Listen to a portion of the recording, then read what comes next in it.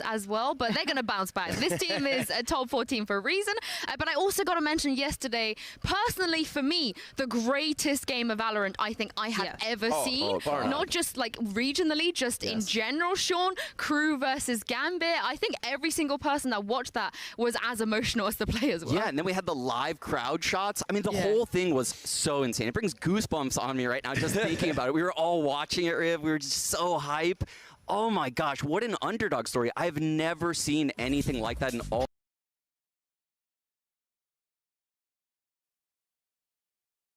It was amazing how much it was each member of the team as well. The growth from everyone you saw. It wasn't just Kesnet and Nags on the top. Other people were coming up huge. And the way that they were able to take some of those games was so dominant. They brought the same firepower we see from Gambit, which is not something a lot of teams can do.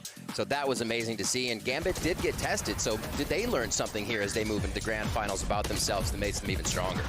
We got to the quarters and we're like, all right, is this going to be an upset against Fnatic? And Crew sitting there going, yeah, we're feeling it, we know. And then, of course, the casters pointing out, it might have been Pansy and Hypoc who were like, hang on, at what point do we stop calling this an upset? Doug said it as well, and he turned around and he goes, we can't just keep calling this an upset. They are here to play, they're here to win, and the fact that they brought Gambit right to the edge shows me that they are world contenders through and through. I mean, Sean, that last map itself was just crazy. It was insane because Gambit was on their A game, right? They had massive individual plays coming out of every player, and you would typically see an underdog team kind of falter in those moments and just not show up. That wasn't the case. Crew pushed Gambit to the absolute limit, and it required some heroic plays out of Chronicle specifically. Yeah, I think Chronicle had a day and a half, and for the entire squad of Gambit, they're hoping that they can run it back here today to sort of solidify that win. One of the hardest games for me to predict today as well, so that just goes to show the level of competition, So good. Yeah, yesterday set the bar very high, but I'm hoping that we can break that bar today, but we're going to take a quick break here. Don't go anywhere, guys. We have a very special guest joining us for the pre-show right after this.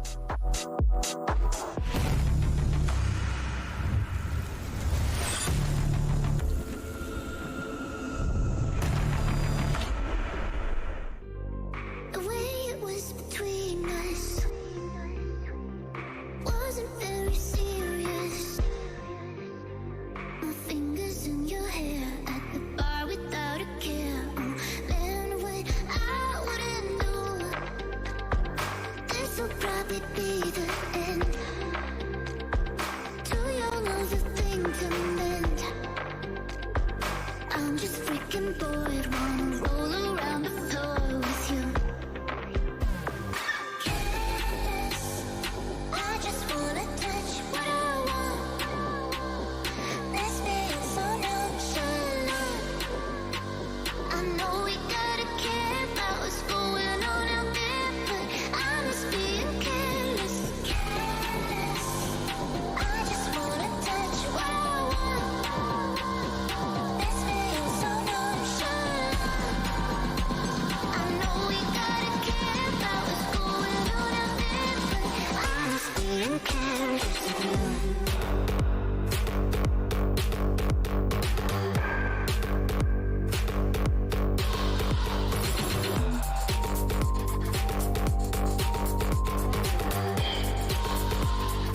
I'm just being careless.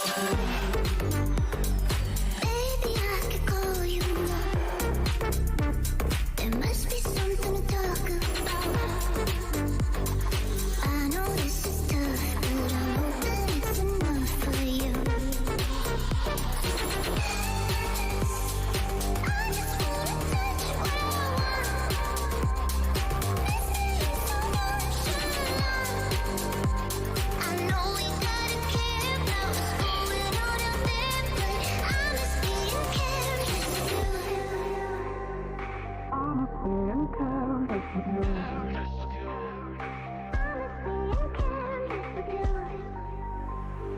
I'm just being careless with you.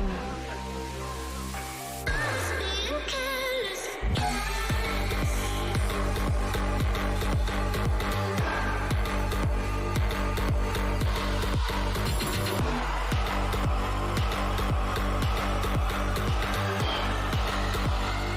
I'm just being careless with you.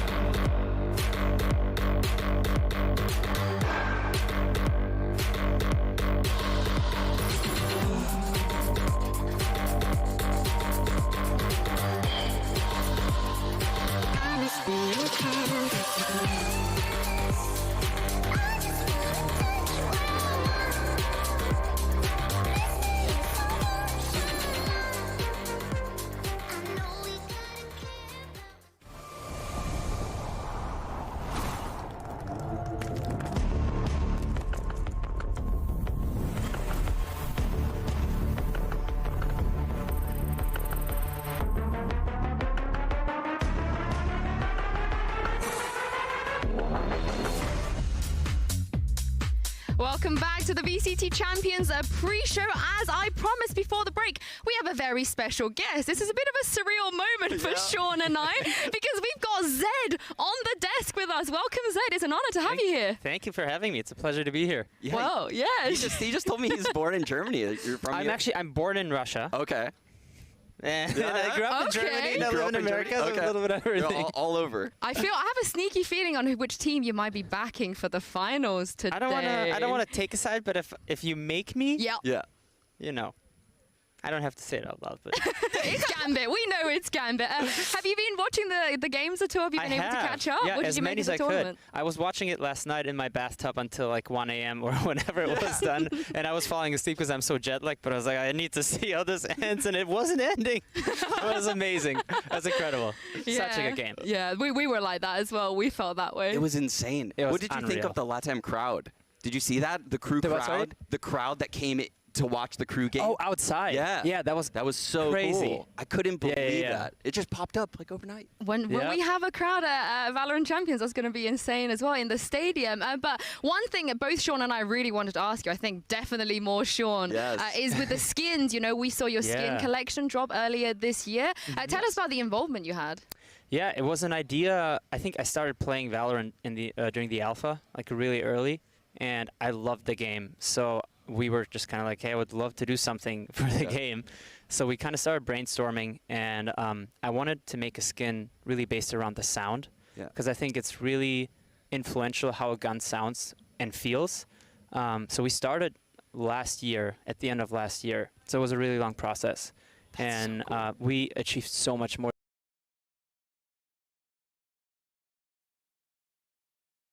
Because those guys were working so hard to make my ridiculous requests come true. Dude, that was awesome. They had only positive things to say about you because I actually had a dinner with them in LA and they were stoked on how involved you were in the process. You know, there wasn't an agent dealing with everything and you were very hands-on and you told them exactly what you wanted, and that's so cool to me. It was so fun. It was honestly one of the most fun projects I've done outside of obviously my own music. Yeah. But outside of that, the team was so inspiring to work with. They inspired me to do more and like dream bigger than we thought we could do. And I love the skin. I've been using it ever since, and I'm super proud of it. I do want to say, you said you were sending them some ridiculous requests. Which part of those requests did they actually manage to materialize? Oh, a lot, and really even more than I asked for, because we didn't have that much time. Some of those skins take so long to make, so we wanted to be realistic, but I feel like they deployed more people on the skin than we initially planned. I worked overtime, they worked overtime, you know, we worked together in the studio separately. The finisher, for example, was something crazy. The fact that you can swing your knife and it does something.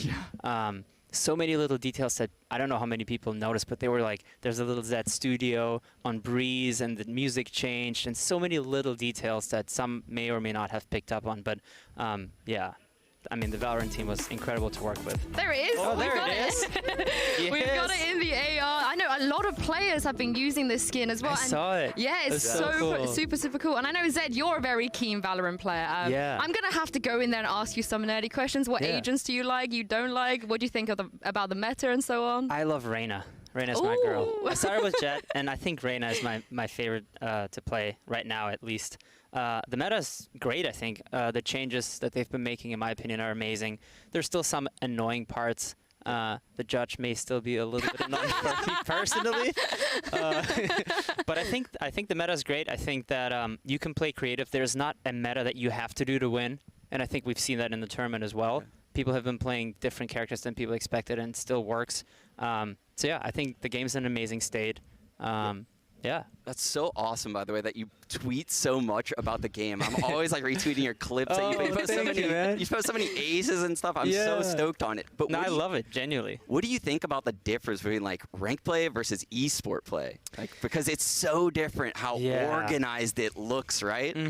It's a tricky balance to find, I think, for a game developer to make a game for mostly casual players, right? That's the vast majority of players. And then there's the ranked players, which I think up until, you know, Immortal 2 or 3, those things don't really matter as much. And then you have pro play, which is a whole different league, and you kind of have to satisfy everybody at once. So it's difficult. I'm not one of those people who thinks Zedd is overly powerful or has to be there. Like, I think she's fine the way she is. Leave my Zedd alone, please. Yeah, well, you heard it from Zedd here. We'll leave the my Zedd Zedd alone. Yeah, leave Please. his Zedd alone. I love this. I'm interested to see what the fans think about that comment. Yeah, they're not going to agree with me, but that's okay. Yeah. Thank you so much for joining us, Zedd. you. This has been an absolute pleasure, and we're looking forward to the opening ceremony. I can't wait to see it. I can't wait. Yeah, well, we are going to head into another break here, but as Zedd said, we have a great grand final as well. He's backing Gambit. I want to see who you guys are backing at home. We're going to be talking more about Ascend and Gambit right after this.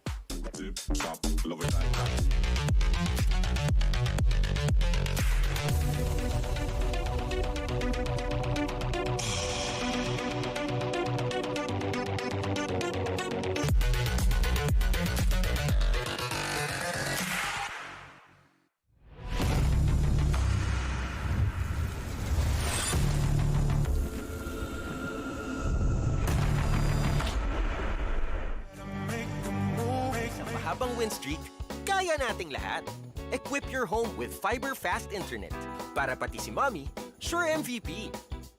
Get your fiber upgrade right away with tons of freebies. Plus health essentials when you switch to the new Only Fiber Up. Apply now.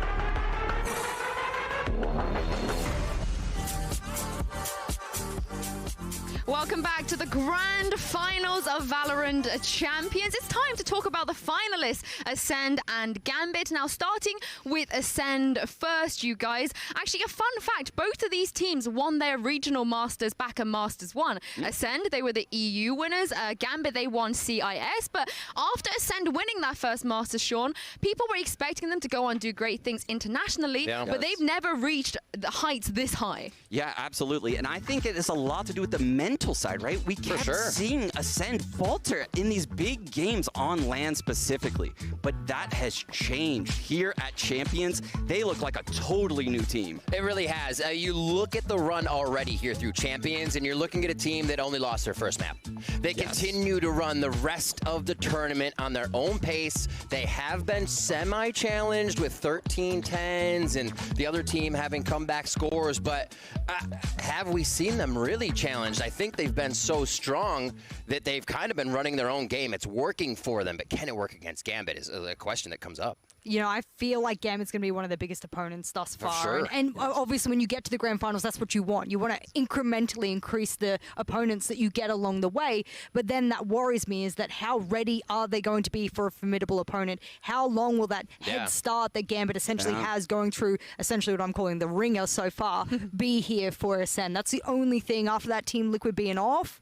That's where I'm sort of putting my hedging my bets a little bit.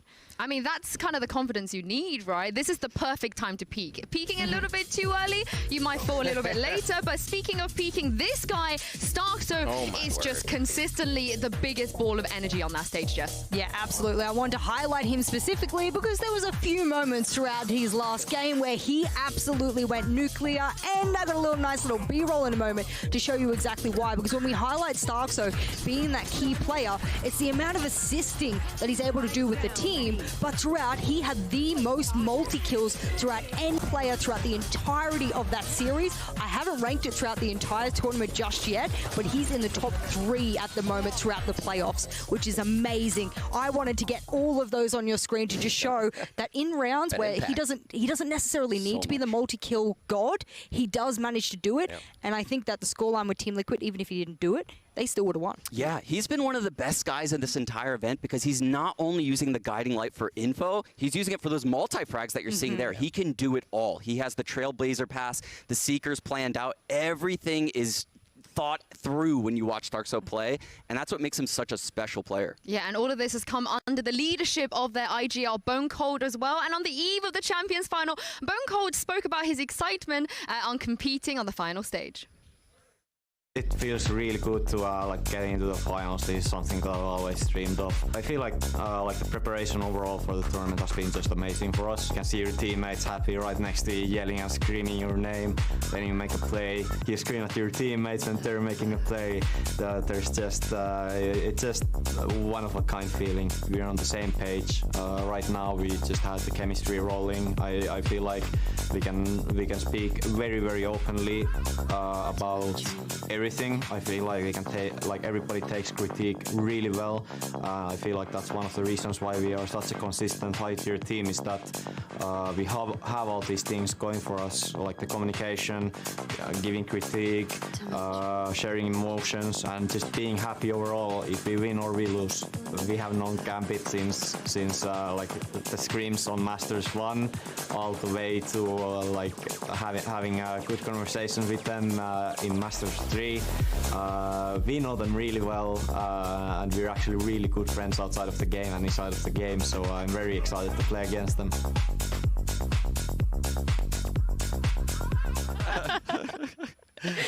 I will say that I feel like everybody is friends with Gambit. You can't not be friends with them. But Riv, when it comes, they make you friends with them. Yeah, Right? He gives people gifts, man. You have to be. But I do want to point out Bone Cold, because when he first joined this roster, he wasn't the IGL. That was Cold mentor. He kind of stepped into that role. And Rib, after all of the criticisms everybody had of him after Masters 3, he's improved so much. Literally, Ascend is the word that fits this team so well, because everyone is growing on this squad. The amount of agents they they can switch between each other, the way that they play, and just the cooperation to keep going each game and say, no, we don't really look at other teams. We look at how we can continue to prove ourselves, play our game, and set the pace that way.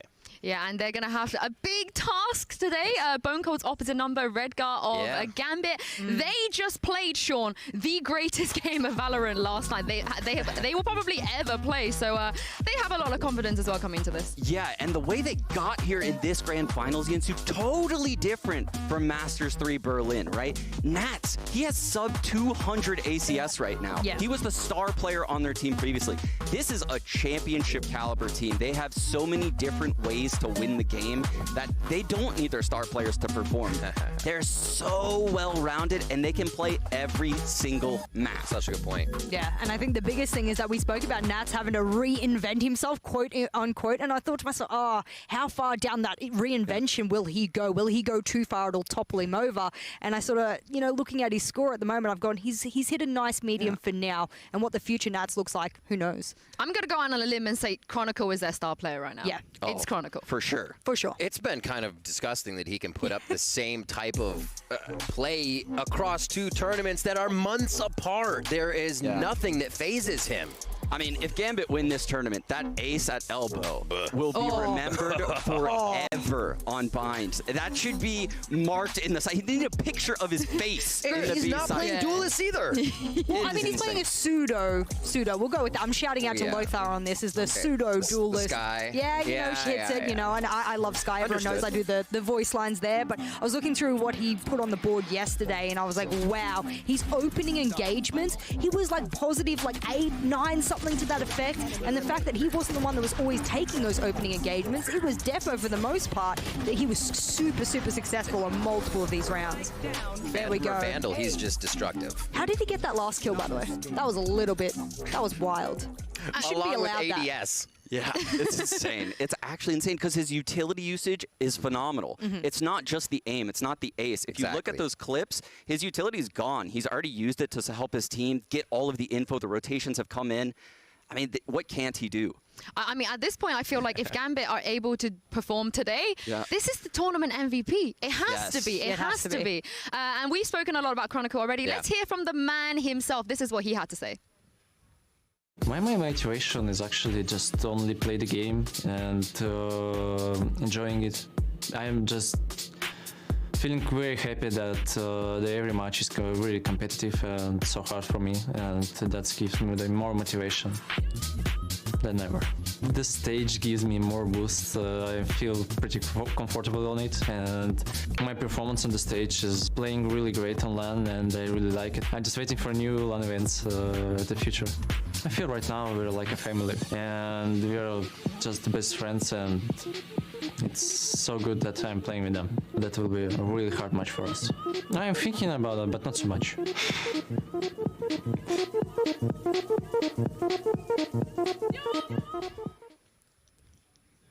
It's too wholesome. It is too wholesome. But I do want to pick up that LAN point because we always have this debate, people that perform online, and we have these LANimals. I feel like he's right up there, if not #1 spot right now in terms of being able to perform on LAN. Yeah, and I remember back, before Berlin, there was a lot of chirping behind the scenes about Gambit being scrimmers and not being able to perform on LAN. Scrimbit. All of those narratives are gone because of players like Chronicle just dominating the scene. It's so cool.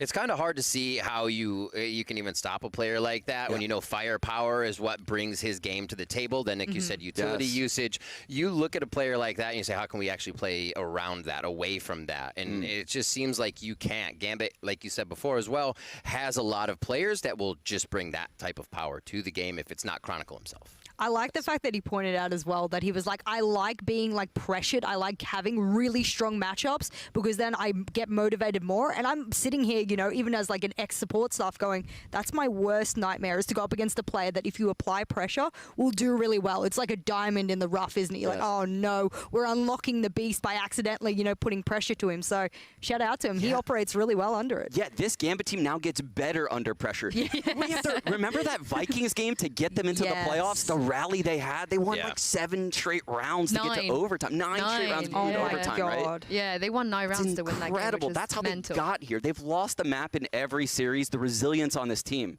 heart of a champion. They don't lose.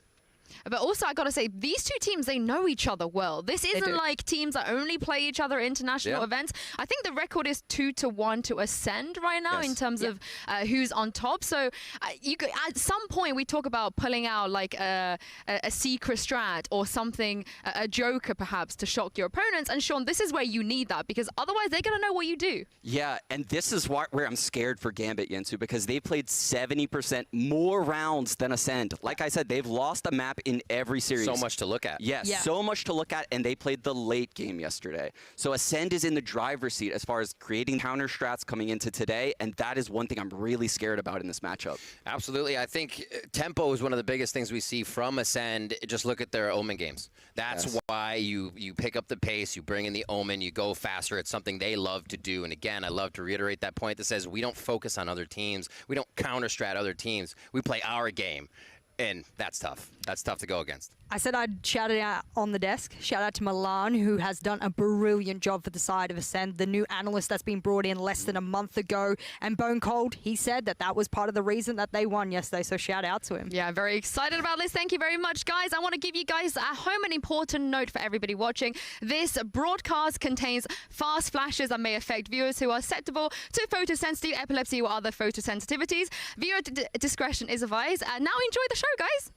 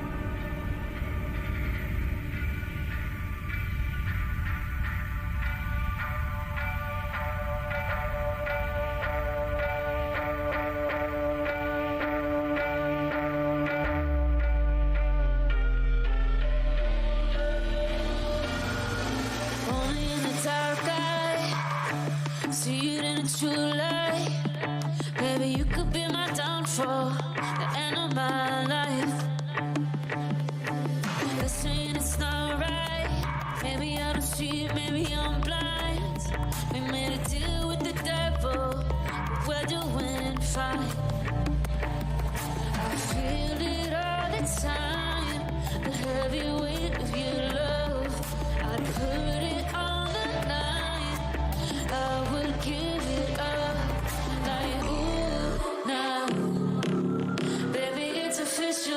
is sacrificial, like, ooh, now. Baby, with the pain, with the sacrifice.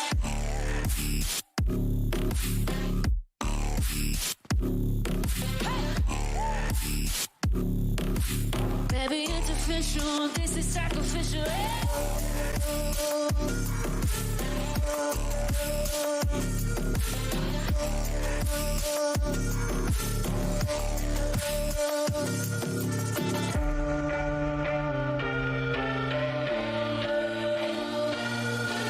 I think it's a sure sign. We should be rolling with the divine. Baby, we can reach the heavens, a dancing hellfire. And if they say it's not right, maybe I don't see you, wanna stay blind.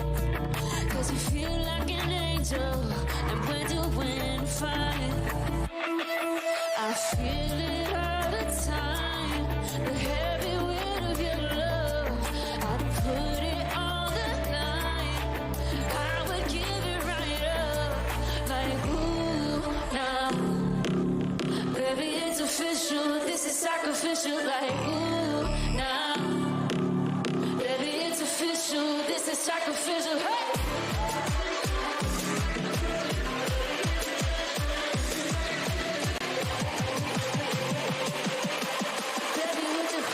Sacrifice.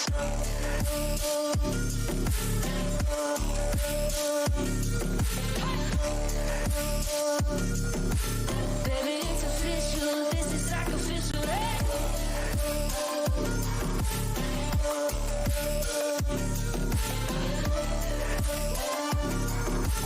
Baby, with the pain, with the sacrifice.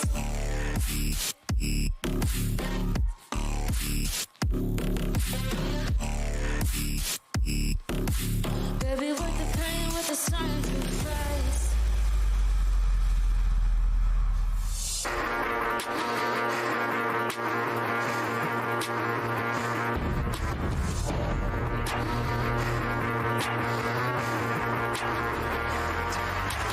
Where do I begin? I can't explain it. Now you're wasted. Photos fading and I see him changing. All the faces. Seeing red flags in the morning. It's a warning. It's a sure sign. Where do I begin? I can't explain it. Now you're wasted. How could you let me do?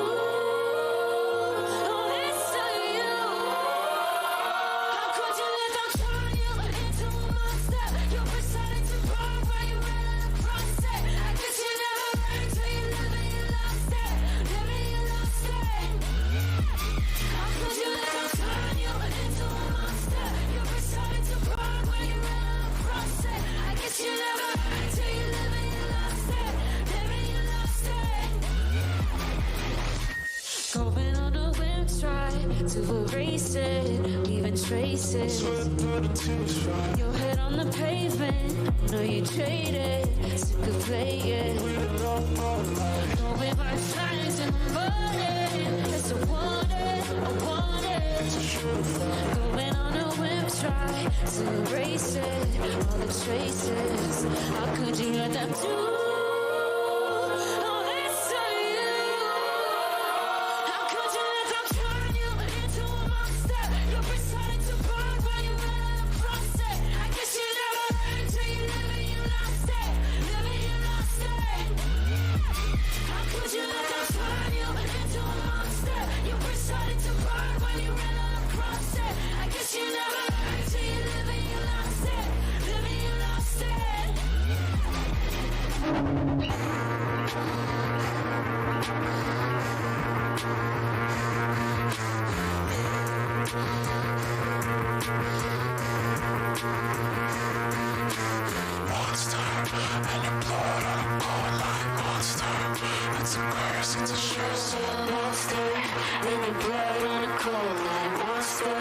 It's a curse, it's a sure sign.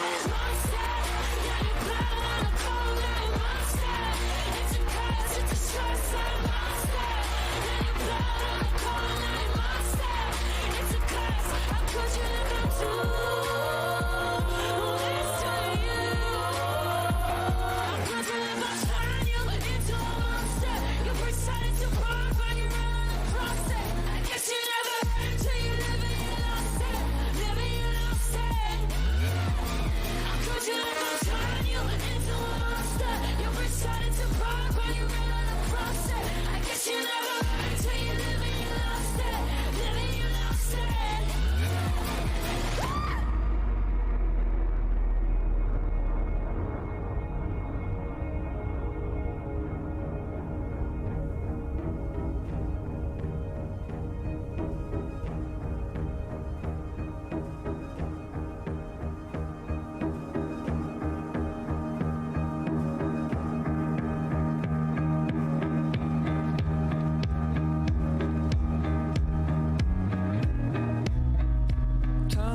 slows down when it can get no worse.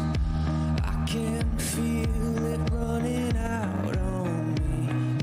Don't want these to be my last words. All forgotten, 'cause that's all they'll be. Now there's only one thing I can do. Fight until the end like I promised to. Wishing there was something left to lose. This could be the day I die for you. What do you see before it's over? Blinding flashes getting closer. Searching I had something left to lose. This could be the day I die for you. This could be the day I die for you.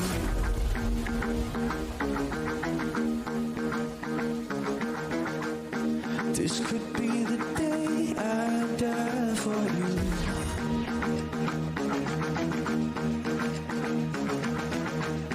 This could be the day I die for you.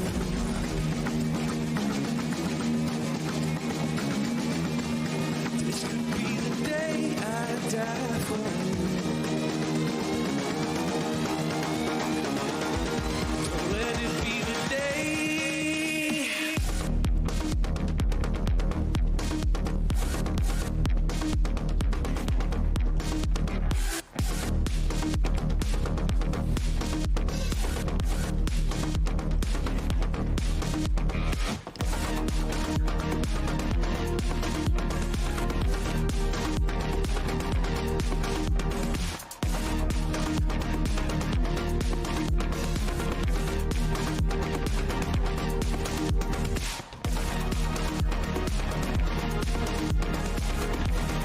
This could be the day I die for you.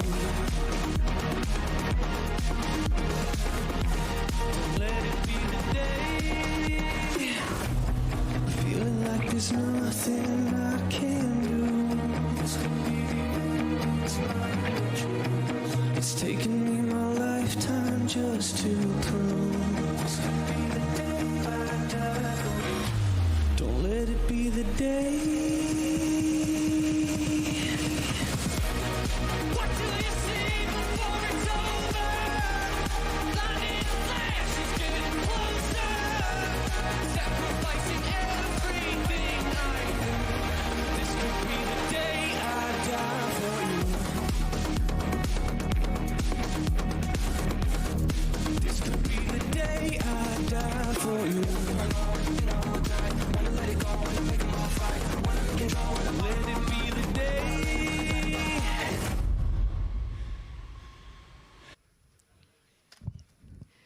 Woohoo! Oh my What word. an opening ceremony. Our friend Zedd, you know, casually on the bass there. That's our boy. That's our boy. Just tier 1 music, tier 1 competition. It doesn't get any better. Wow, that is an incredible little bit of production there, and it happened right outside the door here. I can't believe it. The vibes are so high right now. Yeah, I love the. You mentioned this when we were watching this, Riv. The like sprays and the finishes in the screen. Everything that was coming. You sick. saw the little glitch pop things. You saw like little the king. Oh my word! The Easter eggs were everywhere. There was a lot of Easter We're eggs. gonna have to It's go not even hunting Easter after this yet. for sure. All of you. Get your baskets ready. I'm going. The Reddit threads are going to be interesting on that one. But I feel like we raised the bar like too high. Like, how do we beat that in future champions? I'm sure we'll find a way, but we're gonna have to start a band. Yeah. Put us on. But I do like in Chronicle's interview last night, he mentioned the song. He was like, I came out here to do what the lyrics said in the song, you know, like I'm going to come out here and win the tournament. I love how much this means to people. I love it. And that remix was banging. Oh my That God. was I really love good. it. You know, Oh if we my need a God. bass player, I hear Zedd's pretty good on the bass. So, like, just saying. Yeah, well, after that incredible ceremony, we're going to take a quick breather, but don't go anywhere, guys. The championship match between Gambit and Ascent is up next.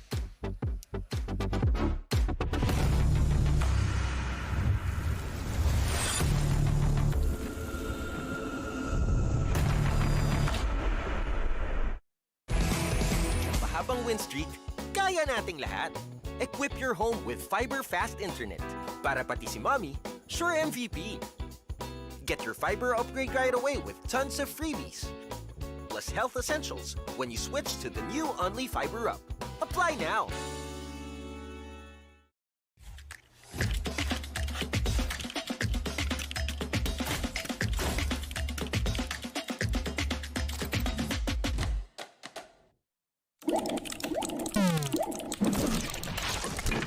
Red Bull gives you wings.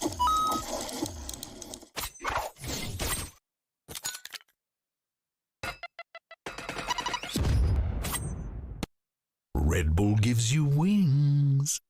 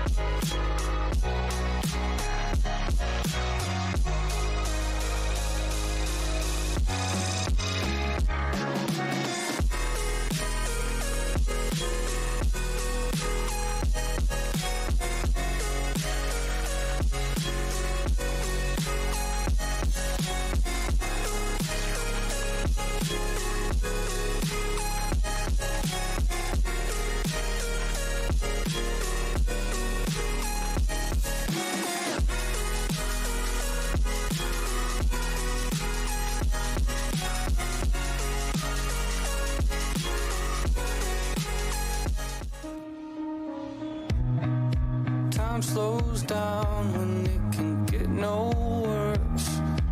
Wishing there was something left to lose. This could be the day I die for you.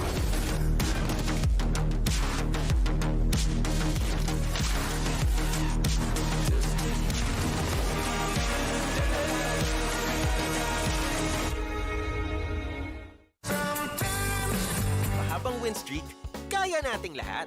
Equip your home with fiber fast internet. Para pati si mommy, sure MVP. Get your fiber upgrade right away with tons of freebies. Plus health essentials when you switch to the new Only Fiber Up. Apply now.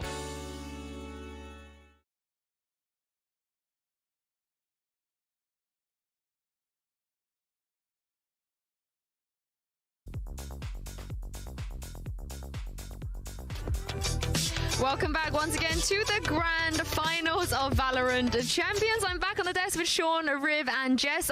Let's talk about the nuances of this best of 5. In the past, we've seen teams have massive advantages, particularly through the ban phase. We saw Gambit, fall to that, forced to play Haven back at Masters 3. But Sean, this time around, things are a little different. Yeah, things are a lot different. Now we have 7 maps, guys. We have Fracture added into the pool. So when we get to this grand final stage where it's a best of 5, both teams will get a veto. So they'll get to ban out a map that they think they're really weak on, or the other team is super strong on. And in Ascend's case, sheer God, are they strong on Bind, Riv. They've won countless matches in a row, and they actually 13-0'd Gambit at Red Bull home ground. Yeah, they were having a lot of fun spicing up those maps at Red Bull. Here we have, unfortunately, Bind torched immediately, banned out. This is interesting because I've never seen Gambit ban anything else other than Haven, but Jess, in this scenario, we might not even see Haven anyway because Ascent also don't like it. Yeah, I was going to say, I mean, get rid of the worst devil of them all, and that's going to be, Bind there. For me, Haven coming out is not a surprise as well. The 2 bans I expected coming in are gone, but let us not forget, this is a best of 5. You essentially have to be good at almost every single map except for 2, and then you are hoping that you'll get those maps in an order that will sort of be a little bit more praising of the way that you go on those maps, so the first 3 at the very least. Yeah, and Breeze is locked in straight away for Gambit. No surprises there, Sean. No surprise at all. Both of these teams, though, are actually very, very good on Breeze, and this is CNED's playground. He dominates the map. This map goes to operators as fast as possible for both of your operators. And whoever is lacking that, I feel like, is going to start dropping rounds right away. This game is going to be protecting your operators and making sure those long angles are always held. Ooh, I love Ascent as well. Ascent's one of my favorite maps to watch overall. Outside of Breeze and the long-range maps like Icebox and stuff, I'm a big operator fan, so of course I look there. But when you get onto Ascent, I feel like there's so much strategy that comes into play in utility usage. That's why I'm going to be looking to there. Maybe we go from map 1, the ops, to map 2, the utility. The utility usage is something special because Zeke, who's the top performer on Ascent, not CNED, it's Zeke. He plays the KO on Ascent. Let's go. And he was tearing it up assist-wise. He gets so much value out of his utility. For Ascent as well, Gambit had the no duelist comp. Are they going to run that again? And we see Fracture now coming in too. And we're not going to have a chance to avoid it. That's what I didn't want. I didn't want it to go into like the last couple of maps and then like we have maybe not a possibility of seeing it. You are guaranteed to see Fracture in the finals, baby. Let's go. Is this the first time we've seen Breeze and Fracture in a series? Because people seem to have, they either lean towards one or the other, but having both in the first 3 maps is going to be incredible. But Icebox, Sean, is next for Ascent. Yeah, it's a map that both of these teams have kind of strayed away from. Their map pools are very similar other than Bind. I think this is a great draft right now from Ascent because I would actually give them the edge on Icebox. Yeah, for sure. We talked about it earlier just off the desk in that Nats does not have the same effect as he did when he was in Berlin. We're seeing people have actually focused that, and his encroachment into defending positions or attacking, depending on what side he is not working as much. I mean, remember what Vikings did to them? Let us not forget that they were struggling to work it out, and every time Vikings went up to like attack a spawn and whatnot, they just looked. They flicked across and like, is Nats there? Is Nats in spawn? Yes, he is. Good night. And he had to keep sort of moving himself across the map, and he couldn't lurk the way he wanted to lurk. So shut down on that map. I'm excited for this. This is looking good so far. Yeah, and Split will be left until the last 1 2. So we got Breeze, Ascend, Fracture, Icebox, Split. Looking at the bans though, Riv, it feels like Gambit being able to take away the bind and Haven for them is great. It's a great start. It has to feel good because we've seen how aggressive they are on the other maps, where they actually position and prioritize what Chronicle will be doing if Defo can just get that operator as well. Shados has been stepping up. So the way that the maps work out for them means that they can play their own game and they don't have to be reserved and almost play to the level of Ascend on bind or Haven. I'm going to say this, guys. If they banned Haven instead of Fracture, Ascend has not played Fracture all tournament. What does that say about their Fracture? They must feel very comfortable with it to float that in this best of 5. Yeah, you say that, but they were talking about the counter strategies. I'm wondering whether or not they're not playing their own game anymore. They saw what happened with Liquid. They saw how successful it was to counter their opponent. Do they just, because they've already seen it, just go, we know exactly what you do. Here's the agents that will combat that. Here's what we do, and good night, we shut you down before you begin. Well, let's see what they can do. A little bit later, the maps are in, but before we welcome the players to the stage, let's take one last look at the journey that brought them to the Champions Grand Finals.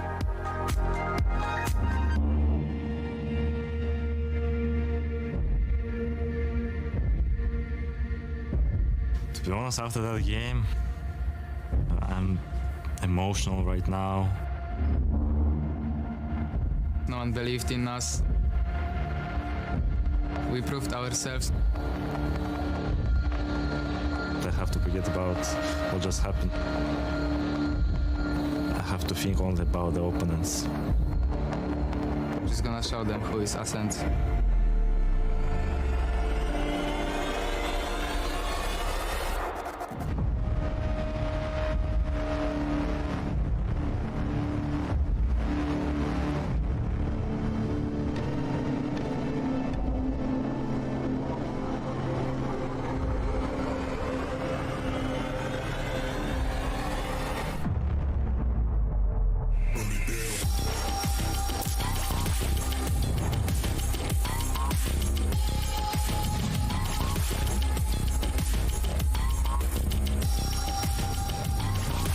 Finals. I don't know if I can put it in words. You just have like constant adrenaline just pumping.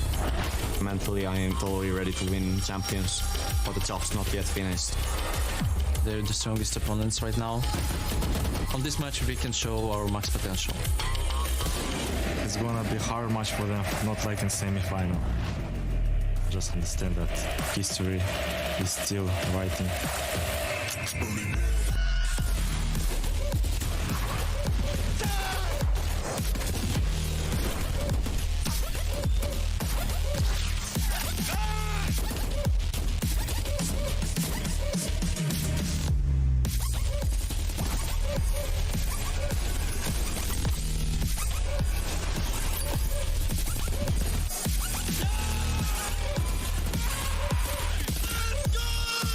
We will come as the first champions. We'll see what will happen.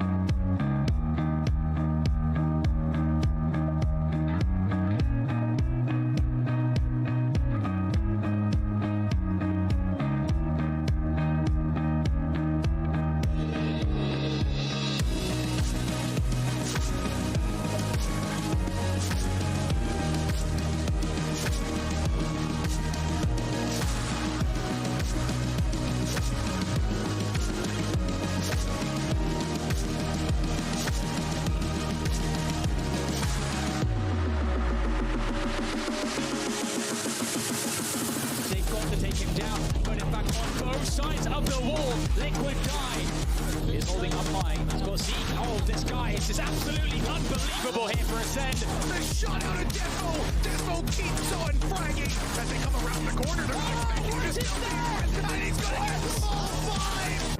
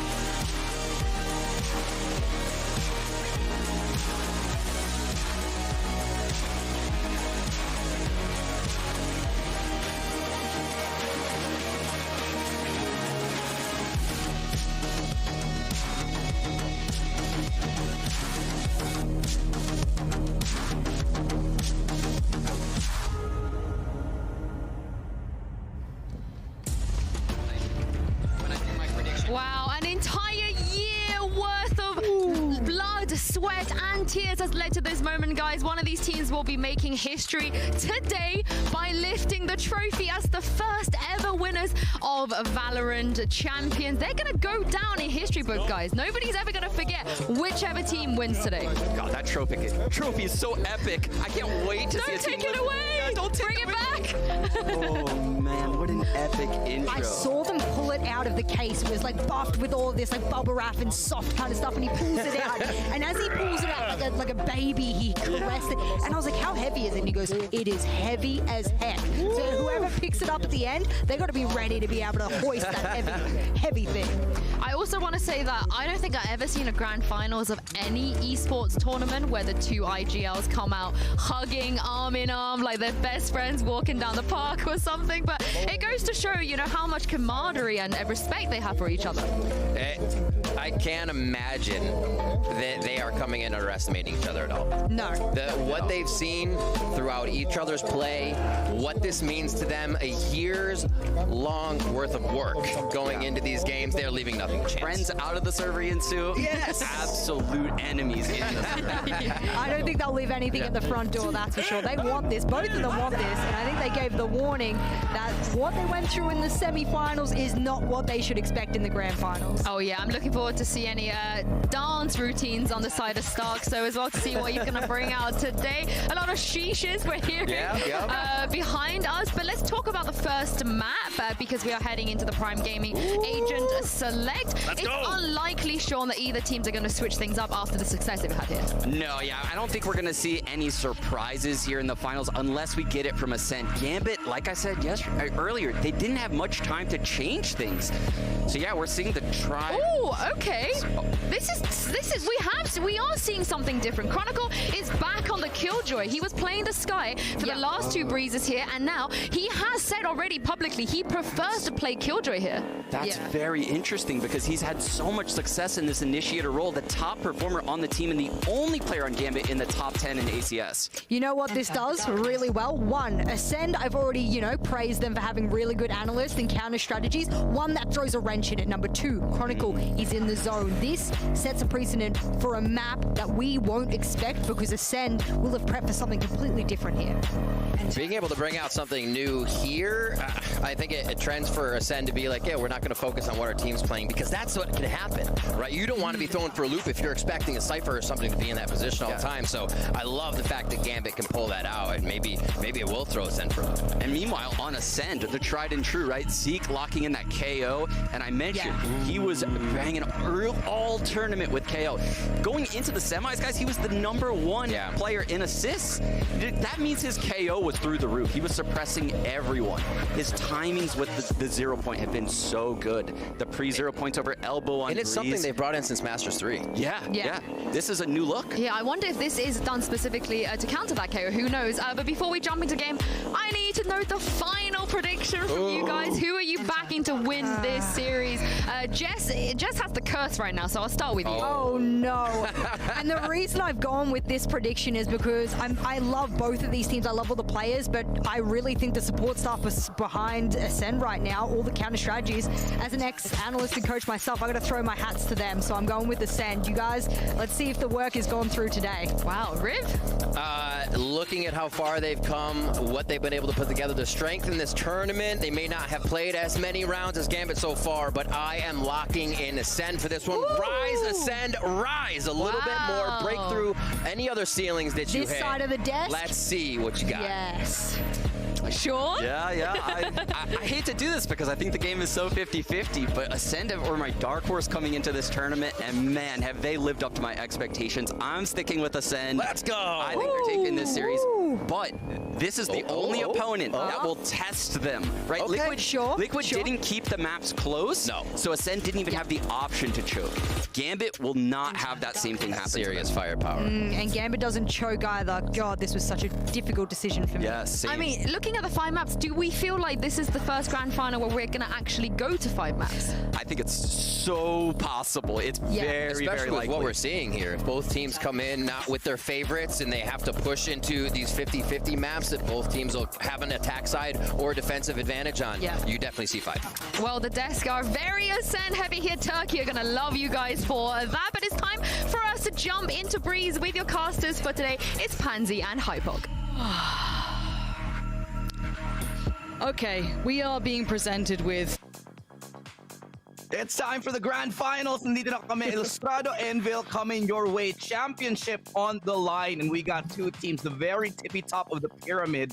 Ascend versus none other than Gambit. They made their predictions. Vil, I want to hear your thoughts. Tingin mo, sino pa mananalo dito? It's going to be 3-2 in favor of Gambit. Well, for me. For you, for sure, Ascend ka. I think it's gonna be 3-1, dude. Ascend all the way. Ang lakas nila, the way that they showed against Liquid. Dinurog nila ang Liquid. Anybody else. We heard from all the teams that they played up against. Ascend is looking so strong today. I don't think there's anyone that can take them down here. But welcome na nga dito. Dito tayo sa Breeze, and that's the first game of the series here. Gambit gonna be starting on the attacking side. Gonna be Breeze. Kung saan nila tinalo ang Pinoy, it's gonna be medyo malungkot nga. Gambit dito na tinalo yung Secret, which is Ascend dito na tinalo yung Secret. So it's already a really good thing kasi ang maglalaro ngayon is yung dalawang teams sa tumalo din sa Secret, no? Alam mo yun, parang isipin mo, yung kalaban mo is talagang grand finals yung caliber nila, pero we're gonna start this game with an early pick-off dito for the side of Ascend, mga kaibigan, Gambit. Dahil tatlo lang titira sa akin, pero yung Nats getting tagged as well. Saan ba sila pupunta dito? I really love the hold of Ascend here in this map. It's just sobrang ganda ng sobrang ganda ng performance ngayon ng Ascend. Tulad nga na pag-usapan namin ni Ilo yesterday, is hindi namin alam kung saan ba nanggagaling yung lakas ng Ascend ngayon. Yeah, I think it's really just the power of, hindi lang firepower eh. It's really just their counter strats and the way that they know how to read other teams. The mid-round shot calling is always really good here. Lalo na yung mga retake nila sobrang linis, just like this one. And it's all up to Chronicle 1v4. Oh my god. Easiest shot of his life coming in from the flank. Bone Cold dispatches the last remaining members of Gambit. And this early on, Ascend making a statement. Yeah, the statement it is ang ginawa dito ng Ascend, and for sure it is a grand finals already. Hindi na sila pwedeng magpaka-chill lang dito. Talagang all out na to, man. Kasi if ever lang wala na naman tayong susunod na tournaments after this eh. So wala na sila dapat itago pa. Ilalabas na lahat ng napag-aralan nila, buong buhay nila, ibibigay nila dito sa match na to. And yeah, kung napapansin natin, Gambit, sobrang solid ng laban nila kahapon. Umabot sa 18-16 yung match nila against Crew. Man, sobrang, parang ang tagal. Tagal. Oo. Nag 12-12, diba? Tapos it took them 20 more minutes. Yep. 18-16. Para lang matapos yung game na yun. Si Rere kasi yung nag-cast. Oh yeah, for sure. Yeah, kaya rin talaga siguro ganoon.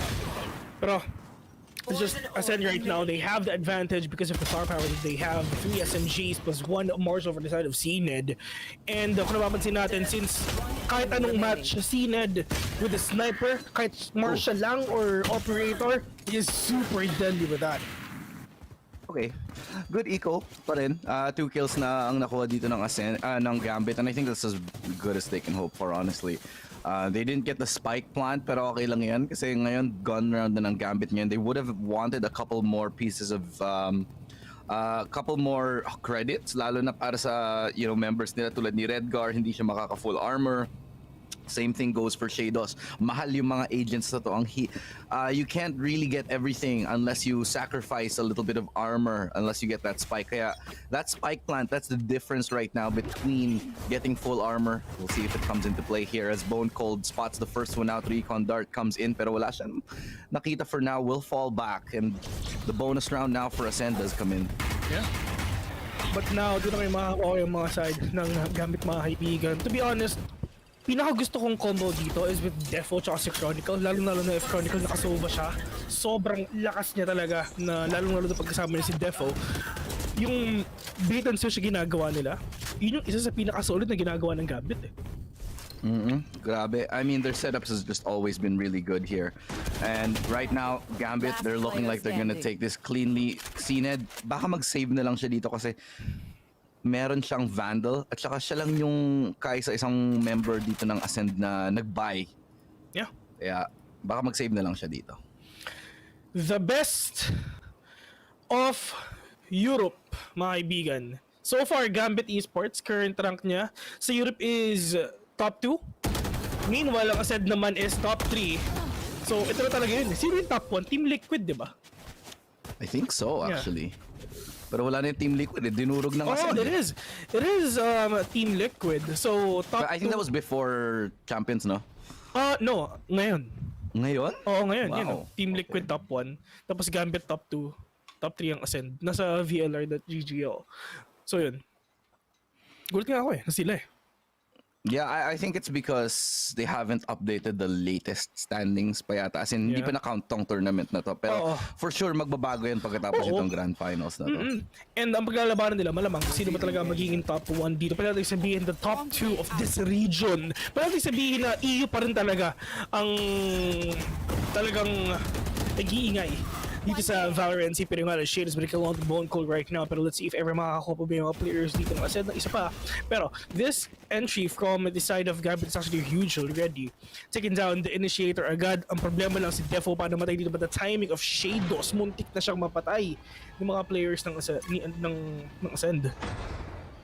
Meron pang Viper dito, si Stark. So mag-isa siya dito. Oh, he gets spotted out. Kita siya ngayon ni Chronicle taking a little bit of damage, pero not much to worry about pa naman. Zeke is watching the cross, kaya nakatago lang siya dito, pero ang daming utility na binabato kay Stark. So spammed through the box and he's gonna be taken down. Redgar ang nakatapos sa kanya ngayon. Chronicle looking to push the envelope here. Hindi niya nakuha yung kill. Just gonna fall back on the stairs. Hunter's Fury ginamit na, pero wala pang namamatay. I don't think they're gonna be able to get anyone with... Oh, actually finds Keyless, kaya 2v4 na ngayon. Ascend, you know, on the back foot. Zedd has to save this operator. Kung napapansin nyo, ito lang talaga, maybe, yung mga kapagpadnumba dito sa Ascend, kailangan talaga nila makakuha ng kahit isang Kryptomite man lang. Saktong-sakto naka-Superman ako yan, but still, Gambit trying to win this over, pero yun nga lang, that is actually a really great kill from Zeke. Take it down 2, take it down 3 already. Pushing it to a 2v1 situation right now. Chronicle, the only remaining 1v1. Doesn't want to stop, but Zeke with a 4K with a clutch. Once again, that is a 4v2 situation. May time? Meron pa siyang oras. Yes, may oras. 22 seconds. Zeke with a 4K. Oh my God. Grabe. Saan ang galing yun? Saan ang galing yung lakas ng Ascend? Ay, ito nga eh, kakaiba nga eh. Oh my God, look at that. Kakaiba talaga si Zeke ngayon. One enemy remaining. Walang ginawa si Zedd to, no? Tagamantay lang, oh. Last player standing. Oh my God, that's so crazy. Yeah? That's so crazy. Zeke, man, to be 4K agad really thought that was gonna be the end for Ascend. That's a 2v4 yan, that's true. Si Chronicle nga walang nagawa eh, kahit konting damage man lang walang nagawa eh. Si Zeke lang talaga pumabaw, siya ang pumasok, he got the information, he got the flash, he got everything actually. Hindi nga lang niya ginamit yung ultimate niya eh. Pero now he's gonna use his ultimate right now. Zeke, mga kaibigan, he's gonna deny that lockdown na rin para at least hindi pa talaga ito sila mahirap. Oh my God. Zeke again with a kill with a headshot onto Chronicle. Ayaw tigilan ni Zeke, itutuloy lang na itong advantage na to. One pushing in, Kid is waiting for the perfect opportunity para lang at least makapatay ng isa, pero yun nga lang, Ascend is in the hold of B already.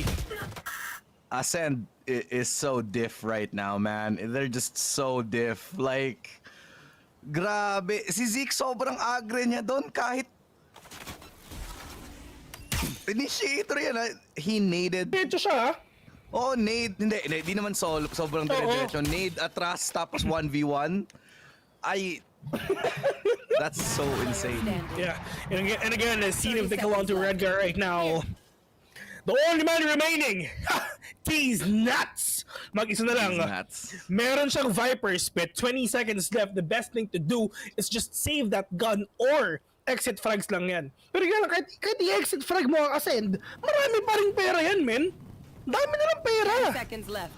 Well, now they will. Pero nag-upgrade lang yan eh. sobrang walang pera yung Ascend during this round. I think 3 of them were on SMGs kasi isa lang yung nag-survive. Pero ngayon, dahil tuloy-tuloy yung panalo nila, they're going to have a lot of money, especially because 4 ang nabuhay dito para sa side ng Ascend. Kaya pagtingin natin sa pera nila, I'm 100% sure they're gonna have more than 3,000 credits each, I think. Which should be keeping them going para sa mga next 2 rounds. Yeah. Still. Ayan. 3,000 plus on at least 2 of them. Yeah, there's money. There's money for Ascend. Yeah, maraming pera ang Ascend dito. Pero yun nga lang, hawak ni Nuts. Etong Gambit ngayon, he's to anchor this round.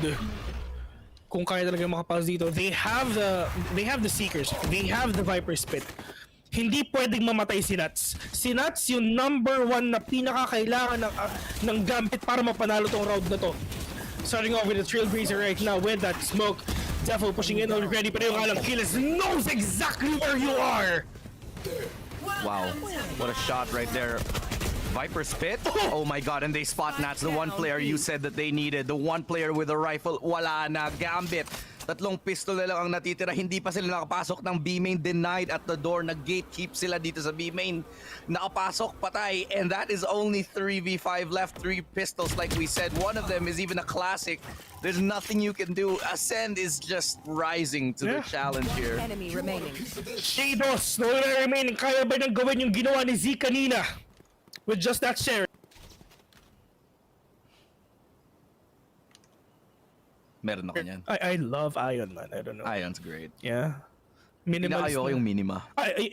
Yeah, same. I mean, actually may ganun sa Philippines si si Gian Sanity. You're better than that, bro. Shoutout nga pala kay Gian sa... Oh my god. 18 seconds left. They know kung nasan si Shadows ngayon. And all they gotta do, syempre, mag-back lang sila. Hindi na sila kailangan hindi na nila kailangan kumontest dito. Oh my god, he even gets more. Yeah, pinilit pa niya. Okay lang yan.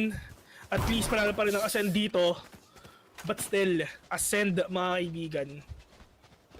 Look at Defo! 0-5!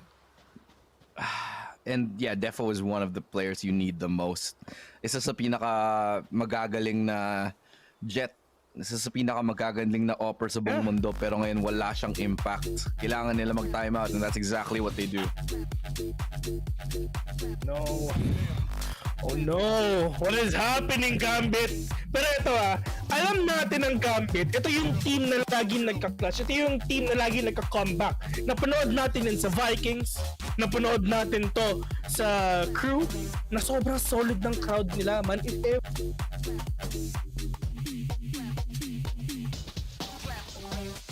Tapos, yung parang yung Crew kahapon, di ba? Parang sa open area sila, then nanonood sila ng match. Yeah. Solid, par. Pero habang may inaayos si Vil, by the way, okay, checking, ayan, parang na-okay na ayos na yata. Ayan. Going back. Ito si Redgar na laging merong stiff neck. Ano yan? Yung stickers yan no? Or yung Valorant champion, sticker yan no? Which one? Nasaan? Yung nasa monitor nila. Yeah. Tapos naka-emboss siya, no? Oo. Oo. Parang gusto ko niyan. Oo, gusto ko nga rin. Tapos lalagay ko sa likod ng phone ko. Or, alam mo yung parang phone, yung hawakan, sa likod ng phone? Yung ganon. Yun nakastig. Yun ang gusto ko. Paggawa tayo, tapos benta na. Paggawa tayo. Yung phone holder. Sa Valorant Champions. Ayos. Yun ang magandang merch, PPGL. Binibigyan ka namin ng ideas, May commission kami, 50% ng sales mo, amin. Meanwhile, Ascend! Sined, you can spell Ascend without Sined. Tandaan nyo yan. Defo, ano na? Just complete domination here. Early round pa lang, may advantage na naman ang Ascend. Pero tingnan natin, si Defo, ang layo na napuntahan niya all the way here sa may spawn. Can he make an impact? Si Zeke nakabantay lang dito to make sure that nobody pushes him. But it's all gonna be about timing kasi bukas na bukas ang halls nila. So Nats making that lurk play, kaso lang siya ang may spike. Kailangan nilang mabuhay si Nats. Pero yung spike na drop, just like what we were saying. Starkso finds the kill onto Nat. Defo is good for one. Dash is out right now, pero Chronicles able to get one traded out by Starkso 3v2. Redgar all the way.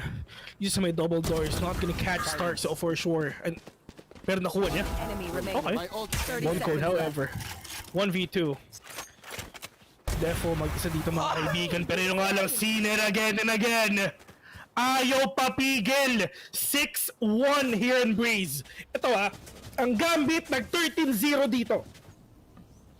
Pero yun ata ang gagawin ng Acend. Hindi man namin ma 13-0 ang Gambit, itututin na lang namin to. Napachoke ako sa kape ko. Sorry. Pero big yung words ko, pare. Oo, ang lalim ng pare. Tagalog mo, bro. Oh my God. Eh no, pero importante, 2 matches lang tayo ngayon. Alam mo, talagang ganito mangyayari. Sobrang magto 2-0 to dahil tayo nagkakasta, sobrang tambak. Tapos pagdating ni Ray, bam, comeback yung Gambit. Ay, di ba okay. Oh, wala si Ray. So 3-0 to. Walang curse. Ganoon naman talaga, 2-3 naman talaga. Pero yun nga, that is Bone Cold. We're gonna deny Defo right now, putting on the start. So pushing it already para sa Hunter's Fury all the way from Bone Cold, mga kaibigan. See if everyone pitigilan ba niya yung mga pag-push nila ng Gambit. Pero it's just Starkso with the glow.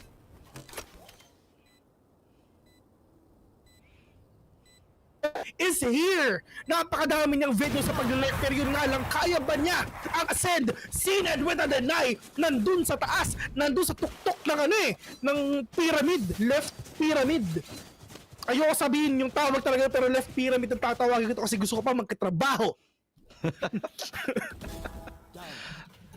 You know what? Para realistic, dapat yung isang pyramid mas malakas sa isa eh. Actually, yung right side dapat. Tama ba? Tama diba? Alam ko depende. Ay, depende ba? Depende. Oo, depende. Pero, alam mo na yan.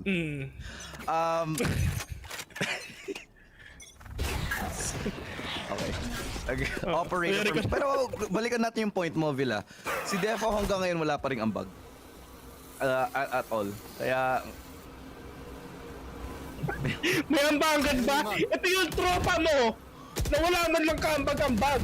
Kumbaga, ang ambag niya 90. Naintindihan nyo naman. Yun, men. Magkano ambag mo? 90, pare. Naintindihan nyo naman eh. Ay, no. Hi. Oh, jump peek. Ito. Camera. Feeling ko nakabalik na ako, guys. Direct meron na naman akong camera. Narinig nyo naman ako, di ba? Ayan. Meron na. Naas ko lang yung mic ko eh. Kasi miski yung mic ko sinusukuan na ata ako eh. There. Ano kasing ginagawa mo sa mic mo? Bago-bago niyan eh. Galing din sa'yo to eh. Ano muna yung ginawa mo dito sa mic? Okay lang. Wala. May warranty pa naman yan. Okay. Talaga? Sige. Syempre, bago ko binili. Ito na! Kiles, ano na yung mata dito nga sa B, pero yun nga lang, just waiting for that perfect opportunity para makapasok siya. Sees one, but Defo will deny right now. Pero nga na, Zeke! Mamamatay din, Defo! Ito na ang pagbango ng api! Defo with a 2K, Nats pushing in! Pero let's see if kaya pa na Bone Cold nandito 2v3 situation right now. Sined, nasa labas na mga kabigay, hindi sila makapag-plant ng spike! Oh no! Mananalo pa rin ang Ascent! No money! No time! No honey! No time as well, Bone Cold! Hindi ko alam, dude. Sobrang ganda ng pasok ni Defo. Pero sobrang nirap around ng Ascend. Yung Gambit, yung B. Hindi nila na-plan kahit isang tutok. Wala. Grabe talaga yung Ascend. Gambit na to. Pinaglalaroan lang nila yung Gambit. Something... This is just something else from Ascend, dude. Next level.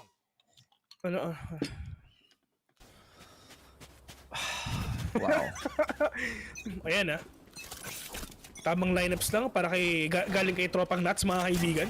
Pero let's see. Puro ka lineup. Shadows. Bone Cold pushing it. No! Wow. Isa pa! That is a full buy for Gambit, dude. Press W? Si Boat Cold, lapit lang siya naglapit. Wala siyang pakila. Hindi siya matamaan. Sneaky. Sobrang sneaky galawan kay Bone Code. Walang idea si Redgar, mga kaibigan. Pero nga lang, just checking that area. Pero aakit siya. Oh no. Ito ba isa? Pero but still, 3v2. They have the Hunter's Fury. They have the lockdown. Winnable. Pero ang problema, may ultimate din ng Ascend. Yeah, and Zedd just... Oh! Ba't Zedd? Ano yun? Zedd? Napisil! Ano yun? Napisil siguro. Zedd, feeling ko bawasan mo na yung pag-inom ng kape eh. Kung ninenervyos ka na eh, no? Pindot ka ng pindot eh. Na ADHD ata sa Zedd eh. Nakakita lang ng katawan, pinush agad eh. You should run. 30 seconds left. Okay lang yan. At least alam natin tao pa rin si Zedd. Oo. Kakamali. Sorry Lods, tao lang. Yan ang sabi nga ni Zedd. Pero nga lang Kilas gonna deny that lockdown. Pero nga lang makikita nila because of that unit that the Redgar, the possession is now compromised. They know kung nasa ba si Redgar dito. Viper Spit will be gone. But Starkso will be there as well. Pero nga lang Kilas with a kill. 8-1 to 9-1. Hoy, Gambit, gising! Oh no, Gambit 9-1. This is not what we were expecting to see. Not at all. And if you look at the money for Gambit, for Ascend rather, sobrang yaman ng mga to. Ang dami nilang pera. Zedd. Man, anong ginawa ni Zedd? Ewan ko. Oh, pero okay lang na nalaman sila. Okay lang. Tapos magagalit pa yung Zedd. Op. Kuni op. Gaganong-ganon. Op. Get my op. My God. Taga saan ba si Zedd? Galing Turkey. Galing siyang Turkey, mga kaibigan. Yan, si Zedd. Si YB. Ulit. Mga jet yung jet yung nakakainis. There it is now. Place right there, pero madedenay. Ang ganda ng posisyon. I love yung mga things na ginagawa ngayon ng Ascend, man. Pop flash. Oh no. I have no idea kung paano pa rin nakuha yun. What? This is a weird round, but it's somehow working still for Gambit. They're winning duels that they shouldn't be winning, but that's okay because they need that na kahit 2-10 man lang. Kahit 2-10 lang. Starkso, mga kaibigan. 1v4 nuts. Meron siyang Viper Spit pero there's no way na gagamitin niya yan, man. Hindi kailangan. Starkso, marami silang pera. Pwedeng mamatay si Starkso dito. Maraming pera ang Gambit. Ay, ang Ascend rather. Yeah, they can just try. And if Starkso gets at least a couple of kills, sulit pa rin siya. May nagbabantay sa mid. May nagbabantay sa lahat. Starkso, tamang 1-2-3 lang. Just gonna try to get some exit kills. Wait for the timing and then hopefully try to get someone. Oh, not looking the right way. Oh, ako with the Guardian. Nagdash para sa Phantom. Last round in the half. We lose everything after this. Defo 0-4 from 0-5 to 4-9. Attacking sided map, by the way. Yeah. Attacking sided map. Galing mag-counter strat talaga ng Ascend eh. And this is one of their strong suits. It's all about composure, man. Nasa isip ng Gambit ngayon, pare, composure lang tayo. Yun yung exact thing na sinabi nila. Nagtagalog sila. Kaya natin to. Laban Pinas. Atin to, sabi ng Gambit. Pero if there's any team that can make a comeback happen, it's Gambit, man. Yeah, Gambit know how to come back. Oy. Oh, nuts. With a Viper Spit right now. Starkso, hinahanap lang niya. If ever meron siya may tapay ka ng Defo with a kill again, that's with another one. Zedd, meron pa siyang ultimate dito. He needs to be really close. Kaya lang at least tamang right click lang. Pero not gonna... Oh my God! Redgar. Pero still, yeah. Okay lang. 9-3. Okay. Kaya pa. Switching sides. Yeah, it's a comebackable scoreline here from Gambit. Kaya pa naman nila mag-comeback dito. Nagigising na rin yung mga members dito ng Gambit. Pero is it too little too late? Parang hindi pa naman. I think if nanalo ng pistol round dito yung Gambit, may chance pa. Pero pag natalo ng pistol round, I don't know. Yeah. I mean, come on man, it's Gambit. Ang dami na nilang kinambak dito na na matches. Hindi na bago yun. If ever nag-comeback sila dito, it's just Gambit being Gambit. Bagal nila init no? Parang kahapon lang actually, nung kalaban nila yung crew. Oo. Well, halftime. Sana kumain na kayo lahat ng midnight snack kasi medyo matagal-tagal pa to. Tapos na ba yung concert ni Zedd? Hindi ko nakita eh. Tapos naman. Hindi ko nakita. Yeah. Matagal mag-init. Kumbaga, parang diesel engine lang yan, men. Kailangan mo munang painitin yung makina. Diesel ba kotse mo, Vil? Hindi. Wow. Yaman yun. Unleaded.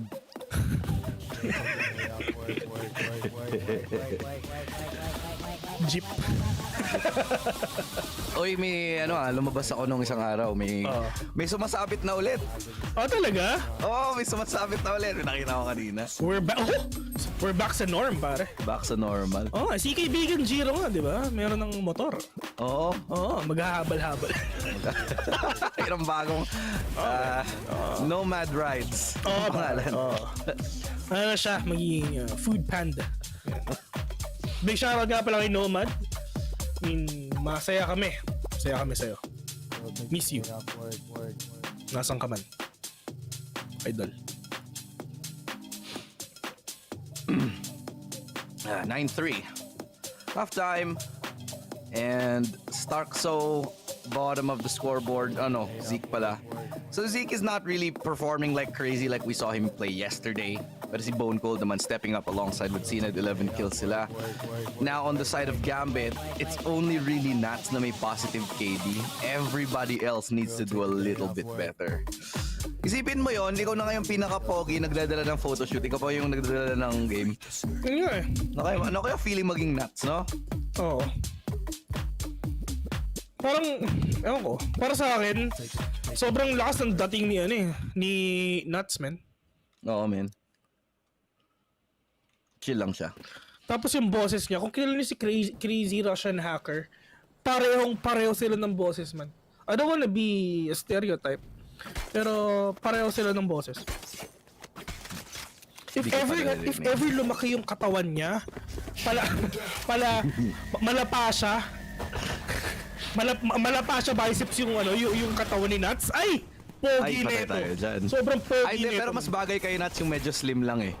Sa tingin ko Di bagay sa kanya yung masyado batak! Oh my God! Nakakuha pa siya full flash. Shados able to lock down the side 2v4. Starkso, Chronicle. All up to Starkso now. And it's gonna be a 1v4 and this should be it. This should be Gambit. Baka makambak pa nga, Vil? Yeah. Makakambak pa ata pero nga lang. Buhay na! Ang Gambit! Gising na! Uminom na ng vodka siguro. My friend. Dilat ng mata.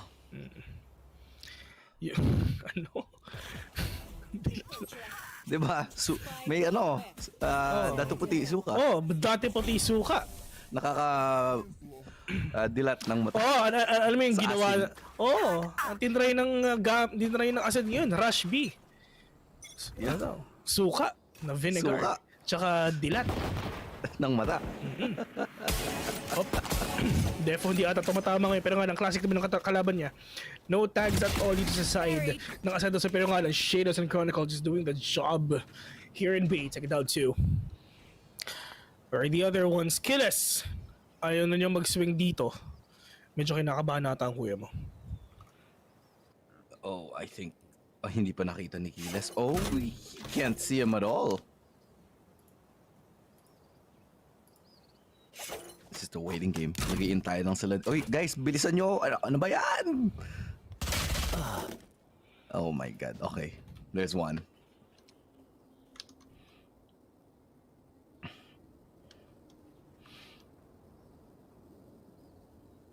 Meanwhile, classic only for Zeke and Acend with the Marshall. Si Acend isa na yun sa pinakamagagaling gumamit ng Marshall eh. Pero let's see kung makakapitas siya dito. Acend misses and that's the last remaining real gun here. Classic. Okay, nakakuha pa siya ng isa. At least may isa. Feeling ko may nangyari kay parang Will eh. Oo, ayan, okay na. Ayan, okay na. I'm back!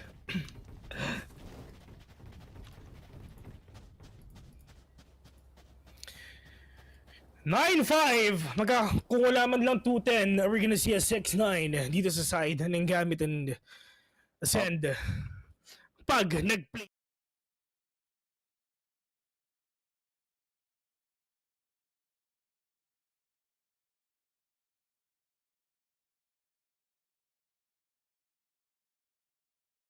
Pasalamatan muna nga natin ng sponsors natin. Malayong mararating ng gaming needs mo with Globe at Home prepaid Wi-Fi. Just load Home Surf 199 para may 30 gigabytes data ka na. Valid for 7 days. 199 pesos lang. And speaking of money, Acend is able to get another couple of 100 credits in his pocket. Saktong-sakto pang Home Surf 199 ang nakuha dun with his credits.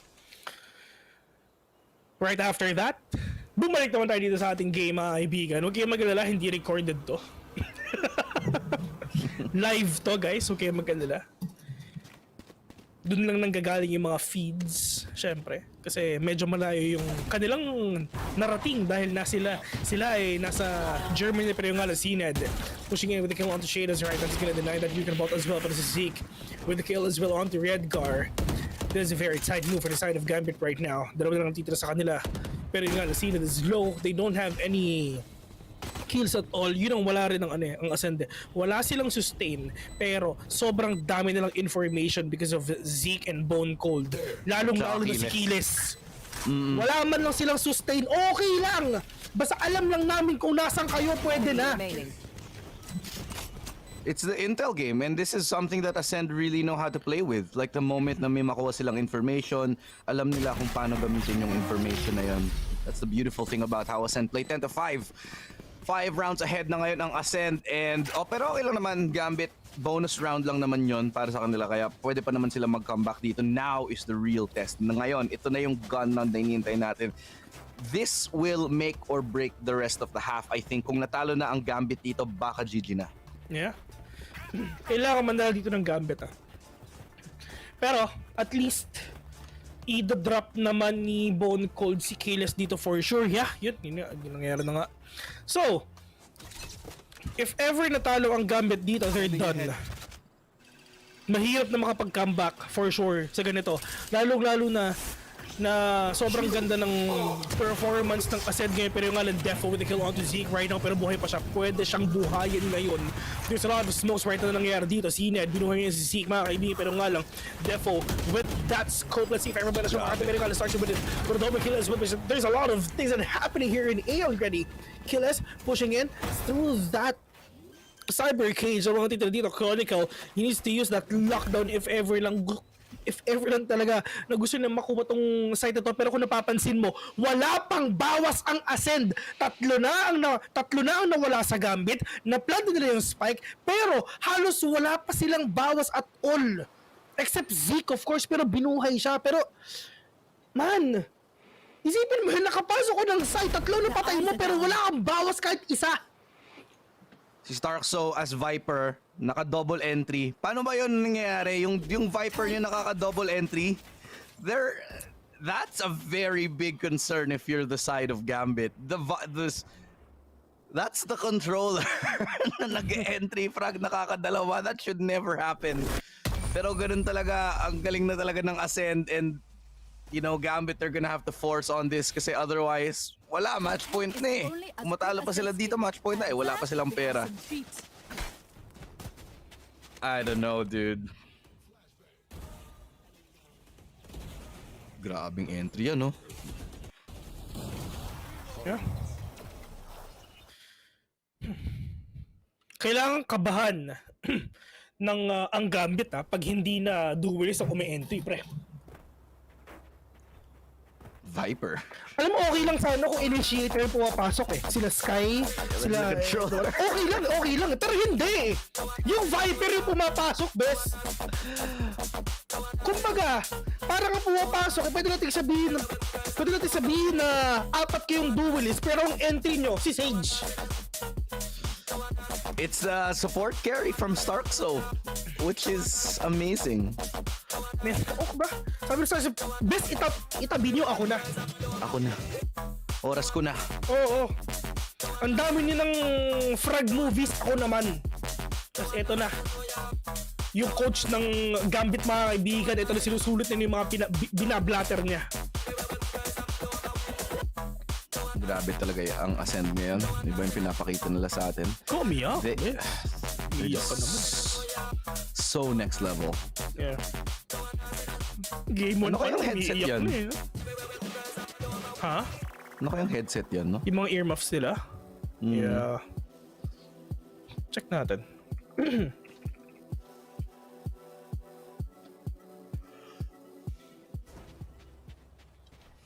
Talagang chinik eh. No? Hindi, wala dito eh. Wala eh. Pero hindi, ano naman talaga yun eh. For noise cancellation lang naman talaga yung... Yeah. Well, that was Viper smoke towards mid.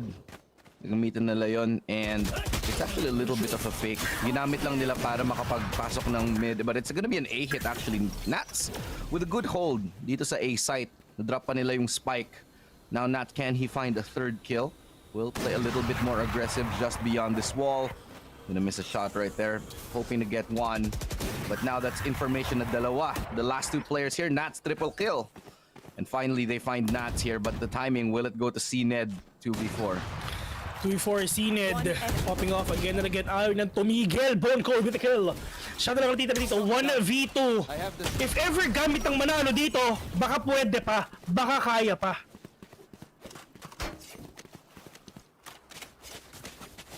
Really slow start, man. Ang init ang bagal magpainit ng Gambit. Pwera na lang kung mag-init man sila, makakayanan ba nila ang Acend? To be honest, ito ang Acend, hindi naman talaga sila fan favorites eh. Oo. Wala, di ba? Kasi parang actually Dark Horse underdog nga sila nung papasok sa tournament nito eh. Hindi naman talaga sila fan favorites eh. No, not at all. Kahit isa siguro, if ever sa mga bets or anything like that, kung meron man, sobrang baba ng pumili dito sa Ascend for sure. Kasi syempre, sila ba yung mga fan favorite? Syempre, Gambit, Sentinel, Liquid, Secret, malamang. Pero Ascend, dude, tapos ganito yung performance nila, dinudurog nila yung Masters Berlin champion. Yeah, and here in Berlin, Ascend is almost on match point now. Apat na ngayon ang naka-defend dito sa A site. Gonna be a little bit hard to break through it. Si Nats na sa A. So, we'll see how they deal with it. 50 seconds na lang natitira. Keyless opening pick onto Redgar. Nice shot.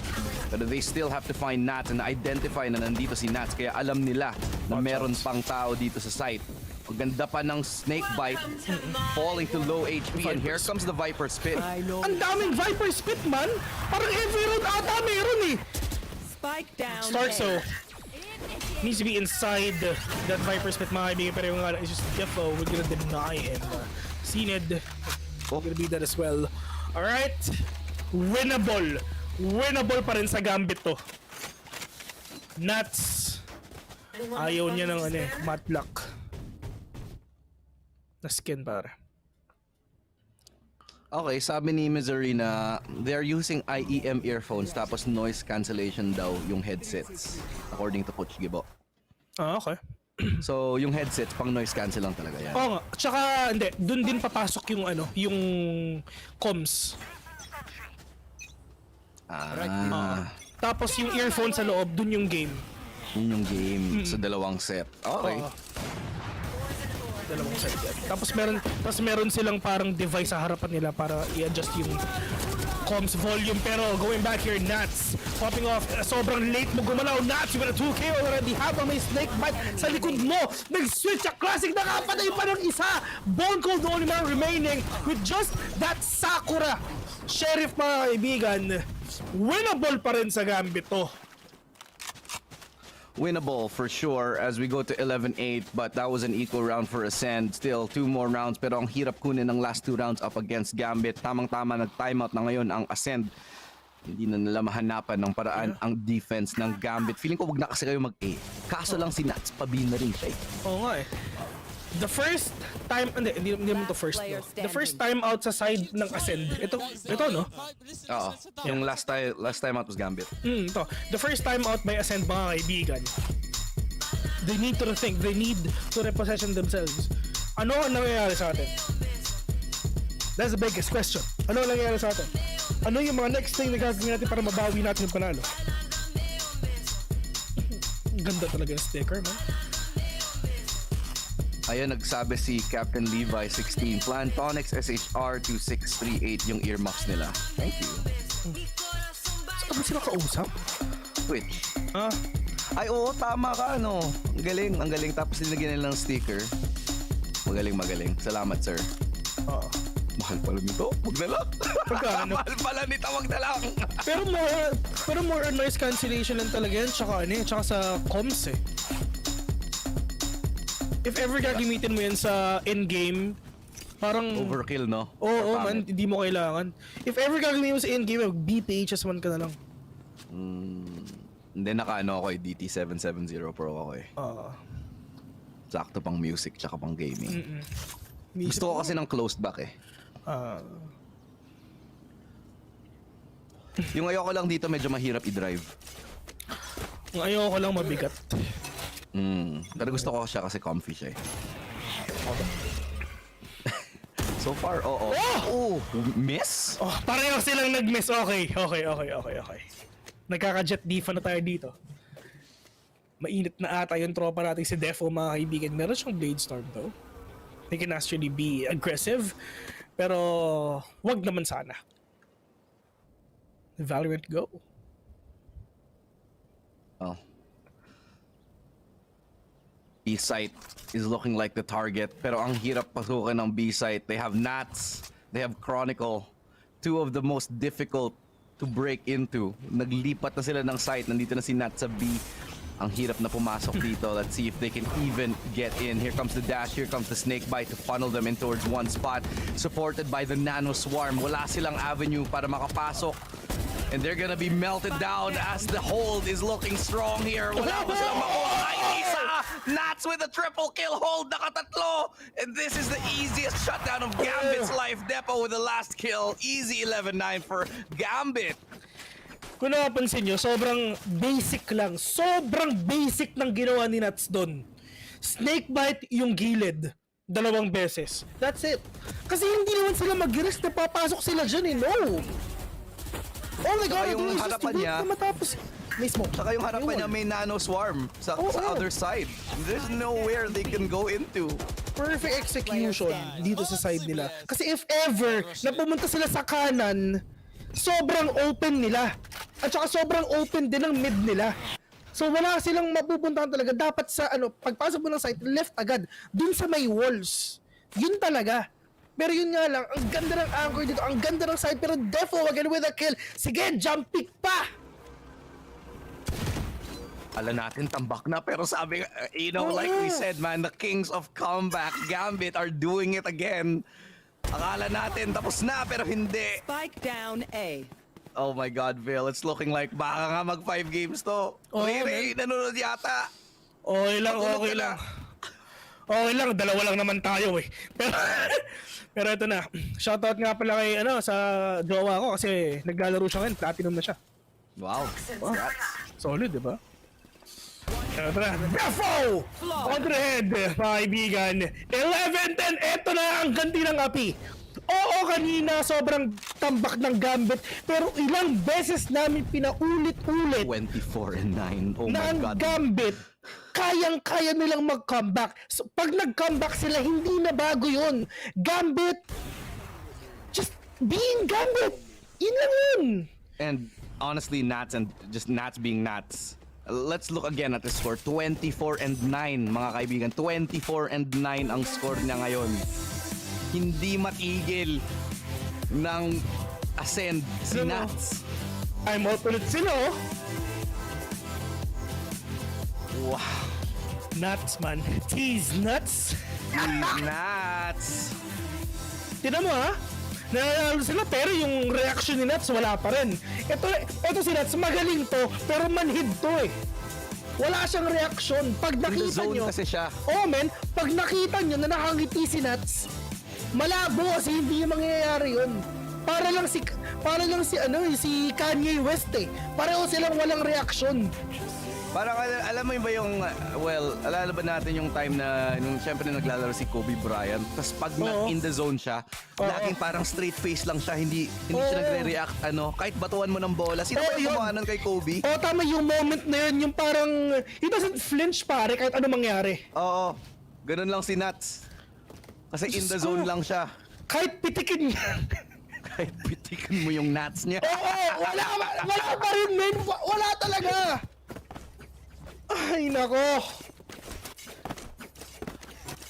Pero yung mga walang isipin nyo, isinisip nyo si Nuts pero wala naman siyang manhid naman to eh. Ay, big shout out kay Boss Watts, hello. Going back. Hello. wait lang, natatawa ako eh. Big shout out nga pala kay Boss Dale. Na kung pwede lang namin sabihin yun. Going back! Zeke, meron siyang ultimate dito. If ever papasok sila, he needs to activate that ultimate. There's no way na mananalo sila without Zeke's ultimate. Or probably just to deny that Viper Spit. Mawawala ba yung Viper Spit if ever na gano? If ever. Ayan o, yan. Oo, hindi niya magagamit until mawala to. Hindi mo yung ginawa. Atras Conical mga kaibigan, just denying Zeke right up in the spray break coming in from Conical. Will take down 2. He needs to reposition himself. Yung mga players dito nasa loob na. Oh my God. Easy wipe. Oh my God, mananalo pa ang Gambit. Ilan na yung kills niya? 27-9! Seryoso ba yun? Nuts! Ito Rayo, tandaan nyo, merong nagsismurf sa official server mga kaibigan. Official tournament server may nagsismurf. Si Nuts yun. Grabe. Kakaiba talaga tong si Nuts.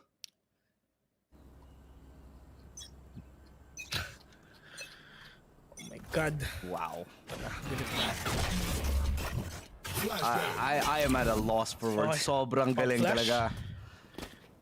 Tas ang galing ng basa ni Nuts. So kung kailan sila mag-A, nandun si Nuts. Kung kailan mag-B sila, nandun din siya. Ito na. Someone is pushing Defo. Nag-aantay lang din pero hindi na. Sabi na po on cold, hindi na best. Out na ako, boss.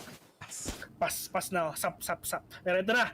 Hindi umalis si Defo sa posisyon niyan kasi may nagbabantay rin naman sa mid if ever. Isa lang naman ang dadaanan yan.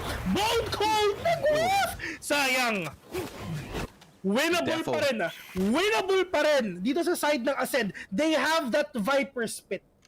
Kailangan nilang gamitin and if they want to win this round, kailangan nilang gamitin ang Viper Spit na yan at hindi siya pwedeng mamatay. Pero one thing is for sure, pag ginamit niya yung Viper Spit, siguradong biglang papatungan ni Nuts yan. B-site is the target. Blade Storm activated for Defo. Trying to get to the back of site pero na-reveal na yung location niya. Nuts naman ang nakapatay dito sa Lurk. Shadows and Chronicle one more time. Inubos na naman ng Gambit ang Ascent. Si Bone Cold na lang mag-isa. This is over and Gambit will win this map for sure. They have the Viper Spit, they have the Seekers, they have the Lockdown, and the Blade Storm as well. Gambit! With a comeback, hindi na bago yun. Ang sabi ng Gambit, pinalamang lang, gusto pang manalo. Bida nga talaga si Nats. Pinasarap lang. Talagang pinasarap lang. Pinasarap lang, men. Pinasarap lang. Kumbaga, parang diesel lang yan, men. Parang diesel engine. Kailangan mo munang painitin. Parang yung mga action star dito sa Pilipinas, mga kaibigan. Si Nats ba si FPJ? Oo, sila FPJ. Oo. Sila Katya, lahat ng action star sa Pilipinas, mga kaibigan. Baka may masabi pa ako eh. Hindi na. Hindi na. Mapagalitan na naman ako eh. Guys, napagalitan pala ako last time. Share ko lang. Oy, timing. Pero si Zeke nakahanap ng kill kay Chronicle. 4v5 na ngayon. Min, wala. Pinag-sampal-sampal left and right. May uppercut pang kasama. Ito na si Nats nasa loob ng Vipers with mga kaibigan. Ito na, nagsisession sa loob ng green na smoke. Defo with a kill! Oh no. Walang pera ang Ascend. Paano sila mananalo na walang pera? Si Kiles, down? Dude, meron siyang neural theft, pare. Starkso, he needs to activate that Viper Spit as well. At least meron siyang judge. He needs to be really aggressive. Need to make it really worth. But where can he use it? Can he even get close enough para magamit yung Viper Spit? Yun ang tanong ngayon. Si Cena nakahanap ng isa. Redgar will find the trade. Pero si Nats na naman. Grenade na ni Stark. So finally, and it's gonna be another round here. I think Gambit has done it. And they do. Triple kill para kay Redgar. Na comeback nga ng Gambit. The Kings of Comeback, mga kaibigan! Wow. Ito I mean, tulad nga na sinasabi namin, hindi na bago if ever nag-comeback ang Gambit. Ilang beses nilang ginawa yan. Araw-araw naglalaro ang Gambit. Araw-araw meron silang comeback. Ang Gambit may comeback pero kayo ng ex mo wala. Hindi ikaw ilo Masakit.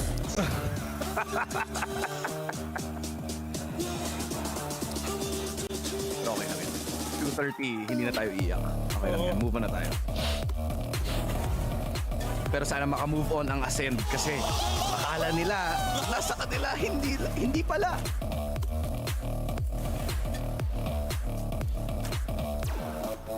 Kailan naging defending sided map tong Breeze? Aron! Wow. Grabe.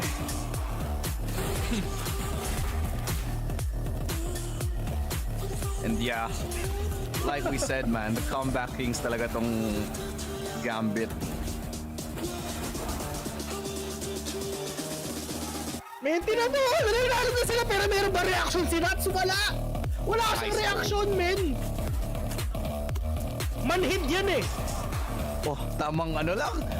Brush the dirt off his shoulder lang. Ito. Sobrang presko lang. Lahat ng reaction napunta doon. Sino ba yung Sino ba yun?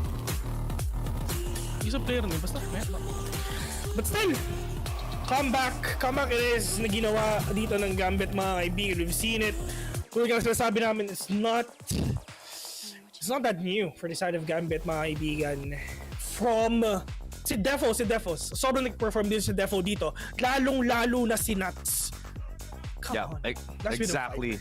What a game that we just saw. Comeback na naman para sa Gambit. But will things turn around for Ascend? We'll find out in game number 2. Pagbalik na to, we're gonna be going to a short break. Pagbalik, we're gonna be resuming with the series in game number 2. Isang mahabang win streak, kaya nating lahat.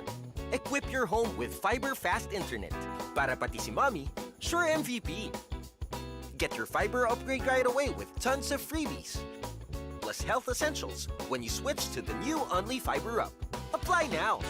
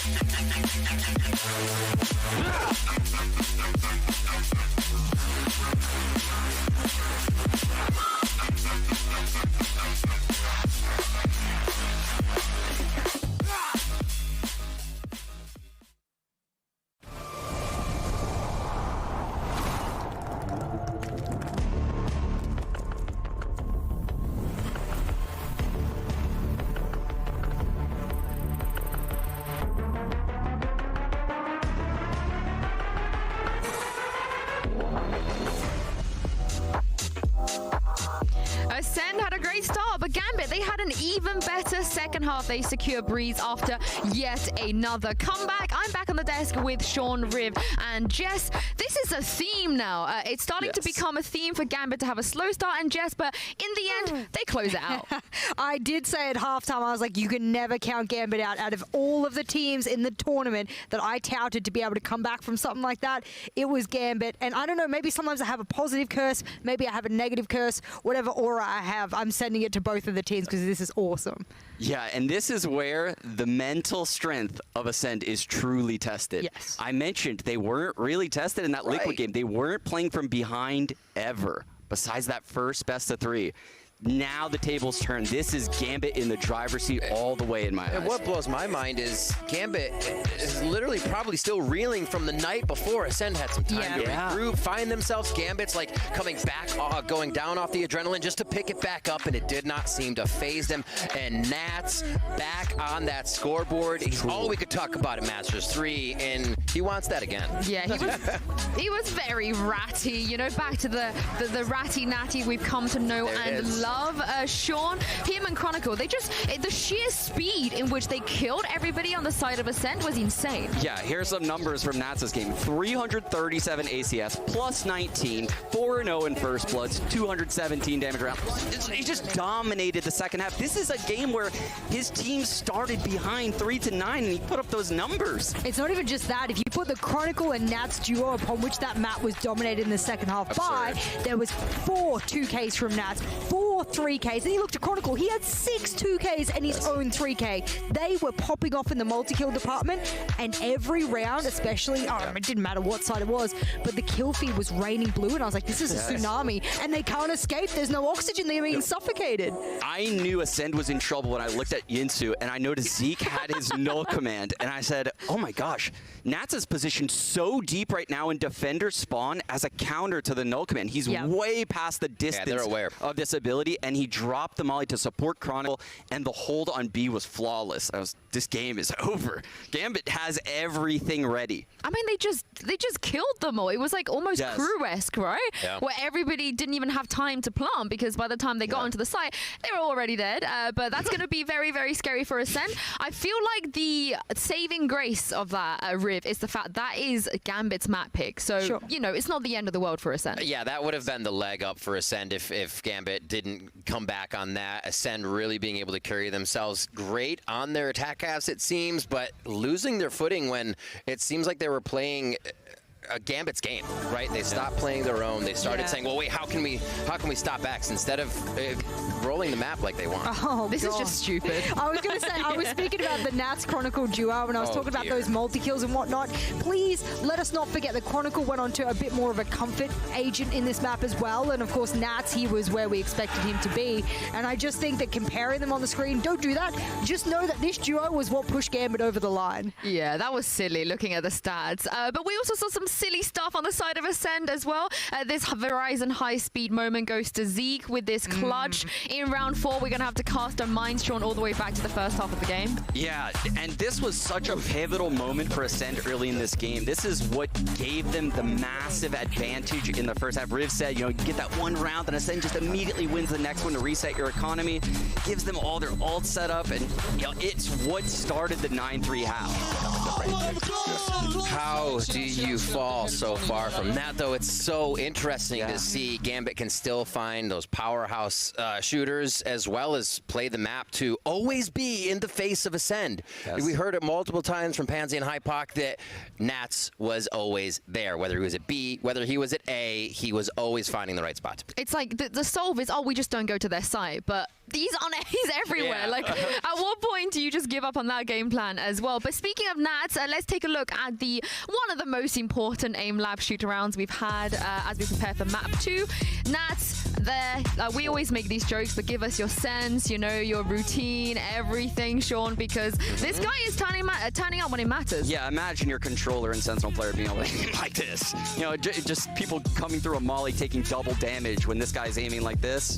They're all dead. You know what I said on the pre-dex that, you know, Nats had sort of speculated that he might have to reinvent himself. He might have to change the way he lurks. Well, he did on this map, but he did it in such a way that instead of being known as that dominant lurker across the map, he decided he would lurk inside smokes. He would lurk through screens. He would get right up in your face, and rather than doing these long rotates and flanks, he said, I'm just going to meet you in the middle, and that's my brand new identity. So hope you enjoy it, because I'm going to be inside smokes. Yeah, I mean, I do want to talk about Ascent now, because yeah, they can have slow starts, you know, it's okay. They know how to come back. But Riv, when you get onto Ascent, especially after some of the performances we've seen them already on this map, they really cannot afford to have a slow start against Ascent. Absolutely, because when you see how Ascent plays out, you can be right up front to those sites. You can have instant hits, and Ascent can take control and create the tempo of the game. That's what we see them love to do. I brought up the Omen earlier. The way that they play with that allows you to play faster. We probably won't see it here,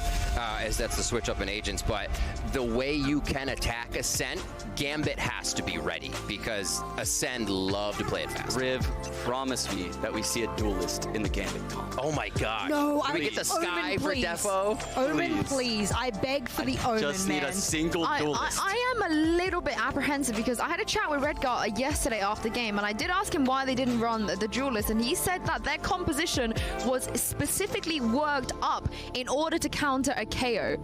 Okay. Now, Zeke? The likelihood of us seeing a KO is pretty high, but maybe they do change their game plan today, because Sean, it just didn't work yesterday.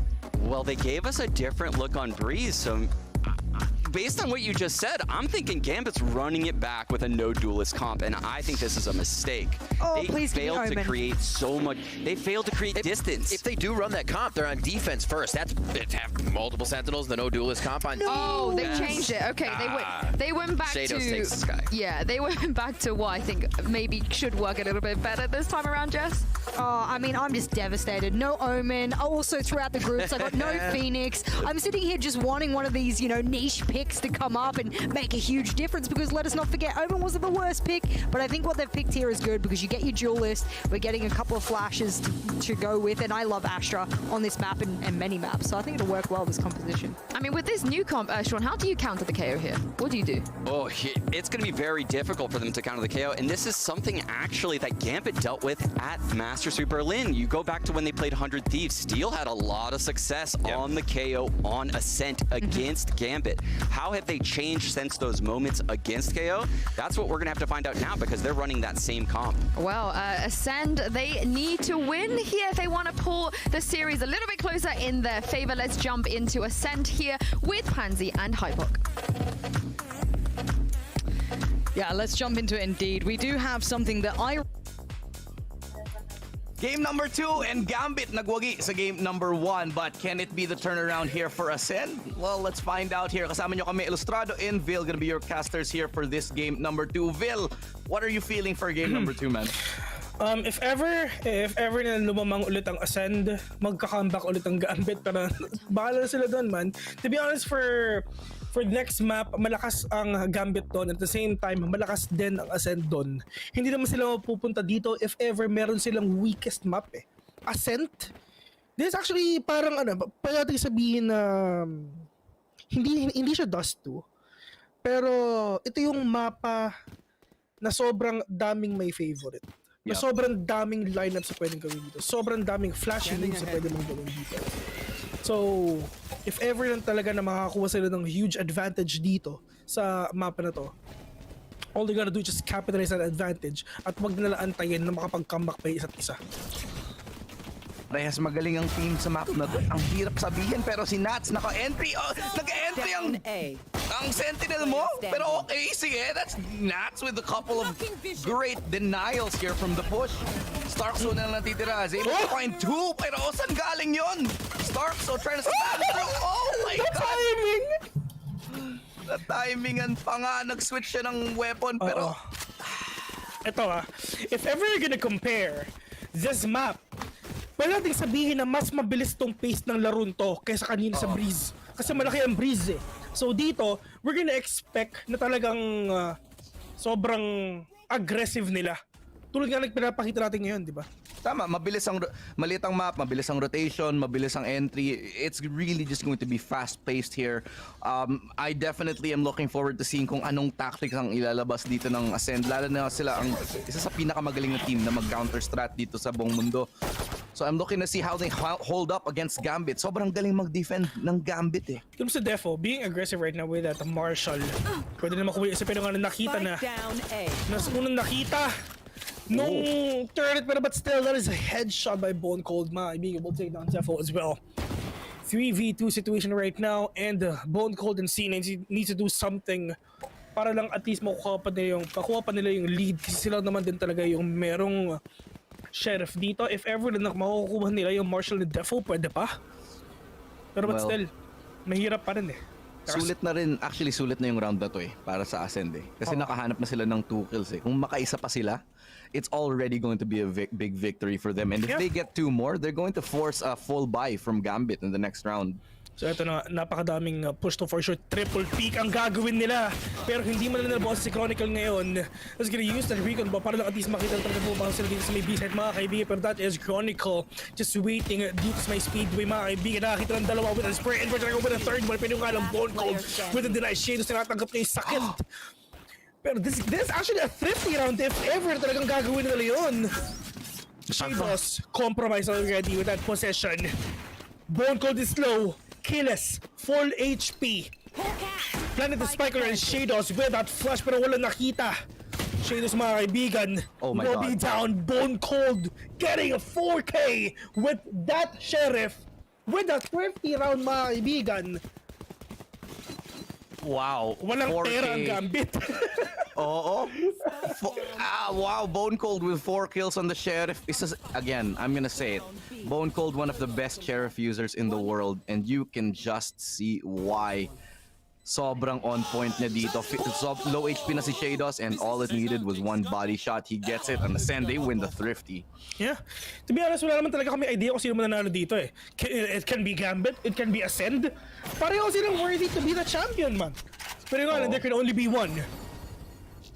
Pero itong round na to, if ever panalo pa ang Gambit dito, ewan ko na lang. Pero there's no way for them to win this. They only have all these shadows and classics only.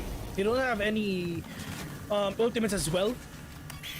Kahit isa lang mapatay nila pwede, okay na. Pero they're actually gonna go in. Pero Kill is being flashed right now. Redgar with a kill again with that classic. Bone Cold is waiting patiently. Kills one, pero malilikuran pa nga.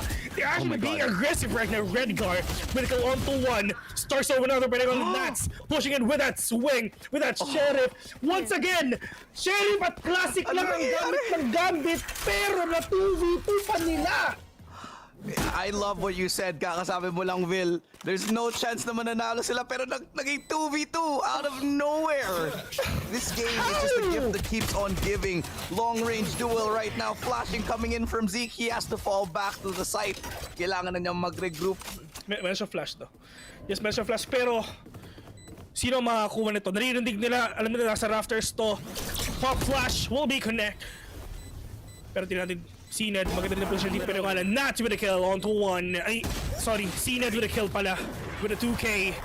There's no way na mananalo sila doon. Ang importante lang is tatlo yung napatay niya. Okay na yun. Economic damage na yun for the side of Ascend. An economic advantage ngayon for the side of Gambit. Labanan na lang ng pera to, men, kung sino mas mayaman, dun tayo. And even still, kahit may pera, it's not assured victory pa rin. Yeah. Sobrang close ng game na to, and it is just going harder and harder for both of these teams. Now, makakakita na tayo ng operator. Round 4 pa lang may operator na. Nats, what is he gonna buy? They need to give him a gun. They're gonna give him that Phantom here, and so quick flash here onto that owl drone. Lot of map control na ngayon dito sa labas ng A main. Orb will be recovered, and they punish Defo. Ito na.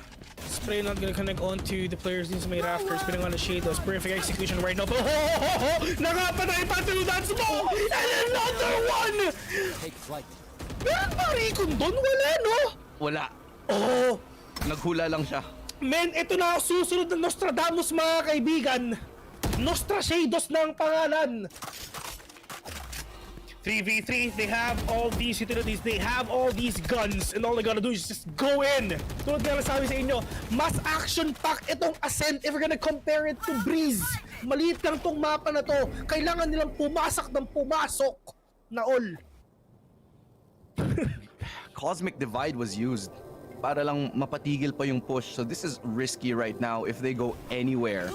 Bone Cold, they don't have a lot of time. Bone Cold gets the first kill onto Redguard, traded out. Chronicle getting another one. Now B side, A side rather, open, 2v2. They're gonna close the door. Keyless, wala siyang ultimate, and they just gotta plant this spike here. Nice shock dart. Will do a little bit of damage, pero may 23 seconds pa rin dito. Bone Cold playing close. Spike planted. Needs to play close, pero nga lang, Keyless, we're gonna deny. We're gonna punish Chronicle right now. It's all up to Nats. Nag-freeze din ba sa'yo? Nag-freeze din sa akin. Nag-freeze din sa akin. Wait lang guys, ano nangyari? Nag-freeze sa amin. Bone Cold with a kill. Sorry. Diyos ko po, miski yung feed, hindi na kinaya yung laban. Nainita na yung feed PC. Ilo-ilo. Si Defo, 0-3, hindi na bago yan. Hindi na bago yan. Pero bumabawi siya eh. Oo, hindi na bago yan. You know, Defo, sobrang hot and cold niya eh, no? Minsan sobrang grabe niya, minsan wala talaga. Minsan awit, minsan Gina G. Gina G. Ito na. Sobrang ma-action na labanan dito sa Ascent, mga kaibigan. Ito yung gusto ko. Ito yung gusto namin ni Ilo, ma-action. Ayaw namin ng maraming dull moments. Tama. We want that Cardo de Lisay level action here. Pero yung ang daming information ng camera na to. Alam nila kung nasa ba yung mga players dito ng Ascent, mga kaibigan. Pero dalawa nagpupush dito sa may likod. 4 ang nagpupush sa likod, mga kaibigan. Ano double pick? Ano triple pick? Quadruple pick ang gagawin namin dito? Pero nakapatay na nga ng 3. Paroke de Redguard, mga kaibigan. Siya lang nag-iisa dito. 1v4 situation. Zedd with a kill. Pero wala naman pera ang Gambit to. Pero okay lang. Ito yung mga ano, wala naman tayong pera, pre. Pumush na lang tayo, manatapos din naman to eh. Para mabilis, para next round na agad. Wow, I cannot believe what I'm seeing. Sobrang bilis nga, Vil. Sobrang bilis. Like at the very start of the round, sobrang action nga eh. Tulad ng sinasabi mo, we're seeing 4-man pushes. We're seeing aggressive defensive rushes towards mid. You cannot predict kung saan lalabas ang mga miyembro dito ng either team actually. Kasi kung saan sila lumalabas eh.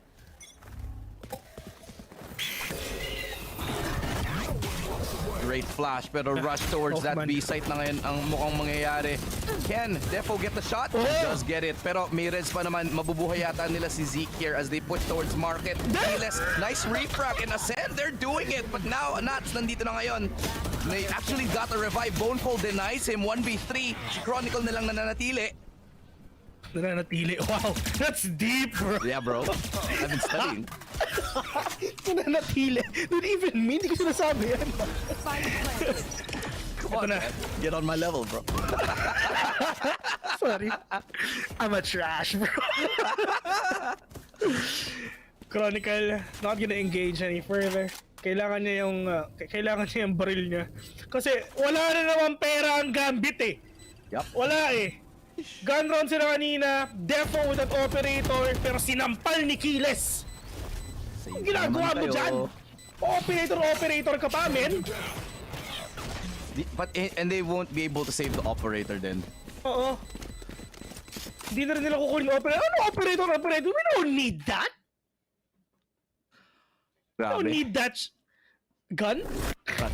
That's gun? Yeah? What you gonna do, boy? What you gonna do? What you gonna do? Pwede. What you gonna do? What you gonna do, boy?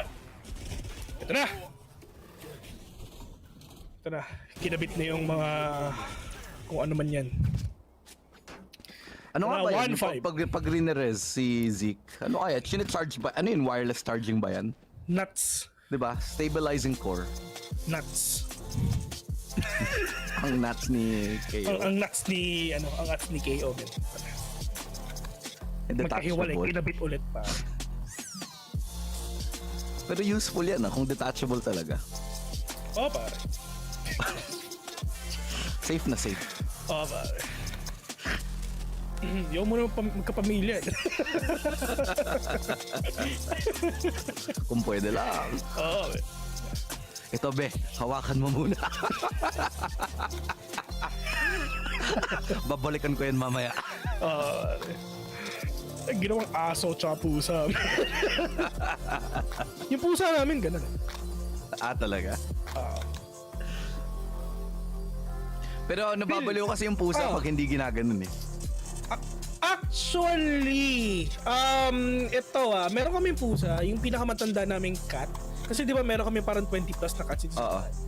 Tapos, yung isang cat namin ganon, bale, nung nandun pa yung ano niya, yung thing niya, yung nuts niya, ano pa siya, I mean, sobrang moody siya, sobrang moody niya. Kailangan ang daming tanggalin yun. inaaway. Pero nung tinanggal, men, ang bait na.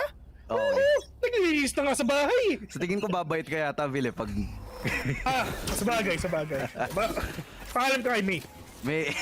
May nagtanong nga pala dito sa chat, Will, magkakasta pa din ba sa Feb VCT ng 2022? Hindi.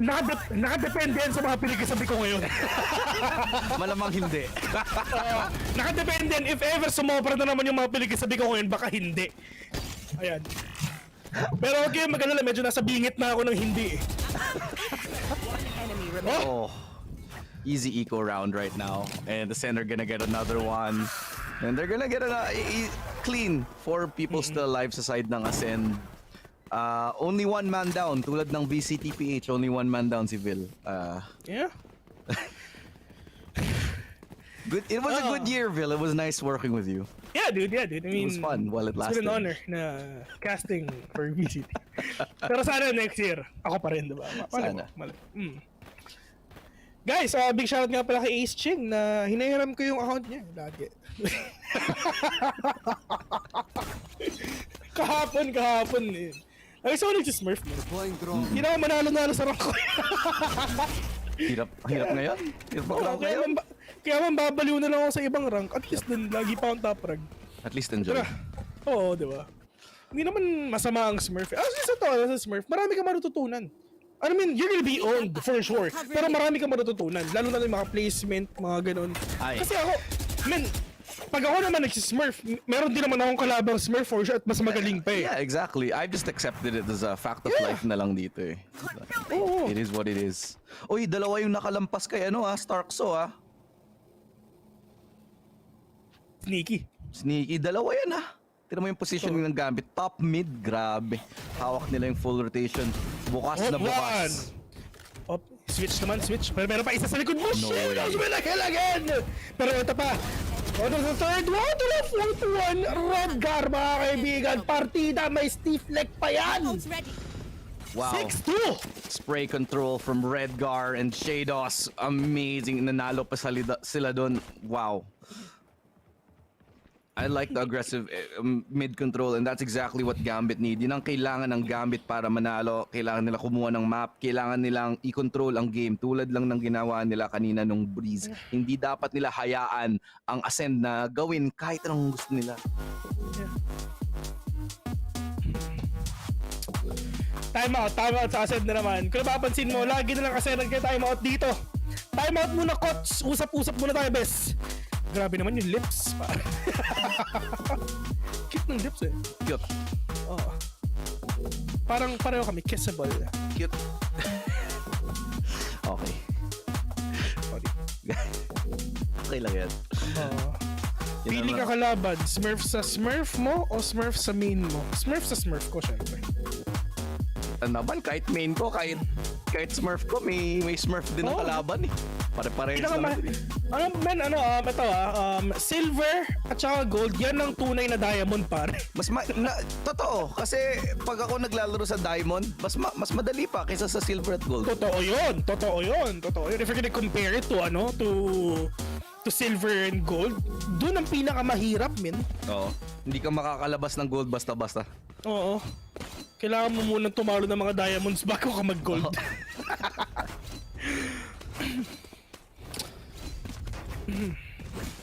Pero nabawasan na yata dahil at least nakaka 5 stack na. Lahat lang tayo. Oo. Nabawasan kahit pa paano. Nakamiss Dati kasi kami nila Ilo, kami na Asuray. Minsan lumalaban kami ng mga custom ganun. Tapos kalaban namin mga ibang casters din. For fun. Hindi pa tayo natatalo sa custom si Ilo. Hindi pa. Hindi pa naman. Si Ilo yung Ilo yung Reyna ng Reyna ng The Grove. Sinabi ko kung saan Sinabi yung big. Alam ko yung tower. Pero ito na, Rengar! With the kill on Tequilas right now, pero nga lang, Zeke na nga, isa pa nga, Shadows pushing in, pero maraming smoke dyan sa harapan mo, and all they're gonna do, just back muna kayo, men. Napakadaming flash na nangyayari. 3v2, Defo Chronicle na lang nabubuhay dito.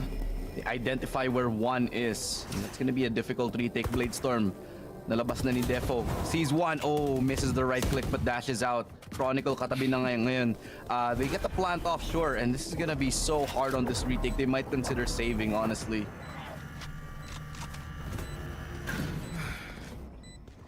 Yeah, they're gonna run. I don't think they can do this. I think they should save here. Gambit, wala sila masyadong pera eh. Unless makakuha sila ng kill, like right now. Ito na. Wala. Okay, hindi na to. Kung hindi sila makapitas. Ay, hindi! Papasukin nila! I don't think so. Big mistake for me. Oo. I think they should have saved. Sana hindi na. Kasi nung pera man. There was a time limit sa play na yun eh, kung hanggang kailan sila pwede mag-retake eh. And they still tried, even though onti na lang yung oras, they should have fell back. Yung unang peak ni Defo, pwede sana. Okay na sana. Hindi, sorry. Tama, unang pick na Defo nung pinrefire na yung right side. Pag wala siyang mapatay doon, out na. Hindi na. Pero pinilit nila, men. No, nagstay sila masyado. Paano sila dito, wala ulit silang pera. Tignan mo, sila ngayon, naka-stinger nga lang eh. Yeah, and half armor lang yung tatlo sa kanila. It's not a good buy for Gambit. It's a decent buy. They can still win off of this kasi may ultimate pa naman si Redgar. Pero tignan mo kung gaano ka-passive yung Ascend ngayon. Ang dalawa silang nasa spawn, no? Saan ka ba nakakakita ng ganito? Yeah? Naka-camera lang siya sa spawn, no? Wala siyang pakialam sa mga nararamdaman nila, men. Oo. Naka-camera, tapos may taga-bantay. Ayun lang. Wala rin.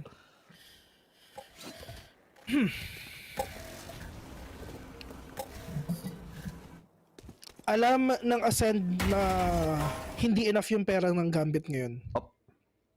Ayan. Big shoutout.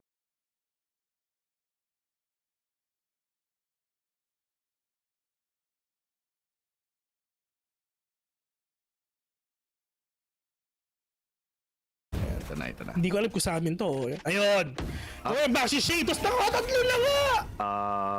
We missed a lot. Oo! 30 seconds left. Pero ito na, naglabasa na nga ng stinger dito. Si Redgar nagwawala. He picks up a Phantom as well, so... Yeah. Free upgrade for Gambit.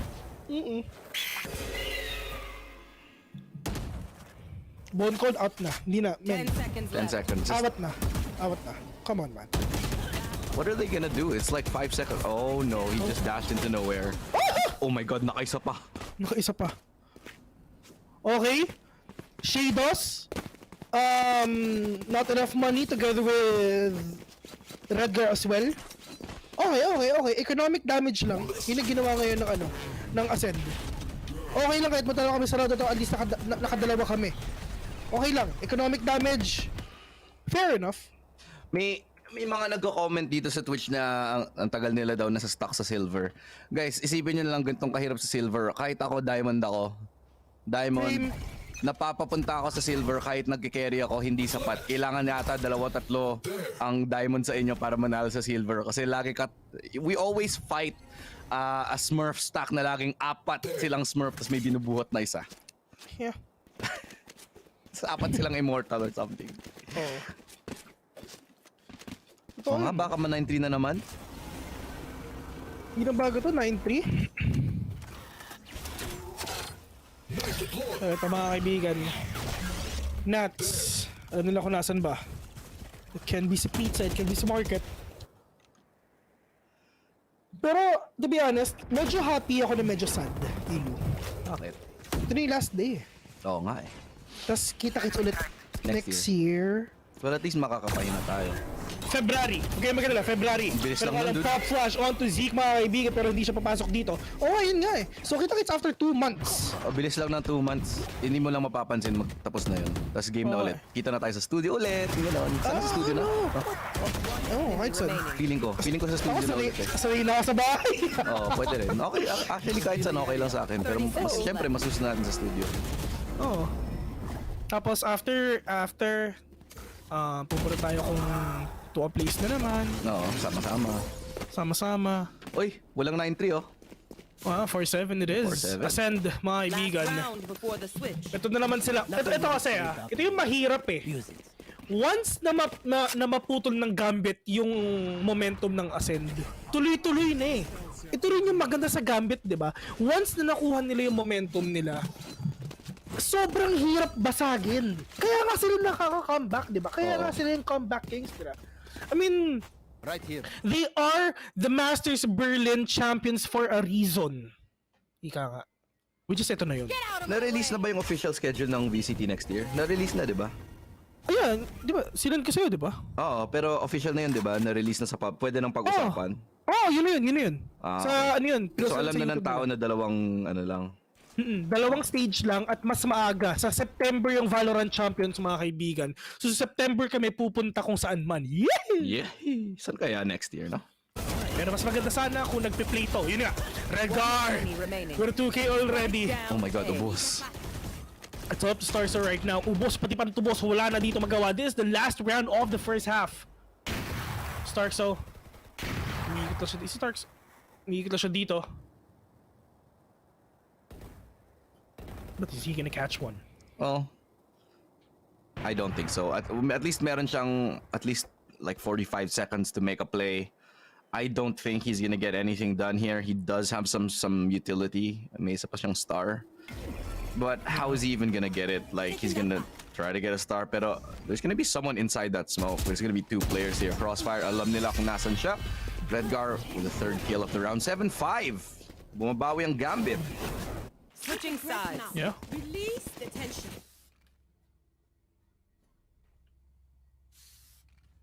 Well, halftime. So, timeout muna tayo. Shoutout sa inyong lahat. And by the way, habang nangyayari yon, winning starts at home with Globe at home, Only Fiber with Plan 2699 with speeds of up to 100 Mbps. Siguradong panalo ang pamilya with its powerhouse bundle.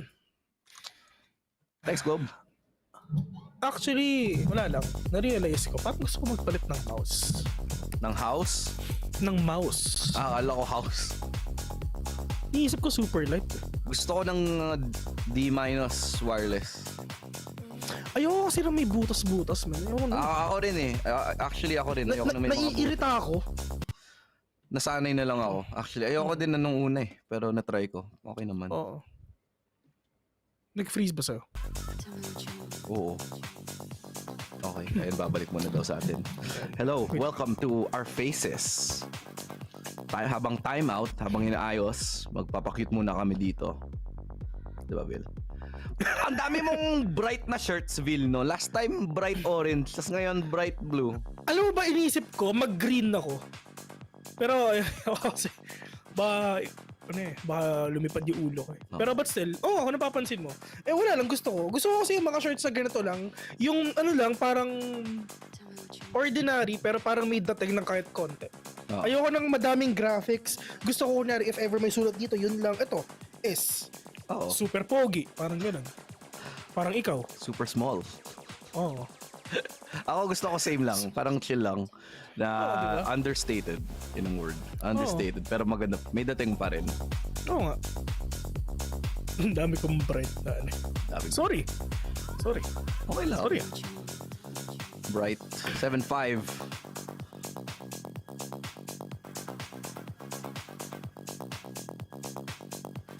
Neon green daw, Vil. Ha? Neon green daw. Gusto mo ba magpalit ako? Isang mabilis lang, magi-green ako. Pwede naman. Neon green. Neon green. Pero yung orange talaga eh, no? Orange. Mga kakosa. Kulang na lang may nakasulat na P. Simpogi. Ang bilis agad, April agad may Masters 1, no? Pinis ni John Anselmo yung schedule natin sa chat. Sa chat natin sa Facebook. John Michael Anselmo! Ayun, ito, April. April agad, oh. April agad Masters natin. Excited ka na ba? Excited na ako. Ha? Excited na ako. Yeah, dude. Really excited, to be honest. I mean, syempre kasi may opportunity ulit. Oo. Oo, tsaka magsasama-sama tayo ulit. I mean, ito. Sa lahat ng talent pool na nakasama ko, mga kaibigan, isa to sa pinaka-solid na nakasama ko. Oh, yeah. Itong VCT. Solid talaga pa. Everyone's just close and tight. Wait, that sounds... Yeah. Okay. Yeah, close. Yeah. Especially me. Okay. Si Ilo kasi sobrang open na yun. Yup. Mga free-spirited tayo dito eh. Oo, tama. Ay, nako. Kung gusto pa natin mag-cast Ilo next year, sana. Not like this. Not like this. Ba't kasi nung mag-shirt ako ng green? Bakit nga green? Animo? Ano ba? Oo. Red ako. Ay, hello. Pero hindi ko pwede suotin yun. Yan. Spike down mid. Pwede green. Oo. Green pwede. Pero wala. I mean, sorry ah. Up. Oh! Player standing. Wow. Inubos Pop flash. lang ni Zico. Ito, si Zik, feeling ko, sanay na sanay sa pop flash to eh. Oo. Sige, player siguro to. Matic. Oo. Ilo, babalik ka na ba sa English cast next year? Matic! Matic? Malamang. Ay, nako. Ilo babalik niya. Yeah. Makikita nyo lang kami magkasama ni Ilo dito pag nasa Tagalog kasi siya. Oo. Actually, nakikitambay lang ako dito eh. Gusto ko lang ma-experience yung Tagalog cast eh. Masaya naman actually. Enjoy naman. Pag na-shoutout ako ni Vil, what's up, Eman Ruma? Ito na yun. Gawin mo na. May discount ngayon kasi Pasko na. Oo. 12-12 kayo. Ay, tapos na pala. Huwag kang titigil hanggat hindi napupudpud yan! Clean cut! Sa Germany sila! Alam mo na, Shadows mag-isa dito. Napakadaming nangyayari dito pero hindi man lang pinakita yung mga nagbabarilan. Bila nung magandang brand ng brief. Hindi nagbi-brief yan. Actually. Ayoko na. Tama namin. Baka mamaya may mag-chat na naman sa atin eh. Hindi na po ako yun ha! Hindi na ako yun ha! Mabait na ako. I'm a changed man. A changed man. But you don't change your underwear. Okay, buyer. Ba't ko papalitan kung wala? Don't fix what ain't broken. Underscore gaming. Ano ba to? Political ba yan? Labas tayo sa ganyan, Lods. Out tayo sa ganyan. Wala tayong mga ganyang usapan.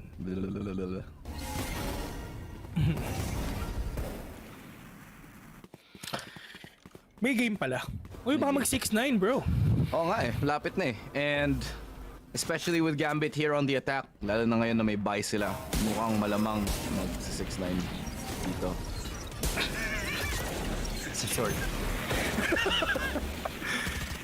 Stark so mga kaibigan, na see if ever makakuha ba siya na isa dito, pero nga lang medyo maganda yung position dito ni Stark. So, with a spray, with a 2K as well. Redgar low on HP. Redgar was low on HP, but oh my god, from above na frenzy niya pa yung isa, si Sined, pero 1v2. And not all alone. Can he do it? No, not gonna be. Bone Cold upgrades a gun. He's gonna be able to use that Aris. No, 6-9. Walang 6-9. Sige. Bilisan mo pa, Bone Cold. Bilisan. Turbo. Pampatigas ng tuhod, mga kaibigan. Tuhod lang. Yun ang problema sa pagiging matanda, yung tuhod mo eh. Oo man. Medyo masakit. Saan po papunta ka na dun eh? Well, isipin mo, di ba? I mean, Excuse me? Sorry, Late mo na-realize, no? Nag-loading ka pa, no? Wow! Ano ka pa, di ba? Ako sa tanda ka, boy. Yun nga eh. Isang taon lang pagitan natin, boy. My God, bukas na pala. My God, tatanda na ako bukas. Happy birthday nga pala kay Bill. Oo, men. Bukas, tatanda na ako bukas. Low-key na amin ni Bill na may reyumas. Alam ko ng regalo ko sa birthday mo, Bill. Yung pang-reyuma na gamot. Naregaluhan mo na ako, Ilo. Masarap. Okay. Nag-enjoy ako sa regalo mo, man. Okay. Kakainom ko nga lang ngayon. That's good. Yung pang-rayuma. Ay, nako. Ito na. Maglalaban ulit yung mga players natin. Let's see if ever makabawi ba ang Ascend or not. Nuts. Napaka-importante dito. Pero yung kanatan sa actually triple peak. Triple push from the side of Gambit right now. Zeke with that ultimate. Pero Sined! Saktong pre-fire lang, nakakuha pa sa ng isa. Zeke with that spray and pray. Radgar with the deny as well. Sparks remaining. Oh, A-main, 1v4. Gambit, if natalo sila dito, wala silang arep. Wala. And the door will be closed. Zeke finally will go down. Spike hindi pa nila napaplant. No way to clear heaven. Sined should be able to get this. That's gonna be the round here. 11 na ngayon ang Ascend. Gambit mukhang hindi makakomeback ito ngayon. But, as I said that, 11 was the scoreline last time. From the front. Oh. Sup, LG? Tara! Natin. Pero ito, walang pera ngayon na to. Ang Gambit. Hindi naman. Feeling ko wala silang pera, di ba? Dalawang beses sila natalo eh. Yeah. Yup. Broken by. Naalala ko tuloy yung sinabi mo, Vil, na pag nag-green ka, baka yung ulo mo. Nangyari sa akin yun, yung buhok ko naging green eh. Ah, oo, dati nung VCT. Nung stage 1. Nung stage 1, naging green yung buhok ko eh. Nag-blend sa background. Isipin mo, yung nasa studio kami, si Ilo, nag-panel host, pero yung buhok niya green. Ano ba? Ma-decision mo sa buhay, ayusin mo, men. Hindi kasi sinasadya. Naging green na lang. Huwag kayo mag-DIY kung hindi kayo marunong. Hindi rin naman natin alam na green yung green screen, pare. Bakit? Meron mang blue na green screen, ha? Meron mang blue na green screen, di ba? Oo. Bakit ang blackboard? Oh. May whiteboard. Oh, di ba? Oh. Tama. Oh, ang pure gold nga, green eh.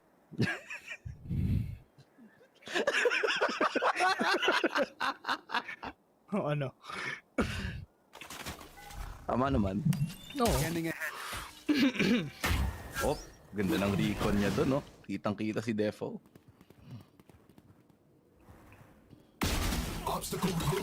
Oh, nice shot from Zeke there. Nats going down. Ascend. Napakalaki ng advantage. Bulag na bulag ngayon ang isa, pero si Defo nakahanap ng pitas dito sa mid. Dash in, Sined. Can he spot the leg? O kita niya yung paa. Tries to pre-fire pero hindi. Hindi niya mahahanap. Now to the back of sight. Nandito si Zeke. Mag-isa na nga ngayon. And that blade will identify at least isa. 10 seconds left. 10 seconds. Gambit. Uy, ang bagal, oh. No time. Yeah, Gambit is known to clutch, pero sa mga ganitong moments, mukhang ibibigay na ata nila sa Ascend. Hindi ko. What? It's still a 3v4. Tapos, di siguro nila napansin yung oras. Ilo, this might be our last cast sa taon. Last round sa taon na to. Oo nga, no. Ito na yung last. Oo. Before magsimula yung match na to, if ever lang naman na yung Ascend, maraming salamat sa suporta, mga kaibigan. Yup. Kita-kits ulit next year. Nagpaano maalam na hindi pa tapos. Pero totoo, salamat nga pa sa lahat ng nag-support ng PPGL saka yung Filipino broadcast this year. Yeah. Pero but still mukhang makakabawi pa ata si Nuts. I know He's nuts! Kung napapansin nyo, Nuts exactly know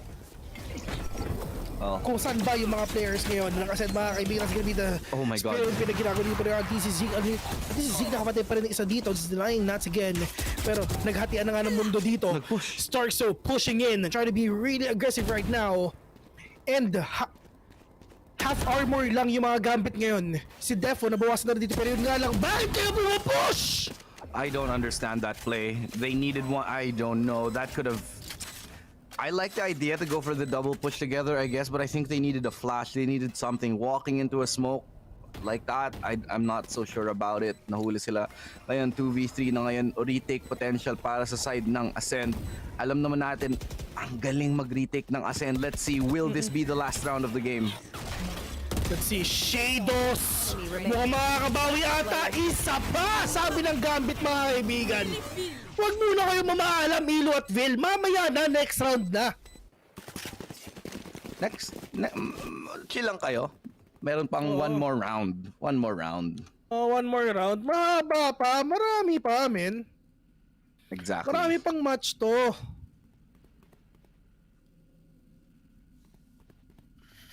Next year. Next year. Babawi tayo next year. Babawi tayo next year. Oo.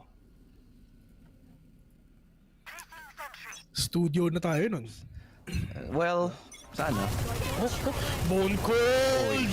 Oh no! Sobrang ganda ng ginawa niya! Kills with a kill! $100 from grenade! But that's all the way from up top! Double! Up top, pero not gonna catch anyone. Defo, mga kaibigan, pushing in papunta sa may city, mga kaibigan. Pero let's see if ever makapatay pa siya. Will take down Zeke as well. Makakuha pa sila ng barrel dito. 3v4 situation right now. Shadows. Pwede siya mag-heal. Pwede nang i-heal si Redgar, ha? Pero kung that Alder will spot out one. Chronicle. Zero tough spot. Stark, so mag-isa na lang. Sobrang ganda ng ginawa dito ng Gambit. Pero Ascend with that Odin dito sa B, hinampas ng Odin sila Redgar tsaka sila Nuts, mga kaibigan, kaliwat kanan. Siya pa yung nag-sorry. Will this be another comeback? Ascend, na-shutdown na naman sila sa defense nila. Tulad ng sinabi mo, Vil, ang ganda ng ginawa ng Gambit doon. Na-separate, na-divide nila yung B site at na-conquer nila. And they lost everything. The operator now fallen dito sa may market. Starkso waiting for exit frags na lang kaya niyang gawin. That's the only thing he can do. Gonna find one. Pero isa pa lang. That should be the round. Si Nuts nag-chat. Nag-altab. Nag-altab. Vil, love you, pogi mo. Pogi mo rin, Nuts. Mas pogi ka, men. Ano, ako sa'yo palaki ka ng katawan, Paps. Yung mala para sa akin, ha, pag lumaki yung katawan mo, mas pogi ka, pre. Tama. Mga push-ups lang. 100 push-ups, 100 sit-ups. Tapos pag malaki na yung katawan mo, palata mo yung pangalan mo.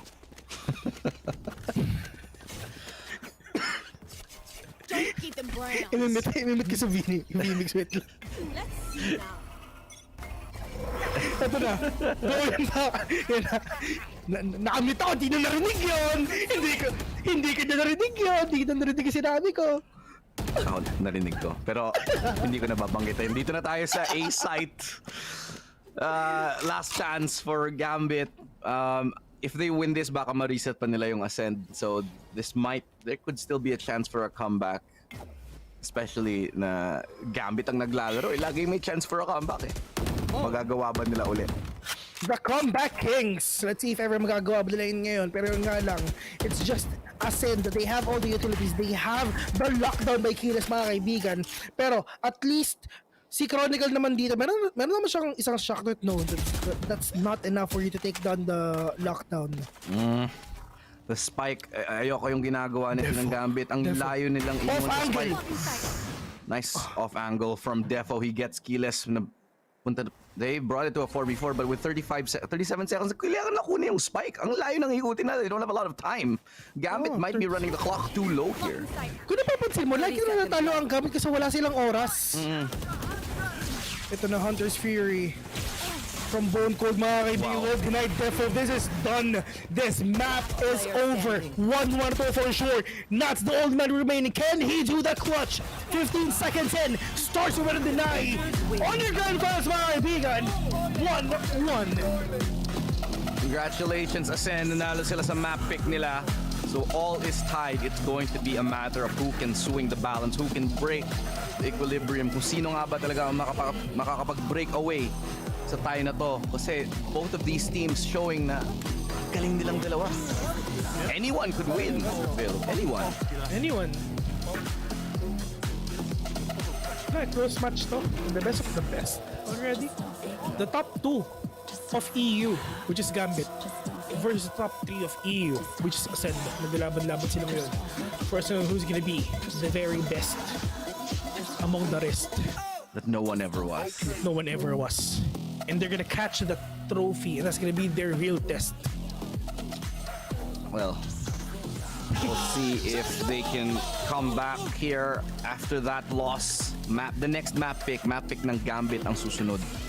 Kaya kailangan nilang panalunin yan. We'll be watching that soon, but as we take a look at the highlights, take a look and see na grabe ang ina talaga ng best of 5 na to. At saka kung napapansin nyo guys, lalong-lalo na pag kayo yung Jet, you need to utilize yung dash nyo. If ever kung kaya nyo mag-off angle lagi, if ever hindi nyo naman napatay, mag-dash away lang naman kayo. Ganun lang yan, man. Tama. Yung ginagawa ni Defo na lagi siya nag-off angle, ganun lang man. If ever, ang ibig sabihin kasi ng off angle is doon kayo sa posisyon or angulo na hindi usually tinitignan na pinipik ng kalaban nyo. Yeah, just to be able to catch off one and utilizing that napaka-importante, especially at this level. Pero ngayon, for this year, it's us, Ilustrado and Vil. Salamat for supporting us and thank you for tuning in. We're signing off for the rest of the year. Vil, any last words? Thank you very much for tuning in, guys. I mean, simula nung March hanggang dito, ngayon December, sama-sama pa rin tayo. Maraming salamat sa suporta. Sa lahat ng solid, kayo ang pinaka-solid mga kaibigan. And syempre on behalf of our talents, sobrang salamat din kasi syempre nag-keep up kayo sa akin kahit maingay ako. And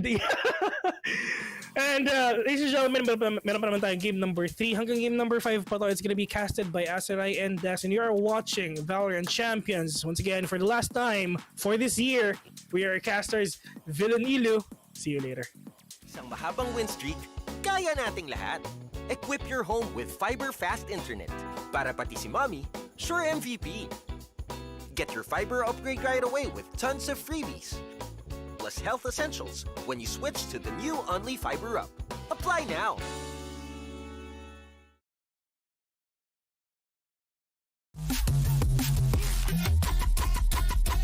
Hola.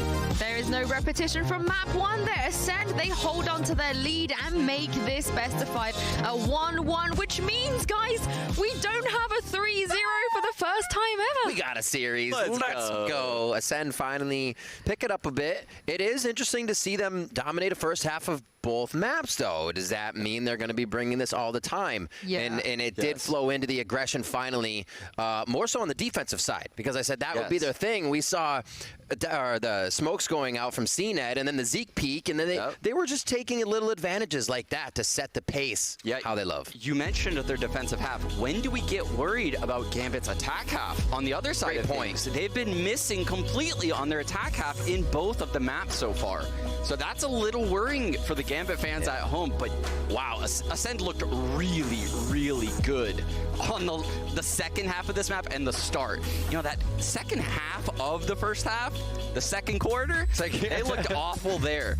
But that it felt like a coincidence because Gambit have only ever lost in this map at Champions 13-7. Every single time they played it, which is 3 times at this point, Jess. 13-7 against Crew, Acend, and now Ascend as well. I mean, it felt disingenuous after that to turn around in the halftime, and I said that, you know, they were defensive sided. Well, throw all those stats out the door. It didn't really matter in the end, but what did matter was the impact that Bone Cold had. His ability to be able to come in and not only frag when he needs to, but the way he was lurking on map 1, coming into map 2 now, and he was still able to carry over some kind of repetition there to make an impact. That was huge, but a lot of it came in that first half, and it gave them the momentum they need, I really feel there. Yeah, and his leading is what I'm really, really impressed with. Yinsu and I both heard it in the middle of the match. He said, shut up, because everyone was coming. They were getting really panicky and anxious, and I've dealt with this too. When you in-game lead on the stage in a big environment like this, people will over-communicate and say things to flood the comms, and he's trying to hush that. He took a timeout, they reset, and they closed out the map. Yeah, it really stepped up there from Bone Cold. There was a lot from that map, but let's send this over to Bala by the Telestrator to break some of that down. Oh, heck yeah.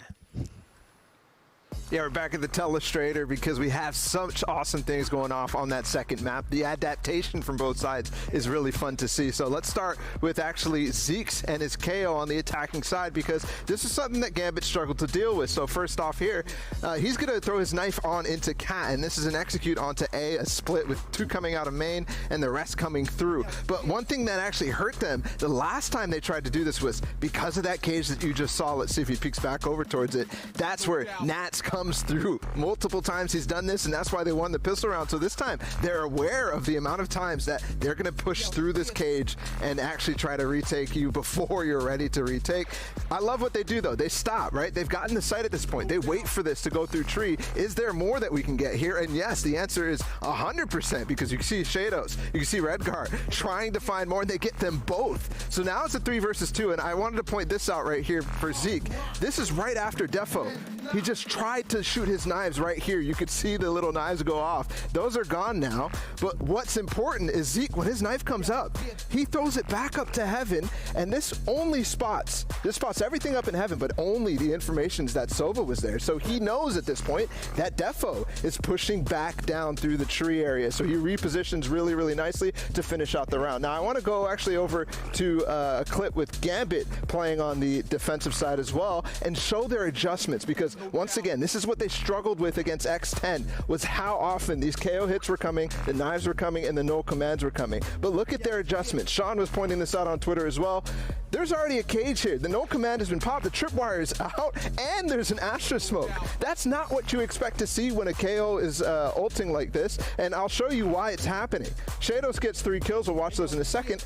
Look at these guys. Look at these cheeky little guys up in the defender spawn, completely away from the radius of the ults. That's KO's no command. So they can pop their abilities. Let's watch that and exactly how that occurs. This is Nats. I actually had to slow this down because it happened so fast. He tries to pop this cage from the camera, but there you saw. Pop the cage. There's a tripwire that's going to go off in a second. Trapwire destroyed. There's the no command pulse. Look how well coordinated this is. He's right outside of the radius. That's incredible. And the same thing is happening for Redgar. He pops the smoke, pulls one back at the same time right before he runs in and starts to assist his team. And that's all he needed to do, because Shadows is here. He's disabled, but he already has the utility from the rest of his teammates. This is Defo as well. So that's it for me at the Telestrator. This was really, really nice. I can't wait to see the adjustments that are happening on Fracture as well. I'm going to toss it back over to the desk. Thank you very much for that. Bala Sean's going to be delighted that you pointed that round out. But we got to talk about Fracture, the next map here. Fracture has been a map, I feel like in this tournament, we've seen some teams absolutely own on it. And some teams that just go, nope, we're not playing this whatsoever. What have you made of Gambit's Fracture here, Sean? Because we have seen it. I loved it. I loved Gambit's Fracture at this tournament. They ran a Brimstone and a Sage. Yeah. They have such a unique comp. And I saw so many cool things with the Sage. They pushed door one round with like 4 people. people. They go into defender spawn and wall the flank. Yeah. It was the coolest thing ever. When they hit B, they what was it? They orbital striked the tower and then rolling thundered the site. Where do you even play? Yeah. What do you do? The interesting part about their strategies as well is that they didn't win a lot of their opening engagements, but for them that didn't matter. It was the mid to late round with their utility, playing off each other, making sure the trades were in full ferocity. I think that's where they go best on Fracture personally, because honestly, just looking at some of these stats, they shouldn't have won as dominantly as they did. Okay, that makes so much sense. Out of both of these teams, but also Gambit, I feel like these squads are bringing out 3Ks, 4Ks. You'll see an opening in the round, and then your eyes are widened by a play you did not expect to happen as they just open the site. Yeah, and that's due to the preparation that they've made, which is what Bala was going over with that null command right there. I think we're going to see a lot of that coming from Ascent on Fracture. They've yet to play the map, and they have footage of Gambit, and that's a big, big difference. Yeah, no, they haven't played Fracture here, but they have played it, you know, before Champions in the LVP Rising series, and that's when we saw Bone Cold coming in with the KO. If they stay with that composition as we go into Prime Gaming, Agent Select, Jess, it's two very, very different playstyles. I mean, I don't know which one reigns supreme. Just looking at the stylistic choices of those compositional picks, which one are you going to get? But speaking of which one are you going to get, Chronicle on the Brim, we spoke about this before. Nats, that's looking pretty good, but I mean, Ascend, what do they want to throw on the board here? I'm loving this. Already just seeing the Breach race going up against each other means teams have the means to take and retake sites. The Sage gets switched up, as you were mentioning over there for Gambit, because they just want to cut off your rotation or kind of play with you and how you will reapproach that site. Yeah, they have really good walls entering both A and B to lock out a lot of the angles that people have problems with on Fracture. So I love the Sage pick. Yeah, you love the Sage. I love the Astra. I think teams who don't pick Astra on Fracture, personally, I'm not a big fan of it. Maybe if you got the Viper instead, I will roll with that. But for me, no Sky, no flashing through. I mean, that's going to be a problem for the side of Gambit. I wonder how they're going to deal with that. Well, it's going to be a very big advantage for the team that wins on Fracture. I can't wait to see what they both do. Pansy and Hypog, let's get us into game. Let's do it indeed. My oh my, grabe ang Dexterity, and that's done. Gambit reeling off of a loss from game number 2. We have ourselves a final series dito ngayon, and it's gonna be me, Asarai, joining with Dax to be your casters for the rest of this finals for Valorant Champions. And Dax, that third map is gonna be Fracture, so let's go. Okay, gabi na naman tayo dito, Asray. Wala na daw yung sumpa daw. So this might be a proper session dito sa gabi natin. Pero wala, pinatulog na ang ating mga tito sa Manila. Vildo, shoutouts kay Vil, by the way. Advance happy birthday sa kanya. At mukhang papasok na tayo ng Fractures, guys. So kung gusto pa gumising dito, gusto pa makitambay dito naman sa PPGL, sa VCT natin, hindi pa naman tapos ang labanan. Kasi, alam mo, Asray, eto na yun eh. Favorite mo mga teams, EU versus EU eh.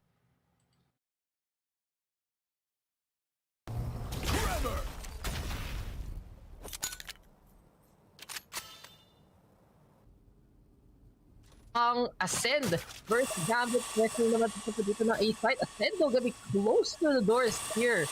And actually, Gambit, it's extended. Got a little bit dicey, but they found a way to make it work. For Depo, umpisa pa lang, Bone Cold trying to be able to get that trade on back 4v4 situation. At para sa Ascend, ito na naman malapitan magiging galawan nila. But then Gambit though, they do feel like they have a bit more experience here. Pinili nga nila mapa to. Nats with the 5-1. Looking for a second. Does it there. And A-side open up by Gambit right now. That's the super good entry onto the site there, leaving Starkstone and Zedd. Just hold on for the moment on that retake. That wall really going to stop the rotations from coming in from mid link. So the only entry point onto the site will have to be yung ropes, and that rope is going to be a garrote, so to speak. Starkstone's already given away his position. He's going to get pushed up. That fault line pushing him back even further, and he can't go about this. He's going to shot that pixel peak angle. Just has no way he's going to be able to clear up against this. The best case scenario for him, Dax, is just to hopefully get a kill. He spots out the barrel, gets a shutdown onto Shados. That's a huge one. Okay, but that spike is ticking. Sneak this way up, but yeah, they're just coming in all around him. If he does deal with the one in front, there was one on the right, one in the back. And that's going to be a clean enough round for Gambit. First time pala dun, Asray, bigger is not better eh. Kakaiba. I'll slap you with my bigger. Oh. Whoa. Oh. With bigger is better, I mean. Bro, 330 Asray, unleashed. Ito ang gusto ko sa'yo, boss. So ito na nga, good morning sa inyo guys. Aabot tayo ng umaga. Yun yung magiging tanong. Gambit though, they were down and out the first map. Nahabol pa nila second map though. Doon nagigising yung Ascend. And it does seem like for Ascend, they have that momentum. But how will they take this map pick away from Gambit? As nauna pa nga yung Gambit manalo ng pistol. Seems like Nat's feeling a lot more comfortable. At kakaiba na ba dito, Asuray, yung hindi magkapatid pero magkamukha. Yung Brimstone at yung Breach, kita natin kay Chronicle at kay Redgar. So, ano kaya magagawa nila with the Brimstone in the first place? The smokes haven't affected though. Bowl cold. Tambay muna lang dyan. Pero para sa Ascend, kita talaga natin. Hindi sila gaanong ka-sure ngayon ano magiging galawan nila. But I did hear sa mga interviews, confidence sa fraction na. Sige nga, pakita naman dito, Ascend. Yeah, one of the, I think, weaker things din naman nakita natin for, I think, Fracture as a map is just you need agents that allow you to clear out angles. And I think it's not going to be the Sky. More effectively, it has to be the Breach. Also, yung post-plant niya and his ability to counter, I'd say, a Killjoy at this point. Probably the reason why we're not seeing that as well. Kasi if you use a Killjoy ultimate like a lockdown, napakadaling sirain nun with the aftershock, so to speak. But yeah, the late flank coming in from Nat's very clean and shuts down yung rotation ngayon na Ascend. Zedd caught out, Rock in a hard place. They know where he is. He's just hovering somewhere on bench. He's already whipped 2 of the shots. Now not missing any further. He closes out the angle. Beautiful stuff from Zedd. Just a final hurrah bago siya ma-take down ng Gambit. That's gonna be a solid second round para sa kanila. Konyo na pare ah.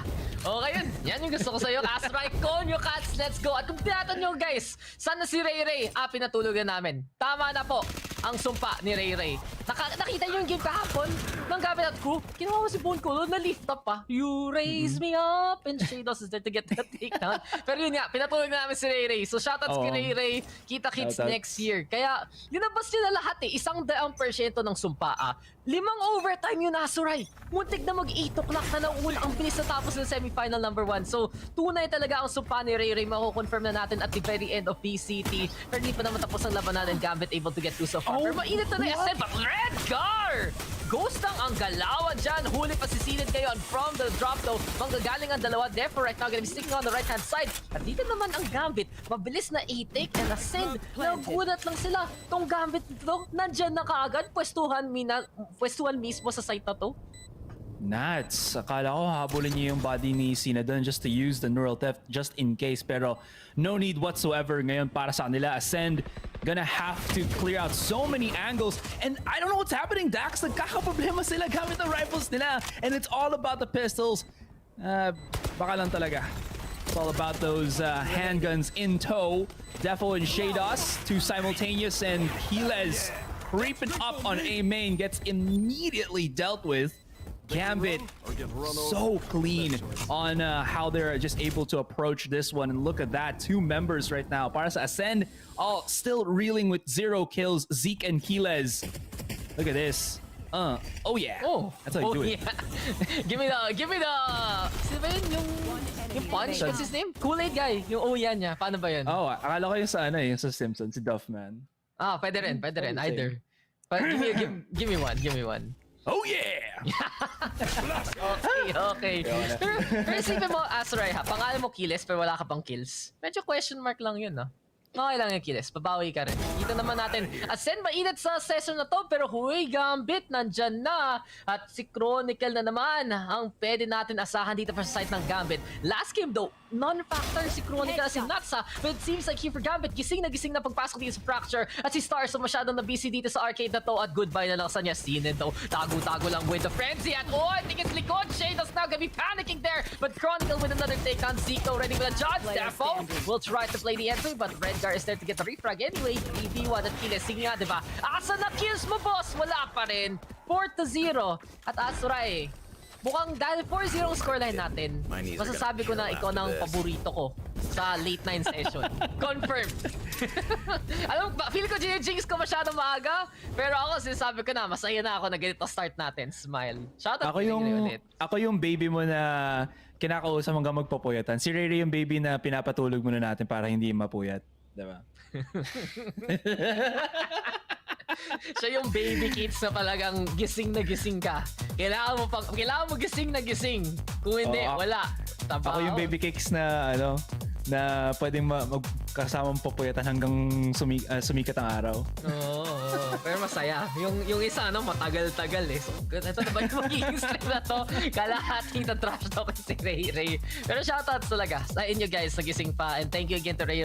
Na kahapon, kasama ko sa 5 OT. Pero ito na. So, Asray, anong region ulit yung dalawang teams natin galing? EMEA. Yeah. Oh, paano yung ano meaning ng E? Actually, hindi ko rin alam. Ha? Oh, okay, gets ko na. So masasabi mo ba favorite? Ano? Yeah, akala ko ibang ibig sabihin ng EMEA, Dax. Ilan pala yun? Yun lang yun. Di ba favorite mo to? EU versus EU. So anong laban na ng dalawang EU teams? Right? Di ba? Oh my gosh. No. Ay, nako. EU fight. EU fight. Nice save, bro. Nice save. That's I'll give you plus points for that. Pero Gambit ang ganda ng attacking side nila, and it does feel like even though Ascent has said confident sila dito, nawawala lang sila. May mga cheeky angles minsan galing kay Zedd, yes, but more often not, dire-diretso lang dito yung Gambit. And you don't see this too often from the Gambit offense in this series kasi ilang beses na natin nakita talaga they've been sputtering against Ascent in their hot hands. Mukhang lalamig dito ang Ascent sa fracture muna, but again, Ascent still wanted to get back that confidence as right. They know this is their chance to prove na 5-man strong sila, hindi lang Zedd and friends. And they're all playing the aggressive angles, but Rolling Thunder galing kay Redguard tries to go backline, doesn't hit anyone though, and even though may space dito ginawa ang Gambit, Ascent handa pa rin makipaglaban dyan. And Bone Cold, he has this teeny tiny angle para makapagkuha siya ng punishes. Zedd, I think he's just going for the 360 no-scope. Pero natusta siya sa corner ng A-main. Aftershock will be able to take down the planter. Mayhaps pero din nakapag-reposition. Shados not gonna be able to convert onto the second as he controls his spray. Redgar lining up the fault line. And it seems na traffic tayo dito tayo. Possible. Look at the HP on corner. Nako. Bone Cold na mahabang tricky na para kay Bone Cold. At si Nats na lang natitira. Sige nga Nats, gawin mo na ang ginagawa mo dyan. 1 kill already. Stars na gonna go for the defense. At Nats, too late to the party. Doesn't even have the angle there versus the Astra. At yung Cosmic Divide ang para manalo dito ang Ascent. Pero sana na lang si Nats nag-wallbang doon para lang mag-try. But then again, it's a steal there for Ascent. At mabibigay natin sa kay Bone Cold yun. Pero Asay, parang ang laki problema sa Gambit ng side na to. Yung execution nila. Okay yung plano eh. Rolling Thunder plus the orbital strike, yung dalawang magkapatid na hindi pareho ni nanay nila. Kitang-kita talaga eh na ang ganda na ng space na nagawa nila para sa A-side. Pero saan ba nakapwesto yung Zedd? Nakailag lang sila dahil nandun sila sa may hall, nandun sila sa may A-main. And from that point on, may laban pa rin si Bone Cold and they get the first point on the board for themselves. Yeah, I just wanted to add, Dax, the reason why that was the case then is because masyado nirespeto ng Gambit yung Cypher Cage ni Kiles. That's literally it. Stark Soap, beautiful stuff coming through. Redgar Chronicle gets trades time and time again. Shados, meron na siyang come back to life. Evanescence nga, maika nga. And that is gonna be just a clean round versus Gambit. Ascend, they're really wanting to take these fights, pero because also this, Gambit have Redgar, that fault line is such a huge tool just to take these offensive angles. Ay hindi makapag-retaliate dito on Ascend. And interestingly enough, Ascend not using Bone Cold in the same respect. Not sure kung dahil sa defending side sila nagsimula and it's not as efficient when you're playing with a breach compared to attacking. Pero caliber-wise, much better ang breach ngayon ni Redgar, excuse me. Yeah, Redgar doing incredible stuff. Si Nats, di pa nga namatay. Kaya kanina, pinanood lang natin yung O's manod ng underpass kahit walang katao-tao, tapos biglang tatlong namatay. Okay, cool. Next round na tayo. 5-1 scoreline. Gambit right now, though. Nats is still nigh unstoppable. And he's just looking nutty right now here, Asray. But Chronicle, yan talaga ang kwento niya. Meron siyang kwento dito. At gusto pa niya makaibabat ko. Zedd, ano plano mo dyan? Patay ka pa rin kay Chronicle. Patay kang bata ka, good sir. Kiles, sabi nga, di ba? Wala pang kill si Kiles. At lahat ng lakas niya punta kay Nats. Cypher Diff right now, 6-1 scoreline. And Gambit pa rin ang nananalo dito. Binabalikan lang. Asuray! Loko, 10 kills na si Nats. At si Kiles 7 deaths. Yun lang. Wala naman sinasabi, pero may sinasabi ako dyan. Put down. These less than optimal na maps, I'd say. hindi pa ganun ka-jive ngayon ng Ascend. And that's like top tier analysis for you. It seems like they are really struggling to match the tempo dito ngayon. And Gambit, they're kind of, how do you say this? They're thriving in the chaos of it all. Kanina sa Breeze, nakita natin kung gaano kagaling ang kanilang defending side with Nats being the utmost king of defense. And on Fracture, it kind of works the same. Kasi if you have a defensive agent na kayang mag-shut down ng, let's say, lurks, flanks ng defending side, even if you're on the attacking, he still has his value. And Nats is such a fantastic player. His spatial awareness, I think, is the thing that makes him the most deadly. Kasi alam niya kung siya papwesto even while keeping track of his opponents. He literally has mata sa likod ng kanyang ulo, so to speak. So... Nilagay mo lang yung idioms at Google Translate para ako lang pag may say eyes on the back of his head. Hey, I already know what that means. I don't need to Google that. Pero pag translate may kopya word for word mata sa likod ng ulo. Hey man, I got that Tagalog cast copium, okay? Oh, yun talaga. Happy to be here, guys. Welcome, ma'am, sir. Happy to serve dito sa Tagalog cast natin. Pero okay to, 6-1 Gambit. Alam mo, ito Asray, every single time, kala natin tapos na Gambit, hindi talaga paulit-ulit lang na kailangan talaga bantayan tong Gambit na to kasi ilang beses na silang almost at the brink of elimination, almost at the brink of defeat. Muntik na matalo sa Team Vikings, muntik matalo sa crew, pero buhay pa rin sila after everything is said and done in recovery games as well. Nakita natin against the SE stalwarts ng Team Secret at ng Acend. So, it just goes to show for Gambit, after everything, trials and tribulations, yung tipong ginawa mo na ang lahat na mahirap dito. Gawin mo ng simple tong grand finals na to. Ito na ba ang 100% ng Gambit, especially si Natsa? Because in all honesty, Nats, lahat tinitingnan siya, lahat inaral siya bago mag-champions, and maraming nakasagot sa playstyle niya, so he has been shut down for many of these series overall. Pero may mga performances siya na ganito may biglang nagigising si Nats. Nakita natin to last time against Crew, nakita natin kanina lang sa map number 1 against Ascend on Breeze, and we're seeing it yet again Fracture. When Nats is back, then Gambit is back, and for them, di tuloy-tuloy lang to. Manalo sila in the decisive faction here on Fracture. Well, Gambit really looking to secure that back-to-back na hinahabol natin. And speaking of which, talking about Nats and all of that, it seems like Gambit have catered certain setups para lang mag-thrive si Nats. Right? And you hit the nail on that one. Yung sa Breeze where he was defending the B site when Gambit was playing on defense.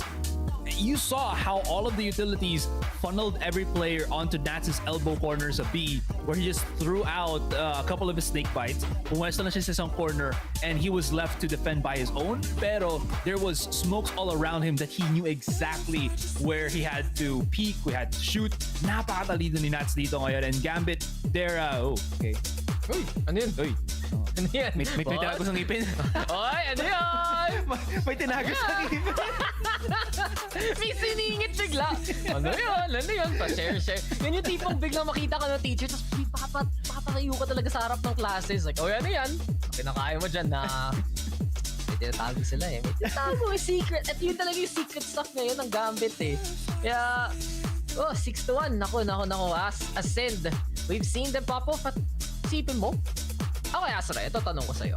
Sino cheer mo dito? Gambit o Ascend? Kasi ako, alam mo, kasi pareho sila nasa finals at pareho nilang natalo Team Secret. Para sa akin, okay lang kahit sino manalo kasi at least alam ko, nung natalo yung Team Secret, natalo sila sa champion squad, di ba?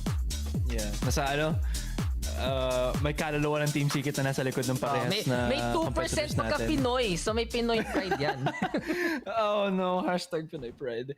But yeah, Dax also pala. Alam mo paano natin makikita kung ano yung siningit nung sa ngipin? Exclamation point claim. Yun. Para makita. Para claim natin na sa ngipin niya. Claim mo yan. Claim mo yan yung gun body, boss. Actually. Tapos pala, bigla na lang lalabas ang ngipin niya may gun body. It's like, para sa inyo to guys. 1 hour lang ng stream. Really quick. Panoorin nyo lang. Legit, parang Ganun nasa yun. magpalagay ng braces tas yung mo gun buddies ng Valorant. Hindi ko lang paano mangyayari pero Parang hirap nun Pero sige, kung makahanap ka ng dentista na ganun, it's time. Pero uy, it's time for Ascent to wake on up. Seek, makakapatay ka Shadows. Nagpalit lang. Seek, ba't mo pinasabog sarili mo? Boss, hindi pa Happy New Year. Kawawa naman daliri mo dyan. Chronicle Red, you're gonna get 2 so far. At kung papatayin mo sarili mo, mas madali pa nga para sa Gambit to. Ascend, they're descending right now into madness here, my friend. At si Kiles na lang natitira. At ano pag-asa ni Kiles dito, hasn't gotten any kills so far. At wala pa rin ang itlog natin. Kanina pa nagiging boiled. Hard-boiled na ang scoreline ngayon ni Kiles. Kasi 7-1 na para sa Gambit to. medyo maasim na si Kiles. Uy, yun ano tropa ka yan? Yung score ni si Owen. Kilala mo si Owen? Sino Owen? Si Owen 8.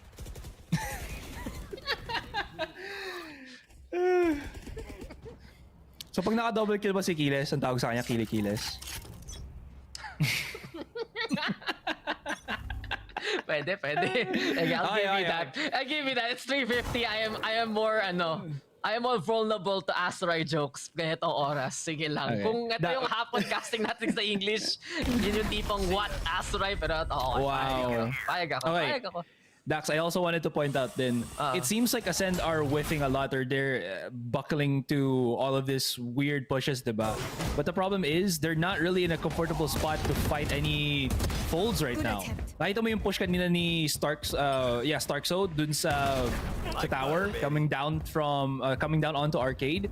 That was because of the fact na alam niyang hindi siya pwede magstay dun sa location and he had to make something happen. He had to do anything para lang ma-thin down yung herd ng Gambit dito. And with that being said, he just can't find the position. So again, it's been Gambit just forcing the hand of Ascend, putting them in positions that they're not really going to be successful, they're not really going to be comfortable with, and it's allowed Ascend to do something like this. That being said, naman din Dax, as Gambit clear out a round, that was just a pistol or a save para sa Ascend, not really going to be too good whatsoever.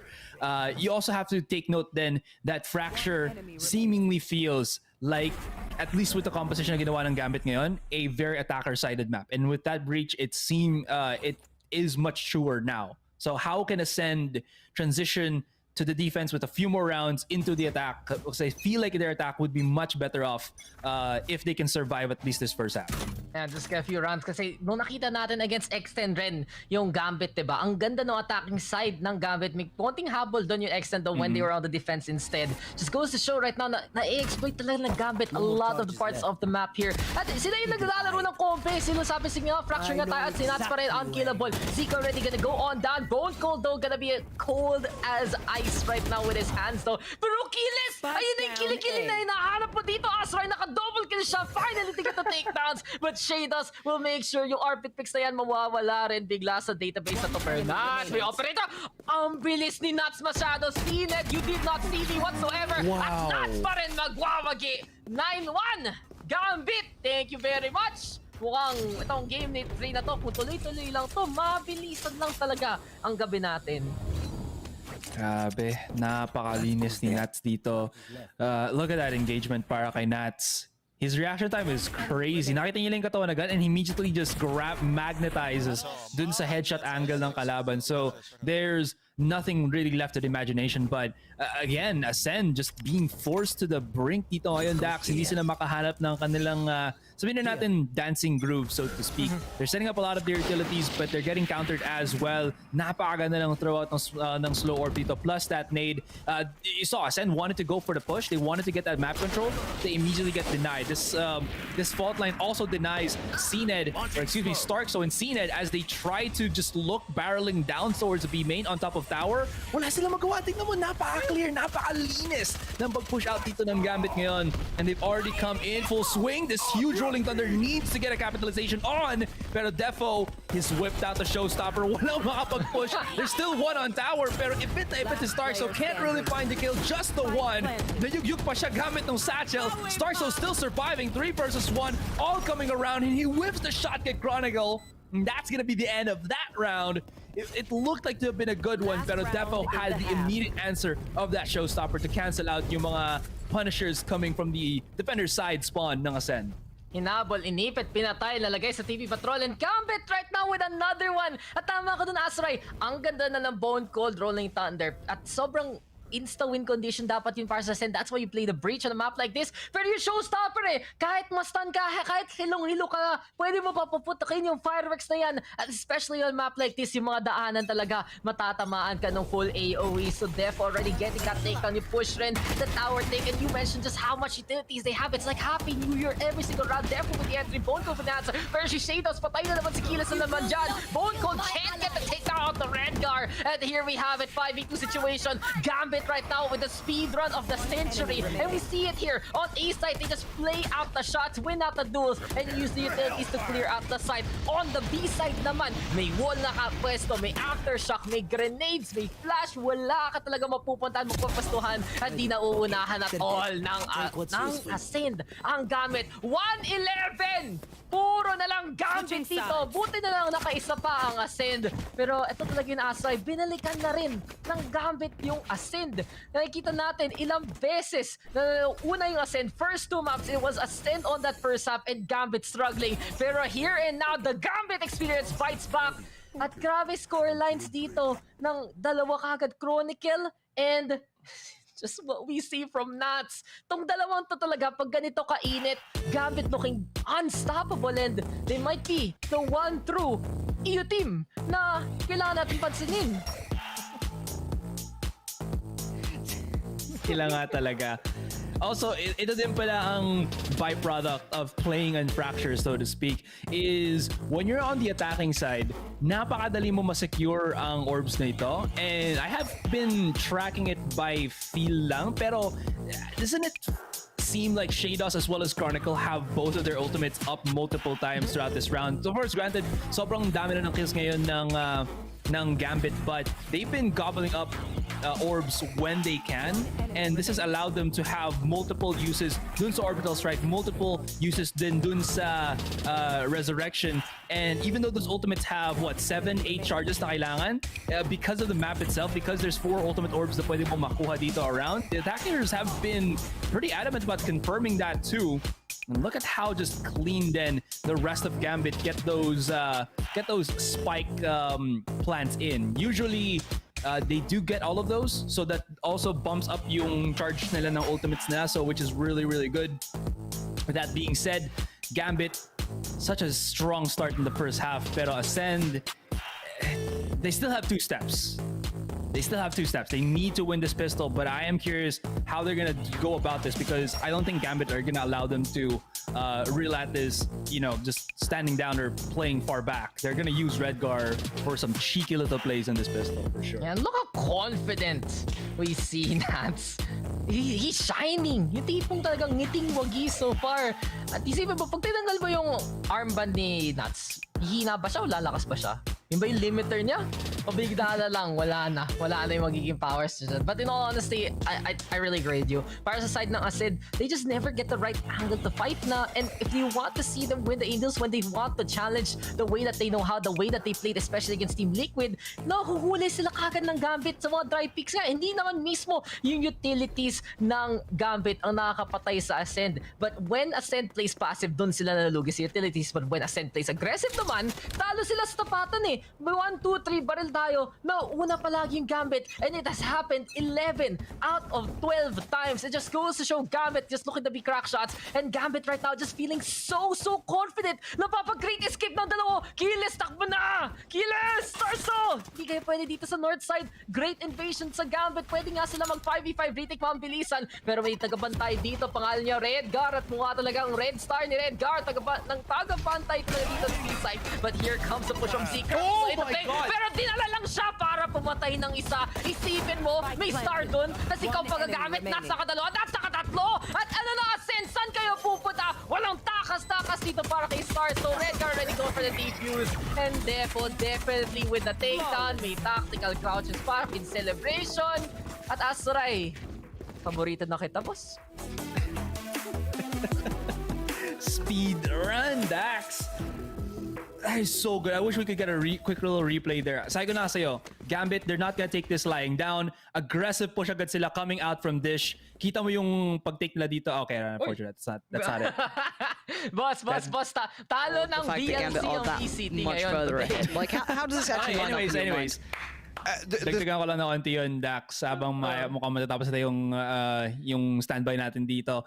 Alam lang ng Gambit kung saan sila pupunta. That's literally it. Defo already on the quick charge, pero it seems like Ascend have their hand forced already. Lots of bombardments happening ngayon sa dish, but it's trade upon trade. Zeke gets 2. That's beautiful as he charges right back up, and rat-ratan sa malayuan. Gambit and Spectre, a little bit awkward, pero in the end, this force fight from Ascend actually works as it takes Gambit by storm. Zeke stepping up to the plate. 5 kills already para sa kanya, but they still have more to go. They need to climb the 23 kill mountain that is Nats from a Gambit. 10-second round lang yun Parang ganun lang kabilis. Nag-peek out yung Gambit. Sabi niya, sige na, tara na. And I would actually love Gambit to try that again.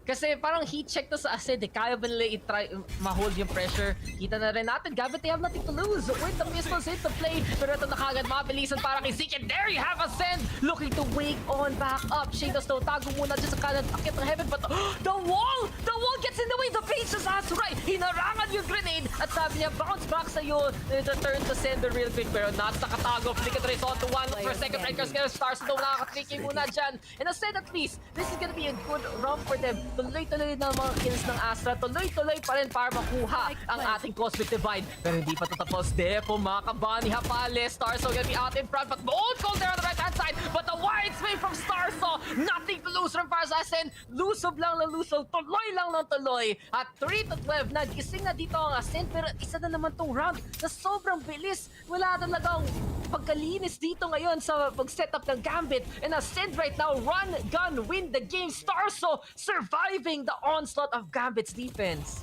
Yeah, nothing to be said extra about that then. Let's go. Yeah, easy lang sa kanila.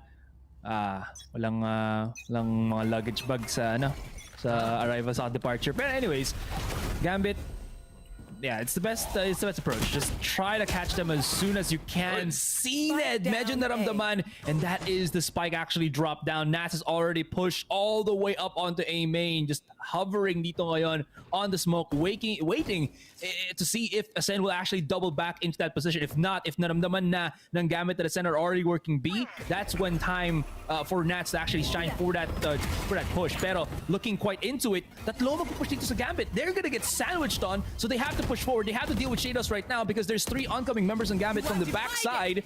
Shados is doing a fantastic job at keeping them contained, and Ascend don't know about this. They can't even rotate. They can't even react to that.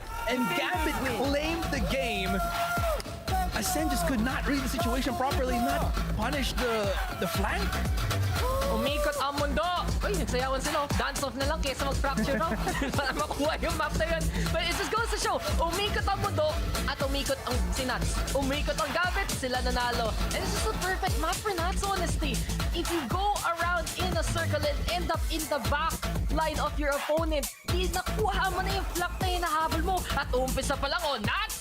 Zedd, see you in the next map, good sir. Defo, tambay rin dito sa taas. And Nats, he just struck them when Gold was trying to set things up. And from that point on, lumusog na lang yung Gambit. That's all in said and done. Gambit, they maximize so much about the map. Ascend, they tried to play a certain angle, a certain push. Pero kung hindi gumagana yung mabilis silang push, wala silang napapala. And Gambit, what a victory! This really proves the difference between Gambit and Ascend. Ascend, yes, they can get that really good start, pero parang dun sila nahihirapan to close like that. And Gambit always having that fight of the champion. Pero kung yung champions natin, defending champions natin, ang nandun sa unahan, when they have that driver's seat, wala na todo na to. Gas na rin yung mga tires na dyan. At kita talaga natin, walang ka-breaks sa Asray. There was a part there that Ascend got some rounds, sure. But Gambit just decided to throw all caution to the wind anyway. They wanted to go for a deathmatch very quickly. And those rounds were some of the quickest that we saw. And once we got back into the thick of things, nung nagkabaril na Gambit,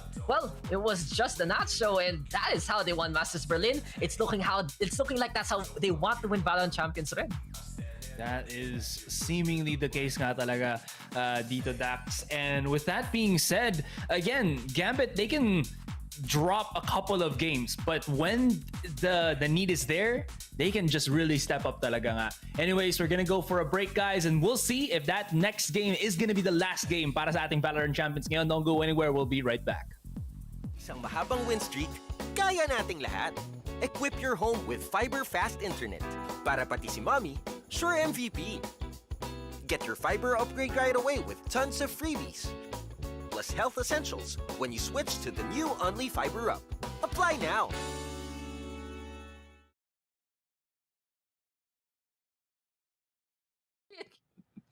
Ay, no. Mahabang win streak, kaya nating lahat. Equip your home with fiber fast internet. Para pati si Mommy, sure MVP. Get your fiber upgrade right away with tons of freebies. Plus health essentials when you switch to the new Only Fiber Up. Apply now.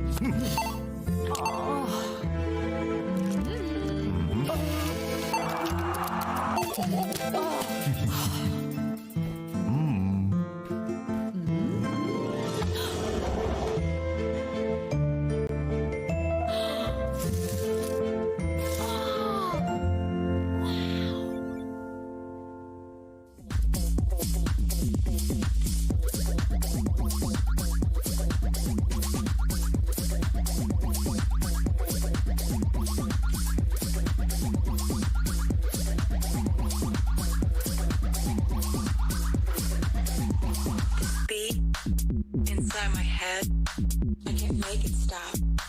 It just goes on and on until I'm dead. The sound inside my mind plays all the time.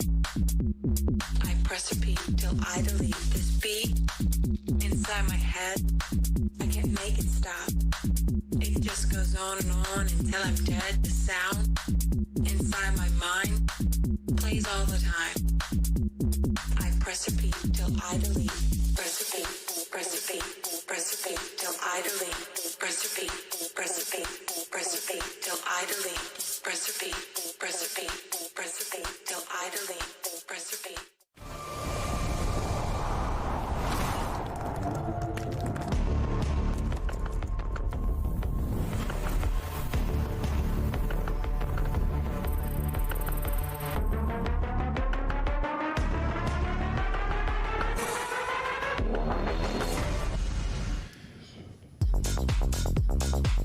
Gambit, they have regained the lead after Fracture. In the end, it wasn't really an issue for them whatsoever. I'm back on the desk with Sean, Riv, and Jess. That was almost too perfect on the side of Gambit. That was insane. I've never seen a performance like that out of a Sentinel just carrying through. That, and I think it's one of the reasons why this becomes such a hard game to call is when you have a guy go 9-16 one map and then 26-3 the next map. Is with Chronicle right behind him, 5-14 to 17-4. You can't predict that, and you think you have the role when you're like, oh, we're in their head. No, they are just waiting to explode. Yeah, and I think that's the worst part about being on the analyst desk sometimes. You can turn around and you're like, oh, on this map, this is what they've done historically. But this isn't history. We're writing history as we sit here, and these players are trying to write it in the book. And when you have a 10 KDA, I think that puts a big chapter in the book here. I don't want to say Cypher diff, but yeah. I mean, you have to say it, right? He almost has 400 ACS. That's unreal. It's 10 times the amount of ACS for his opposition, Cypher, which is kind of insane. He also was flawless on openings as a Sentinel. I just can't believe he had that kind of range of impact on every single area. Unreal from that. This is the power of lurking on the attack side of Fracture, right? Because there's 4 choke points for the defenders to watch. So they're going to have to double or triple up one of those, potentially push through. And the way Nat sets up his trips and then lurks opposite sides, he can just play off of the info so well on this map. We just got to add a G to this guy's name, because that's how he just flies around your head. He annoys you, you don't know where he is, and then boom, he comes out of nowhere. He's Nat. I felt like he heard a rumor that Chronicle was on track for the tournament MVP. Yeah. And he's like, nah, I'm not letting him have it. I want my back-to-back So MVPs. sorry. Yeah, we do have a graphic here because we had a look at it earlier of Nats and Chronicle stats. But We after did. 3 maps, obviously Ascent, like you guys mentioned, wasn't the best performance for both of them. But this is crazy. This is the grand finals, Sean. Yeah, I mean, to have these performances out of your support players, guys, Yeah. thank you. They're support players. These aren't duelists. This is unheard of in the scene to have players like this stacked on the same team. And the fact that Chronicle is doing it at Champions now with Nats, this team looks incredible when both of these players are firing. Both Pansy and Hypox said this is the first time they wanted to hear about headshot percentages because it seemed like it was aim lab for some of these players, in particular these two, both Nats and Chronicle. Well, for that map, Nats hit a 35%er, and for Chronicle, he hit 30%. And generally, you would hear players hitting between 20 to 30%. Above 30 is really high if you're having more than, You hope know, your a general quarter. accuracy is there. Yeah, I mean, you definitely, if you're hitting more than a quarter of your kills in their headshots, it's not too bad, especially when you have a lot of kills to your name. I mean, it's great news for Gambit, but looking at the side of Ascend as well, this is super high pressure now. They have to win this map. Yeah, and they took that L pretty okay, right? They were laughing about it That's a great point, Sean. And going into this map, this is their pick again, Icebox. I saw a lot of things I really liked from them from Ascent. We heard Bone Cold. He heard one piece of Sky utility on Ascent, and he called the exact setup multiple times. Giga brain. Yeah, he called the Jet there and the Sova there with the Sky, and they rushed A. Tons of prep is being done into Ascent's map pick, and I just don't think Fracture was ever good for them. I mean, it felt like it was like a GG go next week. Yeah. Leave that behind us. There was absolutely like no stress or even emotions when they lost. They were having a dance off with Redgar. We did kind of wonder why they floated it, right? Yeah. But moving on to Icebox, like Sean said, Riv, this is where, obviously Ascend, they have to win here if they want to stay in this series, but this is where we expect them to, I hate to say it, but be less relaxed with their approach. Absolutely. I feel like they, again, will go back to their game. I think once they realized what was happening on Fracture, you almost say, we focus on Icebox here. We're just getting rolled. We can't let this get us down. And I think they will go a little bit more aggressive as they are on defense first. Picking out the early information to figure out where Gambit could be going, because I think that's necessary if Nats does play, I'm going to get into kitchen and just let you know all of the audio I'm hearing so the rest of Gambit can take the round. I've already highlighted how Nats was shut down by Vikings last time on this very map, so I'm wondering whether or not that's... And is that something maybe in the back of his mind playing to him, knowing last time I played Icebox, I got really thrashed in my playstyle here? Or does he keep the confidence to go, new team, new environment, I can keep this up after what I did on Fracture? I mean, for the first time today, we're probably going to get a mirror matchup here. Both of these teams have been coming out with some wild agent compositions, but Sean, Icebox is one of those maps that people don't really push the boundaries. No, they're not going to push the boundaries, especially because you need those two duelists at the A site in particular, and that's a little worrisome if I'm looking at Ascend right now, because coming out of that last map, the star performers are hitting on Gambit, but where was CNED and Zeke? They're going to be frustrated in some of those rounds too, that he missed crucial shots. Yeah, he's going to have to come up big. This is the Jet map. This is his map. Yeah, we're heading into the Prime Gaming Agent select now. Again, both of these teams, they are pretty comfortable with the, you guys have mentioned the Jet, Reyna, double duelist setup. Yeah, no surprises. But what do you guys feel like Ascend need to do here to get themselves back into the game? All the low-hanging fruit, and by that I mean go forward. See if you can, on attack, you break bits of utility, you back up. Make the team play just a little sweaty off what you're doing. If they're just hitting sites, that's completely readable. The team's going to know how you're conditioning them, and they don't fall prey to it. So I want to see now from defense, that push. Go up towards A first. If it's going to be the wall up to belt, fine, do it. But make sure you're taking space away from Gambit. Ascend needs to set the tempo. Yeah, I couldn't agree more. And now we're so deep in both of these teams' map pool. Neither team is super comfortable on Icebox. So what I'm going to see from Ascend is similar to what we see from Fnatic, right? A lot of wall defuses, a lot of flanks coming in. How much different looks can they throw at Gambit that Gambit hasn't encountered yet? I mean, Gambit's one of those teams that will take their time if they're given it, especially on the attacking side. They turn around, they go, come to us, what have you got? Waste your utility, and now you've got nothing. You've lost your entry player, and we get the player down for free. I feel like every single one of the Gambit players has stared into our souls at some point or another. But this is match point for them. Ascend, they have to win here if they want a chance to lift that trophy. Take it away, Pansy and Hypok.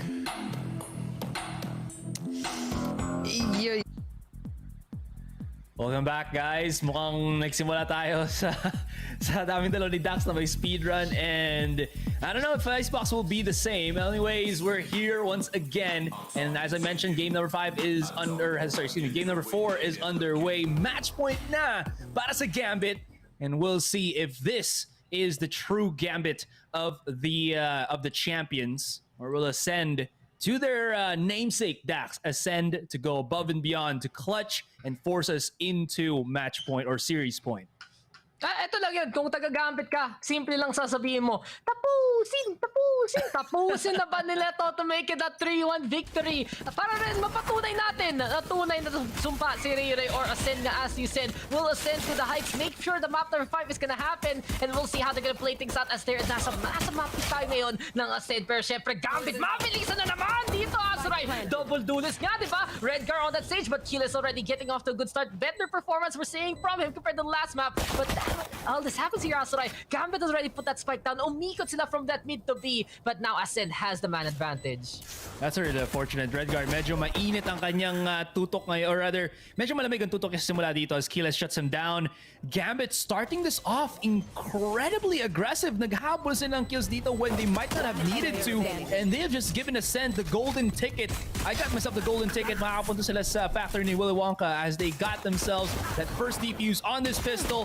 Defo, though, clearing out the rest of the server, and he gets up to about 3 while Kiles gets 4, but still Ascend. This is a statement para sa nila. Great start for the pistol.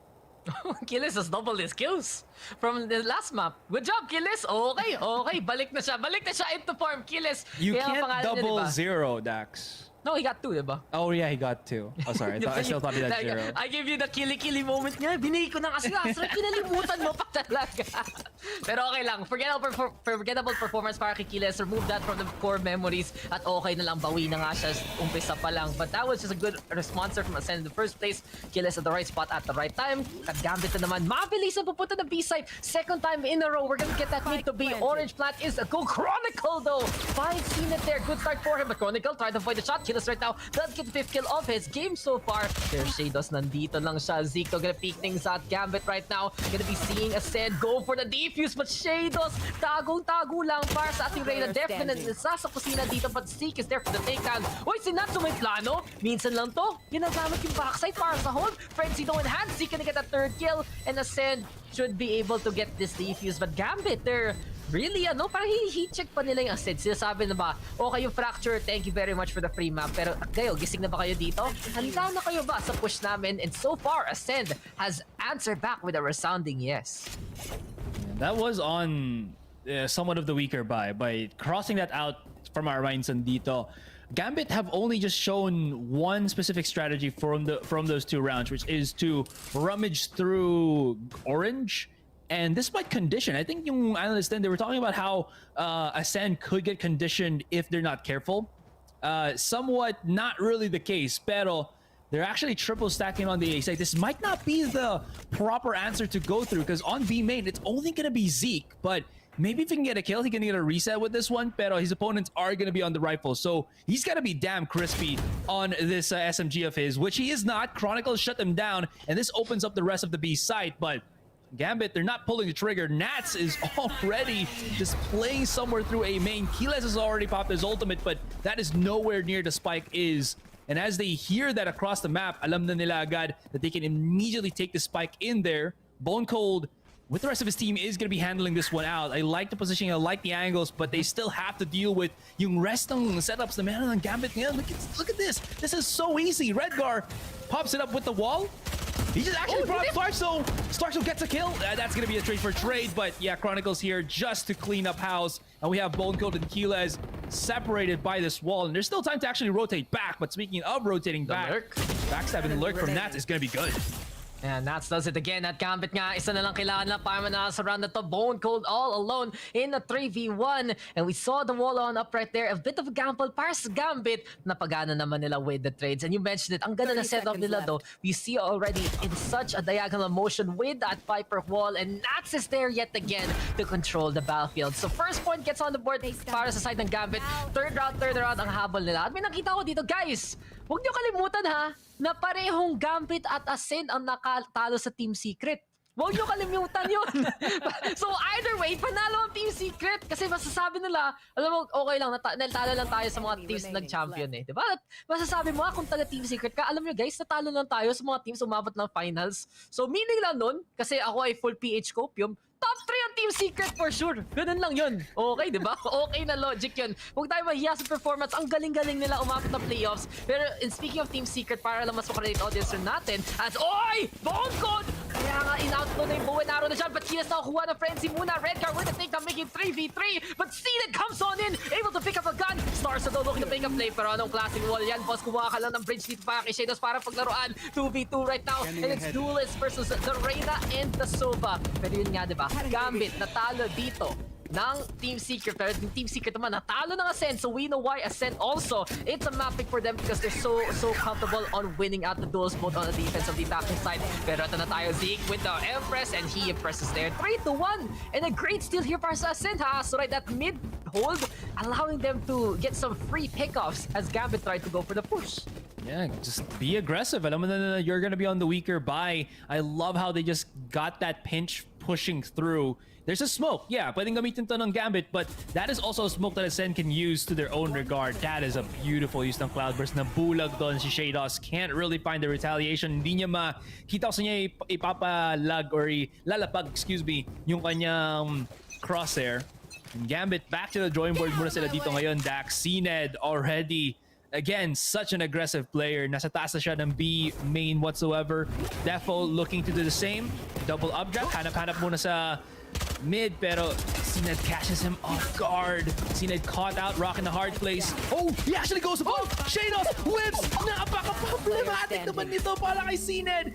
He does get the trade for trade, and we only have Nats. They already spot where he is. He does have the wall. Maybe he can claim a rifle, pero Zeke just shuts him down before he can even make that happen.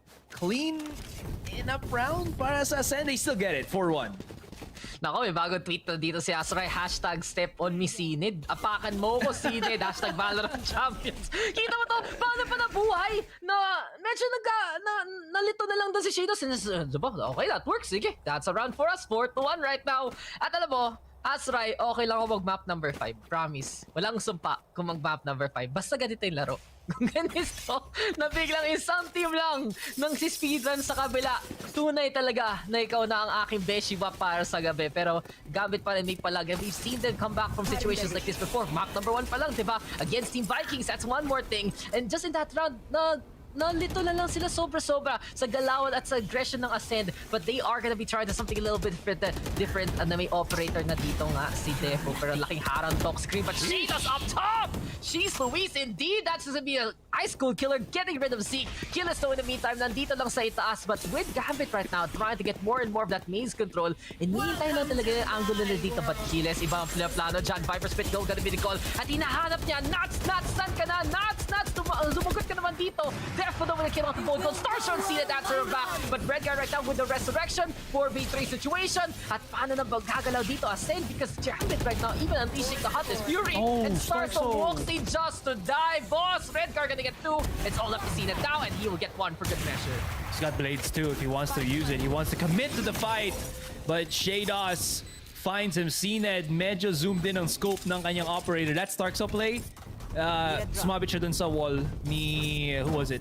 Ni Redgar. Kaya nakita na yung legs niya at hindi siya nakapag-drop down. Again, Starkso loving to drop down from up above, pero he's just clipping on things, unfortunately. Defo, really great shots. He shut down a couple already, but also the counterplay para sa Gambit just to force the issue. There it is, see? Naipit siya dun sa wall. But yeah. Pangalang beses na yan, Pangalawa na ata, pangatlo. Anyways, Gambit just knows na kahit man may ultimate sila and everything, they know that Ascent can actually play around it, and they play perfectly to counter that out. I'm not sure if Zeke pushed through this or if he just got the pop shot through the smoke, but regardless, losing Redgar is a huge deficit because now they don't have the wall to flush out or cover yung nasa likod ng site ngayon. Bone Cold is going to be holding the angle dito ngayon. This is good that Shadows is actually entry fragging because he's the Reyna. Makapag-heal a back up shoot to full. And even if this is looking a little bit more solid versus Gambit, they do get the plant and everything.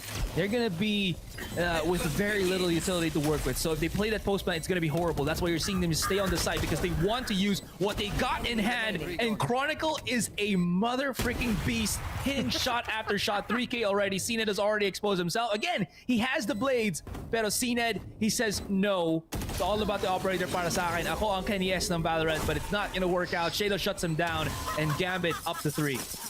Isipin mo pangalan mo Shadows at mga 2K ka. Tama lang naman. But Chronicle backside hold, finds the takedowns here and there and everywhere. At anong screens yan? Siya yung taga-screen ng pag-entry dito. May dala siyang thermometer eh. Sabi niya, okay po ma'am sir, QC pass muna dyan. Bawal muna pumasok dito sa site. And Chronicle again, proving why he's been the MVP here of Gambit so far. Gambit though, loving to play the angles, loving to still go for the push. And kita talaga natin yung commitment nila i-hold yung mga aggressive sides na pwede nila talaga abangan yung kalaban. And this is even without Natsa. They have no fear here. So ay pinakapansin talaga natin. Kahit mo wala sila si Nats, wala silang takot-takot kasi may tiwala sila sa sarili nila, may tiwala sila, especially kay Chronicle. At dahil dito, mapapa-time out lang real quick. They do wanna plan things out just a little bit more para maging mas effective ang mga lurks dito ni Nats. But so far, it's not gonna be enough to shut down Gambit if you catch out Nats. And that's the thing. Ascend, they have to realize that killing Nats is not the biggest problem. Killing Nats is not gonna be the easiest solution right now.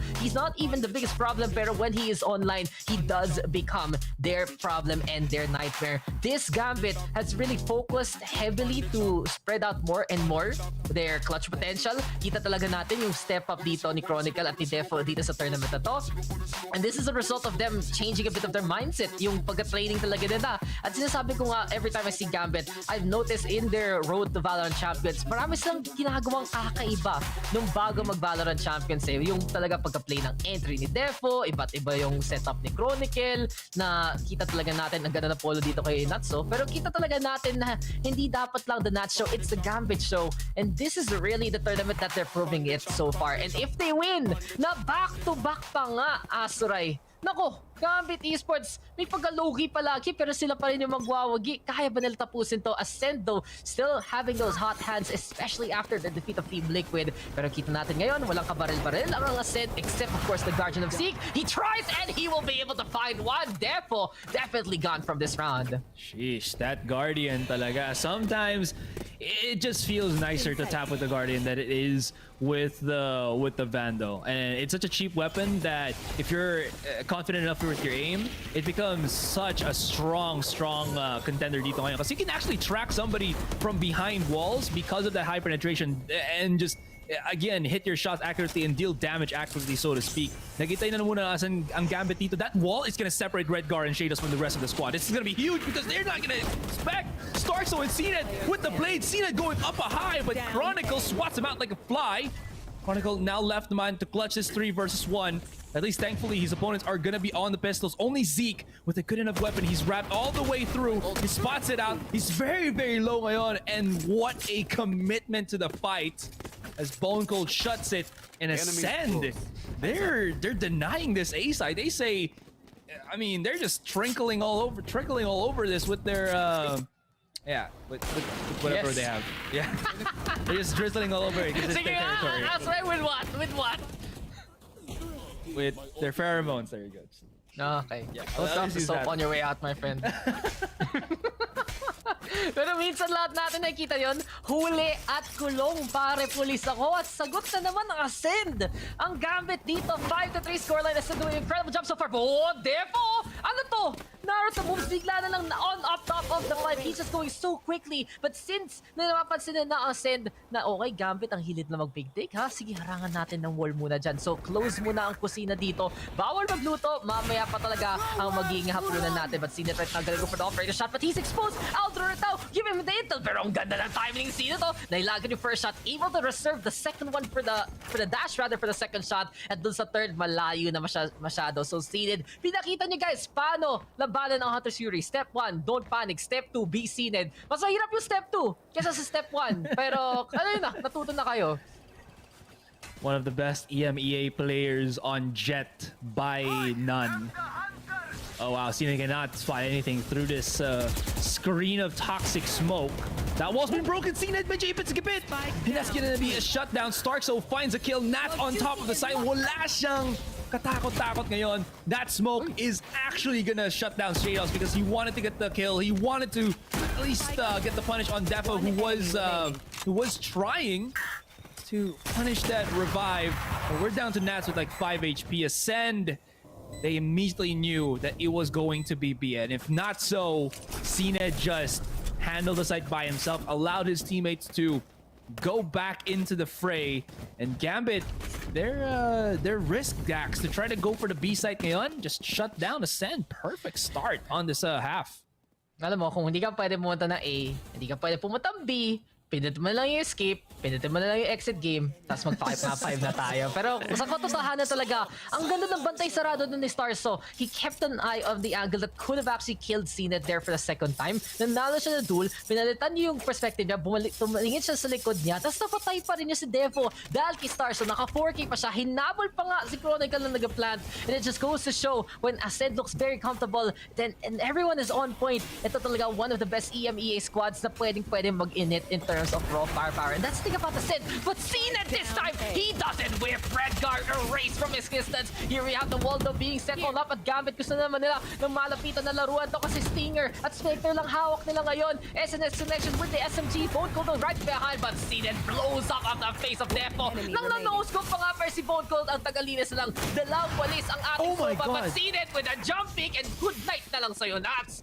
7-3 Ascend, dominating the first half so far, akin to the first two maps.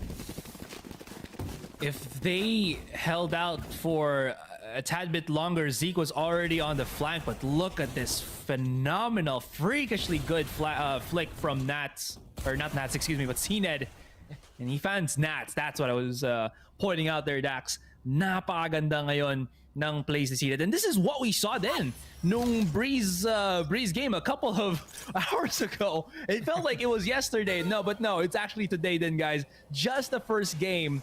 Really fantastic. When Cned is feeling safe, he's feeling confident, he hits those ridiculous shots. Even through smokes, he has that ability to make it work out. Zeke has already gone for the forward push. This is nice. He's a Reyna. It gives them coverage on mid. And if ever man mag-ingay ng masyado ang Gambit's B main, he can hear all that teeny tiny footsteps na gustong gawin, or movements rather, ng Gambit dito ngayon. And Gambit, speaking of which, they can't really push through B. Now that Keyless has committed his ultimate once again onto a site. That drone not gonna spot anything, but also again, Zeke just knows there's no rotation just yet. Nats playing the lurk game, but does he know that his lurk is getting lurked against the lurk?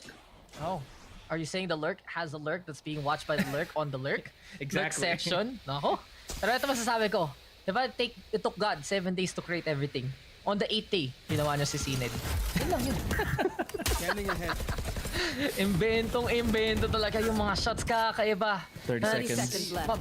Magugulat ka na lang, pero sabi mo nga, diba, 30 seconds, may timer dito ang Gambit. At yung Viper Speed, nakapwesto lang kay Keyless, ang gana na lang to stave them off. And Gambit can't even find him whatsoever. Tagong-tago muna dito si Keyless, binabatayan na ni Star, so there we go with the duel. But Defo and Chronicle open up the site. Zeke though, you were talking about it. The lurk was getting counter-lurked, and now it's gonna be the lurk of Zeke getting the takedown. But here we have it, the shots do come, pero hindi na rin makakuha ng wallbang. Zeke though with the takedown out of Redguard. 3v3 situation, Chronicle on the inside yet again. At ang ganda talaga talaga nung nakukuha natin intensity dito kay Killes. Hindi pa niya pinapababa yung Viper Sit whatsoever, pero nakita ni Chronicle ang shadow ng ating Reyna. And finally, the pit gonna be falling on there. But seen it on the other side, toxic screen nandyan lang. At Killes, ano na gagawin mo dito? Nakaharang na naman ang mga toxic screen. You don't know they're on the other side. First seen it, spray and pray para makuha yun sa flick of the wrist for Shados. Doesn't find the kill out to seen it as of yet. 2v2 situation. At mukhang na naman, yan na naman yung toxic screen. Seen it trying to go for the defuse. Someone has to hold it down. Pero hindi tumatama si Chronicle. Seen it gets halfway, pero si Shados na lang ang nandyan para gumawa ng artwork dito sa may B-side. 7-4, hindi pa tapos. Gambit keeps the guns and keeps in check the lead of Ascend. Sobrang talino ng ginawa ng Gambit doon. They were panicking a little bit because of Keyless's ultimate, as you can see. That is, I don't even know kung paano nakita ni Chronicle yun. I was blinded by that, to be honest. But yeah, really smart from Gambit to figure out that they could just plant it on the site itself. Have a wall na lang, so the wall bang from the defenders from Ascend is not going to be as effective or not going to be sure shot. And they just bypass the ultimate. It's good because it's not the entire side that's covered by the Viper Spit. It's only a good chunk of it, but there's still gonna be somewhat left na pwedeng galawan dito ng Gambit, and they react to it quickly enough. It is the EMEA style, that is the making sure about everything before you try to do something ridiculous. And speaking of ridiculous pushes, Defo committing his abilities through and through. Cned shuts down Nats. He can actually even find another, pero nakasingit na siya dun sa back of the corner. And Nats, or rather Cned, back onto the operator. How is Stark so whiffing a little bit of those shots? But it's all gonna be on the 2v2 now.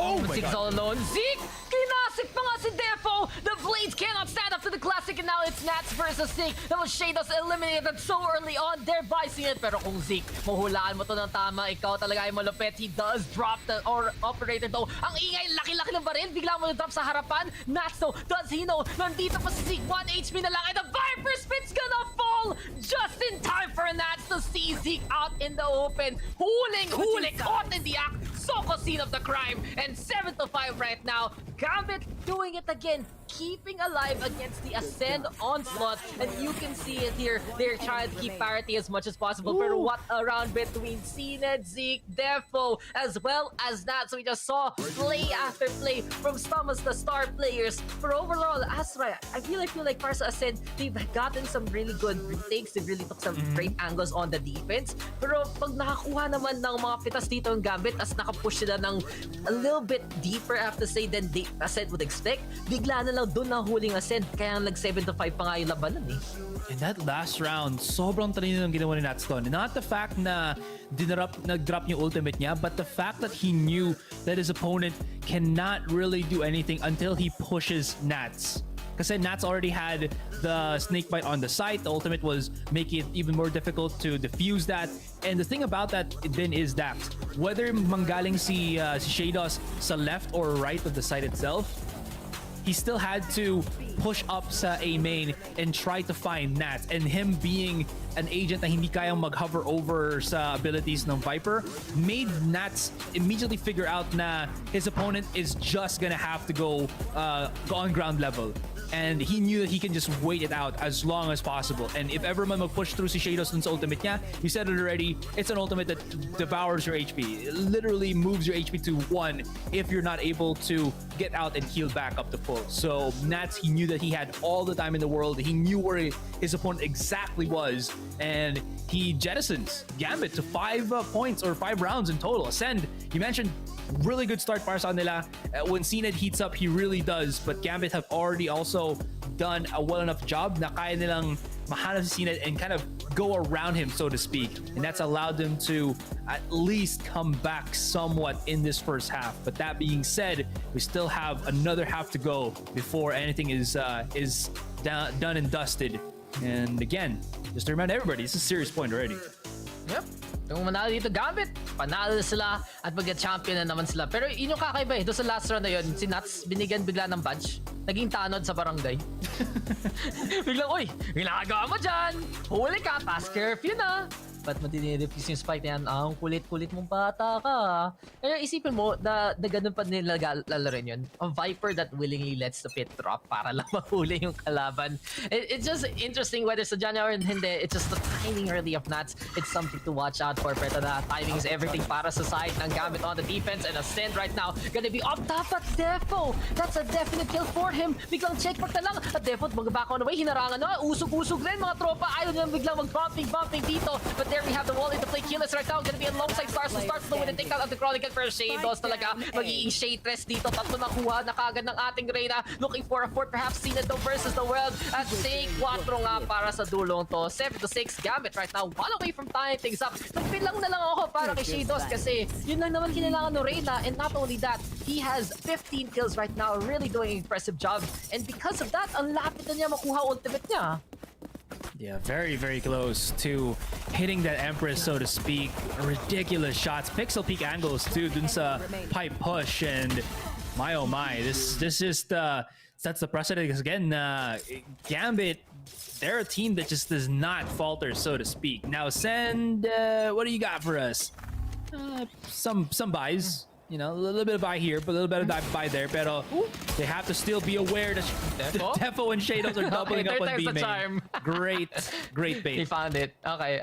Real quick, PSA guys, huwag niyo kalimutan na i-link niyo yung Twitch account sa account niyo. Kasi 1 hour, kailangan panurin. At kung matalo na Gambit dito, kailangan nyo iiwan yan para sa post-game, para makuha yung body. Shoutout sa inyo mga gun bodyers at nakuha nyo na. At shoutout sa Gambit kasi dahil sa comeback nila ng game number 1, Asray, nakuha ko na yung gun body na mabilisan. So I can just focus on the cast instead. Diba? Okay rin. So thank you Gambit. Thank you sa lahat na nanonood with us. Matagal-tagal na, ilang weeks na tayo nagsama-sama dito sa Valorant Champions for one last ride sa DCT. Pero ang tanong talaga dito, can Ascend last against Gambit? As Gambit finds 2 different Chronicle and Redcard Stars, so we'll find the answer back against Chronicle. Pero si Nats nandyan at si Zedd lang natitira. 1v4. Simple na to kay Zedd, no? Diba Asaray? Oh, yan na yung umpisa, oh. Zedd! Okay, never mind. Hindi siya naging long arm of the law. Yeehaw. Wow. That sheriff. You're funny. Hindi ko pa tapos si Arcane, unfortunately. Gusto mo na spoiler? I mean, I feel like I've been spoiled already with all those Madali lang yung spoiler. Twitter. Tingnan mo yung kit ni Jinx in-game. Yun na yung spoiler. Yun lang kailangan mo alamin. Dude, I've been playing League of Legends for like 8 years, 9 years. The story has been staring at you in the face the whole time.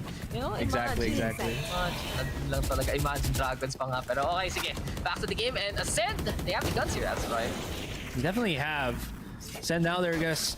Well, they already know. Na nagko-commit na ang Gambit dito to playing close range. They've actually also forced Defo's hand for that dash, so they can just keep on this ball rolling with that drone, given the information, vital information as well. Mag-back off pa ba dito ang Ascend, or are they just gonna double dip? Hinday lang muna, cheppy lang, and then push back right in.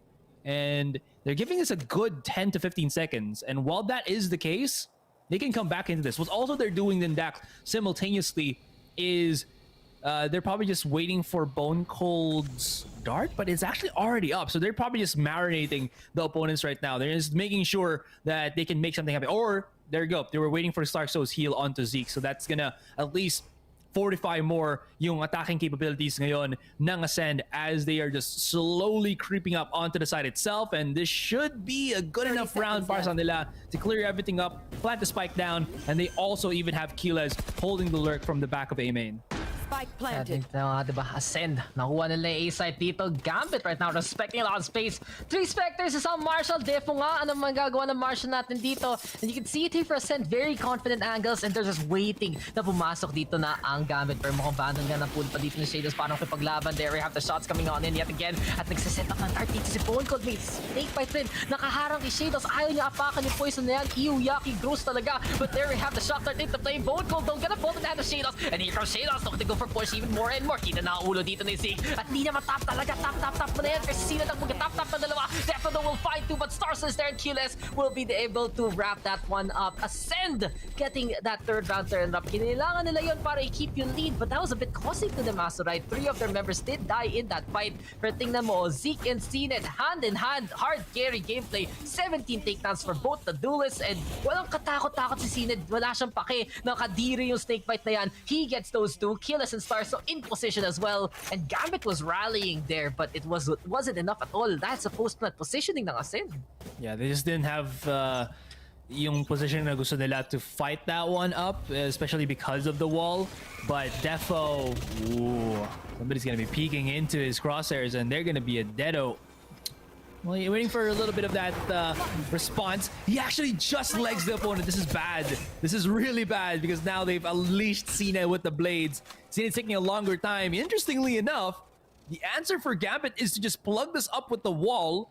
I like this because nobody's going to be pushing the short corner.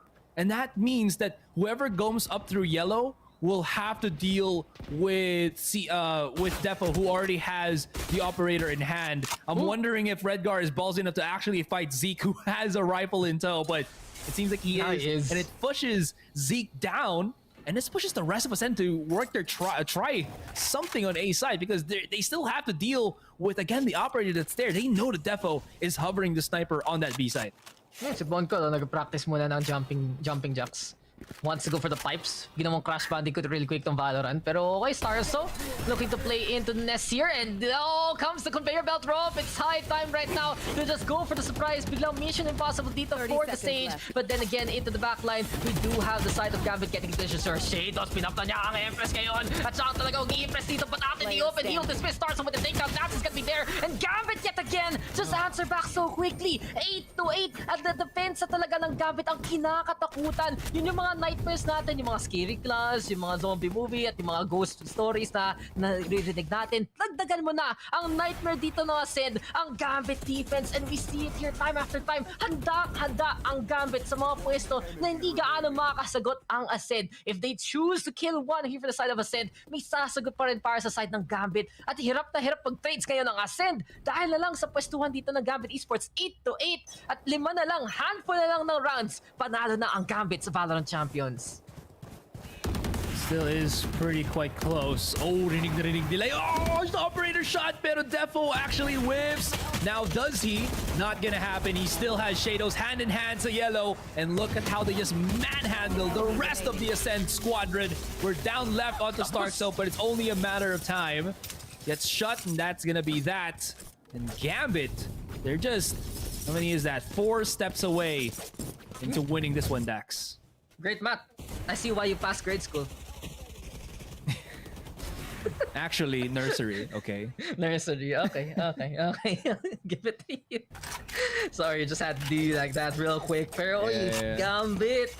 Ang bilis na naman ng mga rounds. The confidence right now on Gambit is just emanating. Ito talaga yung tipong feeling mo good day, mag-selfie ka, yung feeling mo pogi-pogi, ganda-ganda mo. And Gambit right now, that's just the same analogy right now. It's the same statement and the same feeling. Because you can see it there. They know that they can actually face off on a Ascend that has been absolutely hot dito sa tournament to. Talaga nag-step up sila on the land setup na yung buong team talaga with the crack shots, with the amazing plays. But Zedd, he is still of course the man on the mission. Zedd and friends, kasi sabi ng iba tungkol sa Ascend. And of course, Zedd is the one to watch out for as much as possible. Burrow, Zeke, tingin sa corner. At anong klaseng spray yan, Nats? Nagtiwala ka lang sa hangin. Bigla ka nalang binungan. Sabi ng si Starso. At nalapitan kay Regdar at kay Zedd. Zedd just walking into that 1-4v2 situation. Bone Cold and Keyless right now try to make a play. Pero sabi dito ni Nats, alam mo, di ako masaya ka banding. Ilalagay ko tong Viper Spit na to dito sa Spike. Papatayin pa nga ni Redgar si Keyless at andyan si Nats. Nakatago lang. Minsan, sabi natin mga snake in the grass, pero first time natin makikita snake on the ice. Parang ginawa talagang figure skating eh. 10-8! Gambit again! Keeping up that lead in Azurai. This Gambit is the Gambit that won Masters Berlin, my friend. That is true. This is the all natural from Nats. And yung ultimate na yun na ginawa nila sa Spike from the Viper Pit, yan yung tipo na sabi mo na sa kalaban mo, sana masarap ulo mo bukas. Eh syempre, ayaw mo namang syempre tayo sa akin, di ba? You wanna be a good and happy for them human being. Diba? So, ganda ng play na yun. Sana masarap ulo mo bukas. Pag nang trash talk ka, tapos bigyan mo record, bigla ka pang mawawalan ng trabaho eh. Oops, wala akong sinasabi. Wala akong alam. Hindi ako nakita sa Facebook. Ganun lang yun minsan. But, you know, Ascend, it's a little unfortunate because Gambit is really woken on up. Feeling ko talaga para sa Ascend, losing that map one really hurt their whole macro in terms of the series kasi they had that one basically in the bag and then you get the usual Gambit comeback. And pag nakuha ng Gambit yung comeback nila doon talaga sila lumalakas ng sobra-sobra coming into a series eh. And especially with Nats waking on up. Nats doing an incredible job in all the maps except the second one. And it does feel like he is just back in form. And when Gambit is like this, ganito ka-improve yung 4 members natin. Ganito gagaling si Nats. This is really just Gambit at least time after time. Di ko kasi sinasabi na nag-hard carry si Nats ng Masters Berlin. Pero kita talaga natin dito, may extra improvement, especially the likes of Defo and Chronicle. You can really see for them na mas may pagkatiwala na talaga with some of the Defo plays. Chronicle also able to just pull magic out of a hat. And Gambit right now, they have the confidence to shut this down. They have the confidence to win another crown. And it's up to Ascend and the magic of the head taps to try and shut it up actually coming into this round. Ascend ngayon. Wala sila ng orb muna. Oh, Gambit. Well, actually, that was Gambit that picked up the orb. It's on the close corner. Defo still spots him out. Dash away. Medyo nag-take siya ng fatal damage dito ngayon, but Chronicle still onto the side. He's gonna be handling it for the moment as Zeke creeps up onto the side. Activates the Empress already as he picks up onto that Vandal. That's a huge thing. Huge momentum booster ngayon sa Ascend, and they bring everyone up. It's a party. Let's go. 5-man push. Starkso finds something. The back of the side, it is going to be Chronicle, but Starkso is solid on this Marshall. The pushback, as well as the retreat, will give Bone Cold and Keyless a bit of solace in Dax as they just tuck tail and run all the way towards the B side. This is gonna mean that Nats will have to go for this 2v1, but all of his utility is actually there. It's good because if he has a lineup, that's gonna counter everything. If he doesn't, he still has his utility to get through most of what happens in front. That smoke's about to dissipate as well. Nats hears where it's coming from. He knows one is already somewhere at B main, and all he has to do is brush some of these other corners. Keyless as well as Bowencool actually do not have proper weapons. Nats, he just almost barely misses on Keyless, and he still gets it. 1 kill down, 1 kill to go. Bone Cold has a Hunter's Fury and he mentioned it here, Astray. Isang ginawa ni Nats kanina, alagaan, pero Nats ang nakatingin! At Bone Cold fade away shot to get the thrifty. Ascend, they do the impossible here, they do the improbable and they stay alive versus Gambit. Naisip ko na nga, Gambit, okay, sige, they lost out on the duels, which is really bad already. Pero at the same time, at least naalagaan dito ni Nats yung mga barrel. Hindi makapush yung Ascend papunta ng A-site where all the guns that Gambit left behind was just out in the open. Stars with the hero plays, but this is the call here. Sayang na lang para kay Nats, hindi niya na-anticipate na mukhang gumagawa dito ng Hottest Fury play or lineup play sana ang ating Sova. And Bone Cold, it took him 2 shots with the backstab, but it's enough to get that takedown anyway. So Gambit kind of letting that one slip away from them. Kung nanalo sila dun, mas secure pa nga ang scoreline nila, but this gives a chance here to Ascend to really come on back, tie up the scoreline, and also reset the Gambit economy. What Hottest Fury is the call seen with the first takedown of the Shadows. At kita natin yung pressure, kita natin yung aggression, at kita natin nasa harap lang ng Gambit ang Ascend. Already 3 down, and it's a clean take on the A-site yet again. Yeah, just barely missing Nats here, pero tago na lang muna tayo ng weapons dito para sa Gambit. Defo's already running all the way through B main, and the timing is perfect because at least wala pang nakasingit dito na members ng Ascend, so hopefully they can bring all of these weapons back. But Gambit, such a clean round, and more and more na right dito, it's not Zedd that's really standing out, Dax. I mean, he's hitting a good amount of shots, pero Zeke has been just the savior para Ascend ngayon. I think without Zeke's incredible entry fragging performance, mas mamoblema dito ang Gambit. He has just no fear whatsoever, and as long as he can get that kill, he always has his dismiss to fall back on. Such a strong showing right now for Ascend. It's 10-10, and they have a chance. This series, this finals, it's not over, Dax. Ascend, they're here for a reason. Diba? Double digits. Double-digit scoreline, all tied up. 10-10 sale. Real quick, ikaw, may nabili ka ba ng 12 Asoray? Oh yeah, a lot actually. Okay. Okay, good to hear. Good to hear. Palibre naman next time na monitor.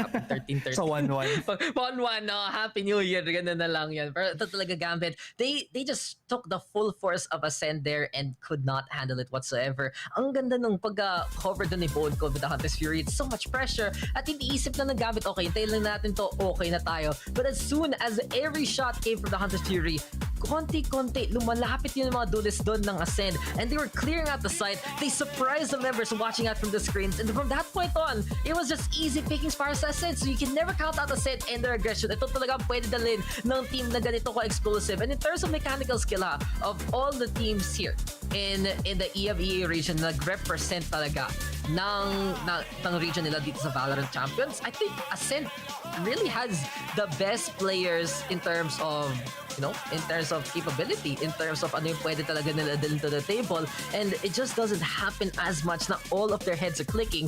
But they have done their part to make it to the finals in the first place. Lahat talaga sila nag-pop off, lahat talaga sila sobrang crispy ng aim. And there are these times where everything just works into place. And that's the Ascend that has made it here to the grand finals. Land Jitters no more. One of the 2 EMEA representatives at the very end. Marami tumitingin, okay, bumawi yung Fanatics sa LAN. Okay, tong Team Liquid, nakakatakot with Nevera. Okay, yung Gambit, syempre, defending champions. But Ascend, the sleeper pick of them all, still awake, still alive. And they're 3 away here from forcing out a game number 5. And they have a really good shot at it. If Gambit loses this year, Astoray, delikado na talaga ang kanilang economy. Delikado na nga. And Defo, I'm loving how close he is to the angle because Zedd expected it, but he did not know that he was going to lose the fight. That's a huge step up. They don't have Starks with the ult. That's also pretty unfortunate because now it's going to have to just leave with the 4 versus 5 for the rest of the round.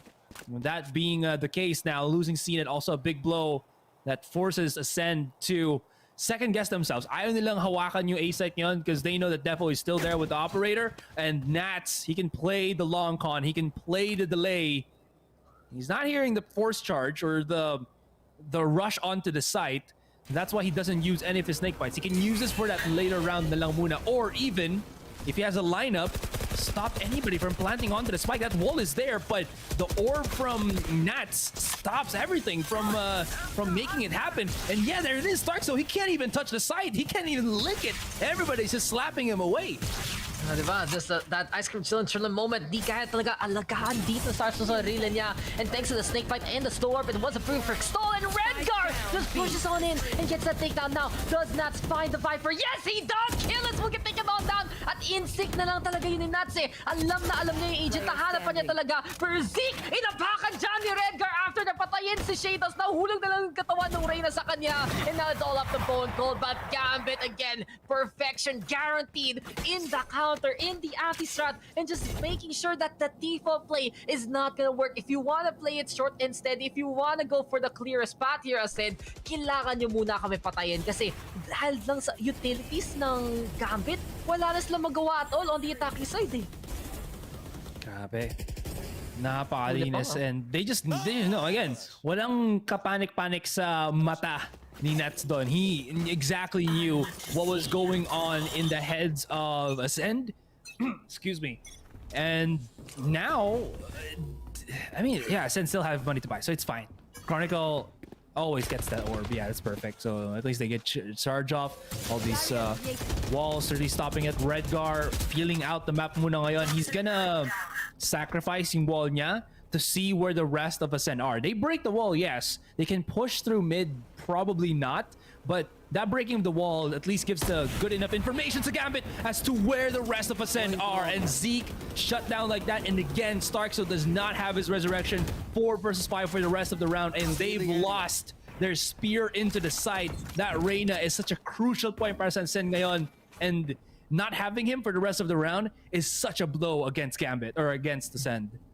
And Zeke, he's been popping off. You mentioned him already, and we've seen him really step up to the likes of Zedd on that Reyna on something like a KO. I witnessed him really play so well. At talaga naging dynamic duo sila ni Zedd coming into this tournament. But right now, him being gone removes that pop-off potential for Zedd. Syempre, ang ganda ng mga angles dito sa Icebox. Sino kaya ang unang ulo makikita ko dito?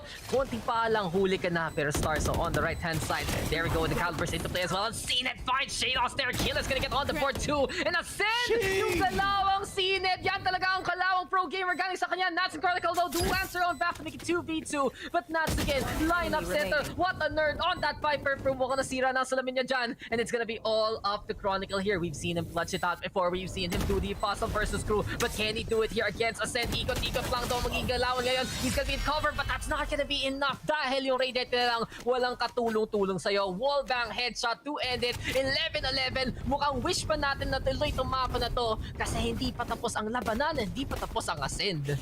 Zedd is picking up the slack. Look at how many kills he's gotten from that ridiculous flick on the second, excuse me. And Starkso, nice wraparound para makapag-wallbang dito kay Chronicle. They played it so well. They know that the spike is planted for default, so wherever Chronicle tries to defuse the spike, as long as they are looking at that bangable box, they can just wallbang it for days. Very easy para sa Ascent to have done that 2 versus 1, and their opponent was actually down to 8 bullets then. So unless he could get kills with those remaining bullets, it was going to be quite difficult. Shados, medyo nainip siya dito ngayon, pero he still converts the kill. That's going to be possible. He has another one in tow, and he has gotten so much value off of this. This has left Bone Cold, Starkso, and Keyless to fend off for themselves, and we'll see how this goes as Gambit are already on the site and they're barreling down. They have all the weapons that they need.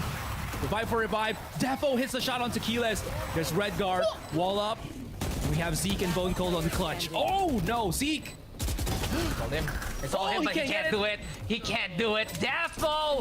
Did you see those shots into the wind? Operator, nakadalawa doon sa Vipers Medayan at biglaan na lang nabura doon ang Ascend. This is it! Tournament point, championship point, at back-to-back para sa Gambit kung manalo sila dito. But just what a shot there on the Keyless. Find Starkso! How does that even happen? Anong klaseng pagkademonyo talaga yan, boss? Kasi isipin mo, bigla ka na ng babarin papasok ng Viper Spit, may matatamaan ka pa. Meaning lang nun, Asuray, love siya ni Lord. At love na love natin to ng Gambit ngayon. Yun talaga, one round ang agwat Ascend. Alam mo, may mga hindi naka-shopping ng 12-12. Pero kung manalo sa itong Ascend, mag-shopping pa tayo kasi may overtime. Pero Gambit, tatag dito si Zedd, pero buhay pa siya. Mukhang may konting pag-asap dito ang Ascend. Kung love na Lord ang Gambit, pero binibigyan pa rin ng miracle place dito ang Ascend. So there is a chance. There is the heal, 92 HP. Yung Blade Storm talaga magiging galawan. But Azurai, here comes Ascend, looking to go for the B side, and there's a triple stack already, anticipating it from the side of Gambit.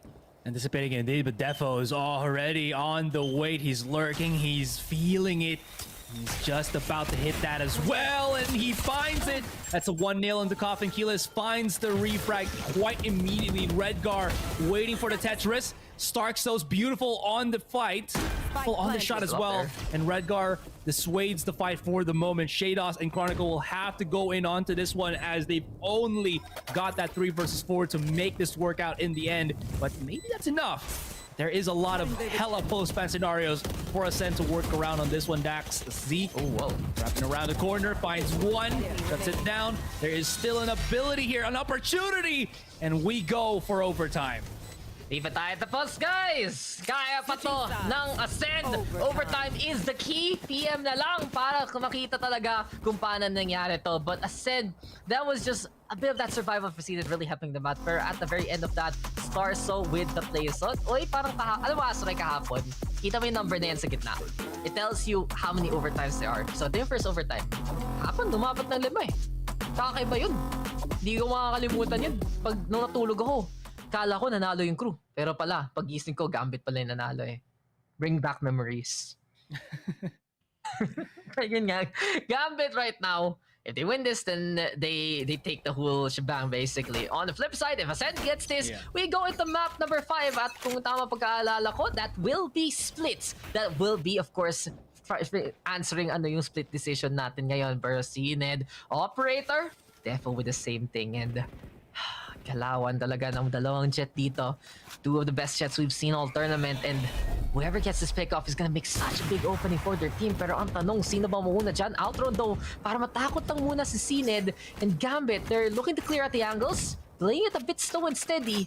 Gusto nila makakapitalize kung magkamali lang dito ang Acend. But Acend right now, Stars is still at it, and he finds two! How does he even do it? Ang pagkabayani dito ng Stardust. Second floor gameplay. High ground is the best. Kaya pinakita na talaga natin na nasa kanya ang The Force ngayon. And that's trying to break it down. But Starkso, he's done the damage. He's one away from the resurrection. And this is perfect here for Acend. This is perfect indeed. If they want to at least push us to game number 5, Dax, that is the most that he can do as of now. And Gambit, well, they still have a bit of time to work their magic on, pero not a lot of utility to do so. So what they're going to hope to do is maybe, just maybe, find a bit of a peak here. Chronicle will have to go for the role of entry fragger. Yes. Oh my god, every single smoke that's dropping down. They're waiting for them to plant that spike. They have the lineup, they have the wall banks. Everything is set up, and Ascend, Zedd shuts it down. Chronicle finds one more kill. Two, actually. Put out on the board. 11 seconds remaining, and he has no time to make this work out, and that is it. One more round to go, and game number 5 is in the sights for Ascend. Ascend is on map point now, and it all started with Starkso just playing out the wall. Surprising Gambit, at narinig na yun ang Gambit pero hindi sila maka-answer in time. They took the high ground advantage at nung trinay ni Defo gawin yung ginawa doon ni Starkso. Sabi lang, amin yung start na yan, huwag kayong mangopya. Sasabihin namin sa teacher na nangopya kayo. Kaya at dito na para sa side ng Ascend, nakuha na nila, hinahanap nila. Nasa match point na sila, tutuloy pa rin sila dito sa laban na to. And if they get this, that split map is gonna be absolutely decisive. Pero Shadows, iba naman ang plano. Sige, gumawa ng play kanina si Starkso. Si Shadows naman dito sa screens. Babantayan pa daw ng Ascent. Mababasa ba nila ang magiging plano ng kalaban? Abangan natin kasi ito na. A-side take, kung mabilisan to para sa side ng Ascent, happy sila. Maka-set up ng default eh. Hintay lang muna na lang ngayon kung ano yung movement siguro ng Ascend dito. Ascend haven't really done too much other than just stack. Okay, yeah, Gambit are hearing the drones right now. Can that drone actually spot out Shadows? No, Chronicle denies that.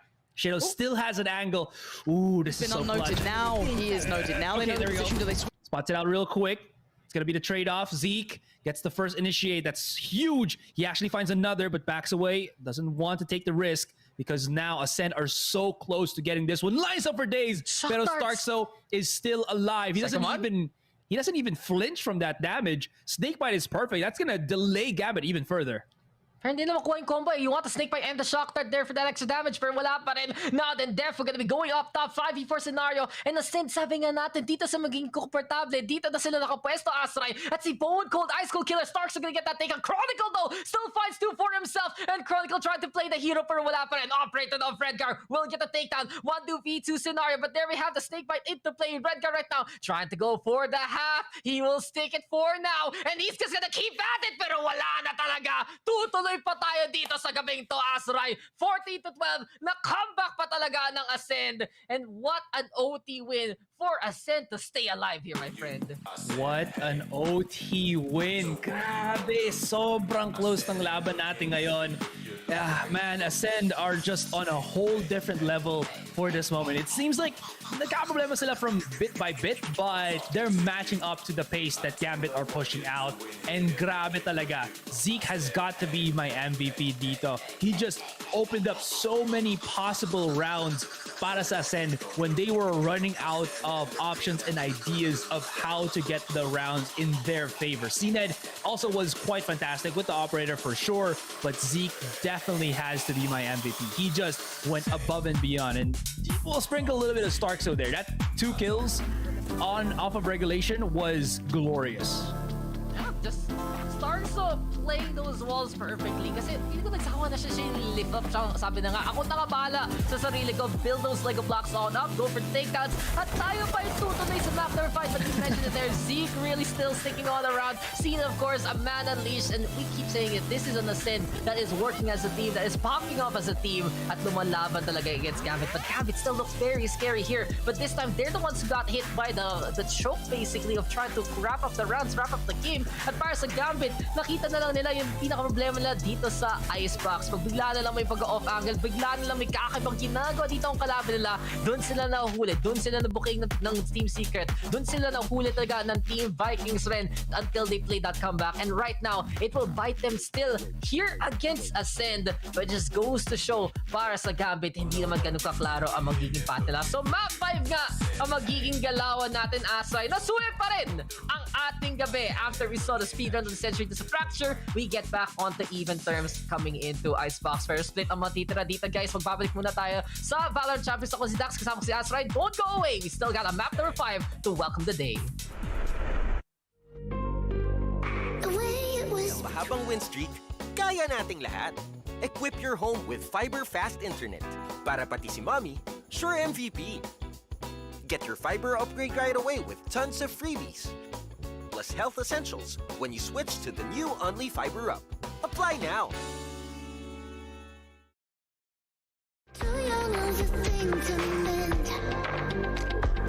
I'm just freaking bored, wanna roll around the floor with you.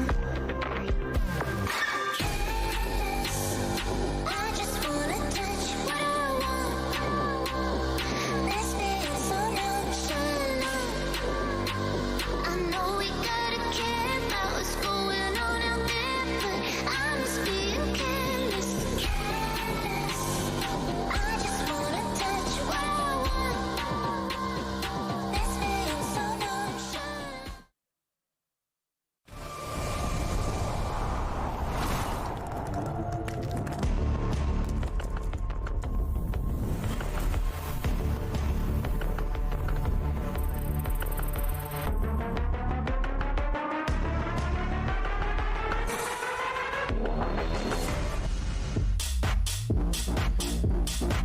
We wanted to see 5 maps in this grand final, and thanks to Ascend's performance on Icebox, we're gonna get 5 maps. Woo, let's get it. I'm back on the desk with Sean, Riv, and Jess. For a moment there, Gambit, they had the chance to close it out, but what a comeback from Ascend. That was such an insane comeback from Ascend because it's something that they've struggled with for so long, and here on the biggest stage in the biggest moment of their entire careers, dude, they come up. I can't believe like that long of a game and like going to a single play here. Starkso has that in the tank still. Yes. You got, Nats on the other side just playing this game that nobody else is inside the mind of his opponents, reading plays with just the intentions of what he's feeling. It is incredible what we're getting from both teams. You know what? If you want to be like Nats when you grow up, there's a few tips. Number one, get very good map awareness. Learn the map inside and out. Then learn the mini-map and how to look at it as you traverse the map. And thirdly, have insane game sense so that you can act with perfect timing. I mean, I want to be Nats when I grow up, so that's what I'm going to be looking for in my games. Well, I want to be Zedd when I grow up. Those dance moves. Yeah, I mean, the fact, if he's pulling out dance moves, you can tell the kind of mood they are in right now. But Sean, you know, you asked the question, where was Zedd on Fracture? Where was he? What was he doing? He's just answered a hit. He delivered hard this game. He had so many impactful rounds, and same thing with Zeke and Starkso. All 3 of them on top of the scoreboard with 24 frags. The third person in this triangle of frags has shown up for Ascend at the most pivotal moment. What a game from Starkso, though. Goes through this here. Star hugs and kisses for you, the next person. That frag was huge. He got them to OT by walling and getting that frag opening on B. Right there. Yeah, that's the play right there. That's the play. I mean, you can be a battle sage and you can come out swinging, but the fact that he had a nice balance of being that battle sage with utility was a good mix for his side to bring them back into the mix and change up the pace that they needed to change up. Also a reminder that this guy plays everything, and he seems to master everything that he plays. Speaking of someone who masters everything they do, it's Valor, of course. He's standing by the telestrator to break down some of the rounds. Yo, chill. The telestrator's nothing compared to these players up on the stage in this grand final. We're going to the distance, so let's go ahead and break down one of the plays from the last map. First thing I want to break down is actually a thrifty round from Ascend, because in my mind, this is kind of what started to turn the pace of this game. So I want to note, first off, how we actually have the wall saved here from Keyless all the way until 1 minute on the round. He's already rotating from B. Notice there was nothing happening. They called the A hit was coming in. He puts it down, and it's very interesting. We'll see how the rest rest of his team plays off of it, because just Starkso is also planning to put down this wall so he could rotate in through the maze. But right as the wall comes down, look at this angle that it gets him. Not just this one down maze as they break it, but the specific one once the wall comes down. Now he puts it up immediately, and boom, you're isolated here on the generator. That is fully isolated right there, and that's an easy kill there for Starkso. Then the rest, CNED's on top, and I love how instantly he goes on top of it, tries to catch other players by surprise, but Chronicle's aware. Then there's a dart in for the other side, and Zeke is pushing through the wall with it, and it splits it up so perfectly down the middle that he can play both sides. He's going to play with a flash even more, and that's pretty much it for this eco round. There's nothing to do on the side of Chronicle. I want to show one more clip here from Ascend later on the second half, because this one in my mind is beautiful. The synergy and the call just in general. They actually use a drone to start this off, but CNED is right on top of it, isolating a fight on the site, and then the rest of it, since they've done that, they've split up the entire map, and they could push into this without a fear on what's on the other side. So let's actually look at, after CNED gets his kill, what kicks it off. It's Bone Cold. He's got his ult down in the bottom of the screen there. He's ready. He wants a tag. If he can find it, that'll be perfect. Finds the tag, and now, since he's ulting the one player inside the left side of the site, that isolates the player on the right. That's how CNED gets the kill. And then there's one more little aspect to this that is really beautiful, and that's Zeke pushing in, clears everything, gets one kill, and he's on top of the wall. It changes the angle for the last player who's behind this to actually shoot him. He's going to escape with the dismiss, and that's a round one for Ascend. Just really gorgeous stuff this entire time from Ascend that keeps him in the game. Everybody firing on all cylinders. As we head into one final map, it's back to the desk. Thank you very much, Bala. I'm so glad you spoke about the synergy and the chemistry, because we're about to show you some synergy and chemistry on the side of Gambit here for the HyperX Reflex. This goes to Defo and Chronicle. Riv, there were so many moments on that map, but this was one of the moments that was kind of nutty. Honestly, just seeing how Defo in tight moments can play, but then the team sets each other up, but understanding how fast they're taking the site and they adjust to continue doing that. There's no patience and no pausing. They're always considering the next step. Yeah, I mean, again, we need a lot of these synergy on the side of Gambit, and also Ascend as well. Word. Going into the last map too, you know, they're going to have to really switch it on. Both teams bringing the A game. This is what we want to see, Sean. Yeah, this is exactly what you want. We don't have a flat player in this server right now. Everyone is hitting hard right now. Everybody's feasting. I mean, Shadows on the Reyna was popping off. You know, every single player has had big moments in this series. Even Chronicle, the top performer, Gambit showing up. We couldn't ask for a better scenario right now. It's funny because then we're like, oh, you know, we actually now said Redgar's name in a bit on the desk, and then the next round Redgar just starts popping off, and you're like, yes, this is a full team effort from everybody, and it has to when you go to 5. Yeah, and speaking of 5, Split is the last map, Jess. I know you said you are a big fan of this map. Huge fan. I mean, 2 very different stories too for both teams coming onto this map. Oh my god, the reason this map for me just really sits nicely in my heart is the last time, and okay, yes, everyone knows me as an Operator fan, the last time I remember Chronicle on this map, the man on KJ goes over and snipes one side, and then they have, of course, their other jewels over towards the other side. It's almost like I'm reliving years of FPS games where you have 2 snipes in the hand of one team. That's what I love about how Gambit plays Split. So they know how they want to defend, and I just want to see that through and through here on Split, because there's some good Raze plays that can be had as well. Yeah, I do wonder if this is the time they bring back the Sova, which they trialed pre-tour. I was just going to say that. Yeah, at Red Bull home ground, they busted out a Sova on Split, which is like sacrilegious. Yeah, you weren't even allowed to. He's like grayed out when you could jump into Split. You're like, we can't select him. Having Sova, like, everybody can just jump in elevation. You're like, and I'm out of the way. Yeah. So. I mean, if they have pocket strats with a Sova, though, it is so unreadable, and I would actually favor them if they pick the Sova. I agree. Because it's so unexpected. You don't get practice against it. How are you going to know? How are you going to know the lines? How are you going to know where to look? What's the pre-place? I mean, at that point, you're going against the unknown, and we've seen how going against the unknown in halves can be a huge detriment. We're going to the Prime Gaming Agent Select. Now, you know, there is a reason that Sova people don't play him here, you know? There's a reason for that, but also a Bone Cold probably going to move on to that Omen as well. Oh, I love that you bring that up. I want to see it. That's how they set the tempo. We don't get the Sova. And looking at Ascend's map versus TL, that was kind of just a, wait, can we gain anything from this? So did Gambit learn anything about Ascend's strats from that? Because it was just firepower shots and Ascend rolling a retake or a site take. Yeah, I mean, Ascend was never down in that game.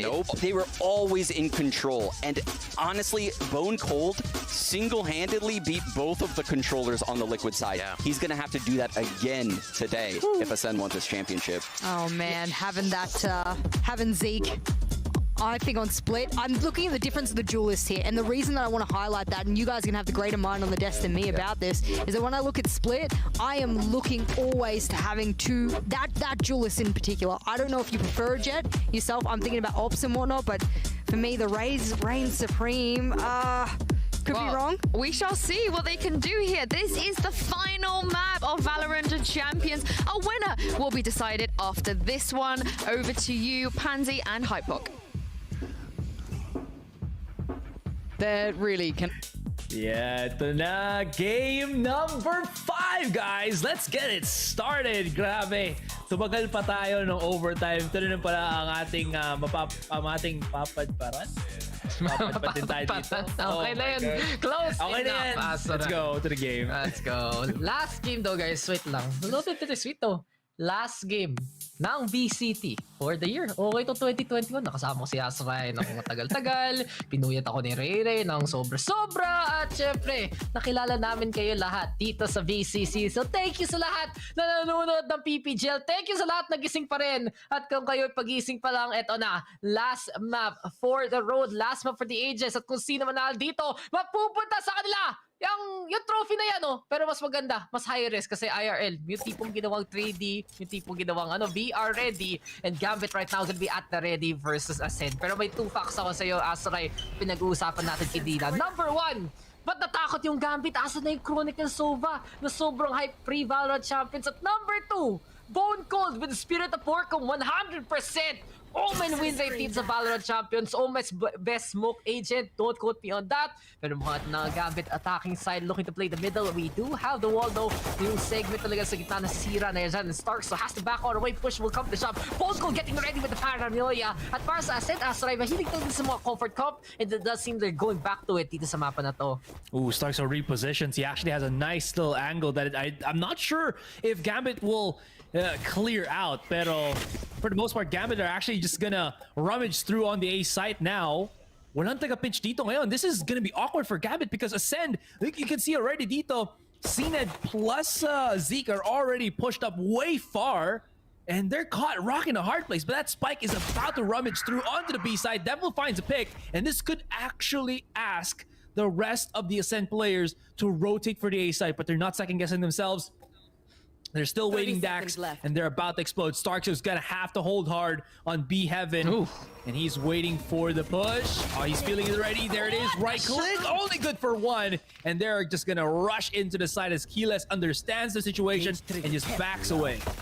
Pinura sa mundong todo, si Defo kinuwawa talaga yung batang yan. But Ascend right now, they know that they're at a disadvantage. Gambit, as you said already, sieging that B side. At mukhang backs up magiging galawan dito ni Zeke. Pero si Nats, syempre, matatalo ba siya sa lurk? Uy, natalo nga sa backs up si Nats. Isa pa, para kay Zeke, he's going to be the freak here. And he finds another one there. Redguard though, hindi nakatingin. At Ascend, they're just winning it out time after time. Lahat ng angles na clear ng Ascend. At ginawang basic lang ng Ascend doon. Biglang, uy, backs up sa isa. Uy, backs up sa naman. Uy, bagsak pa sa tatlo. Uy, isa pa for good measure. And Ascend, against all odds, against a disadvantage, they still win it out. Yun talaga eh. Kayo may Omen kayo, 100% win rate. Ascend na to eh.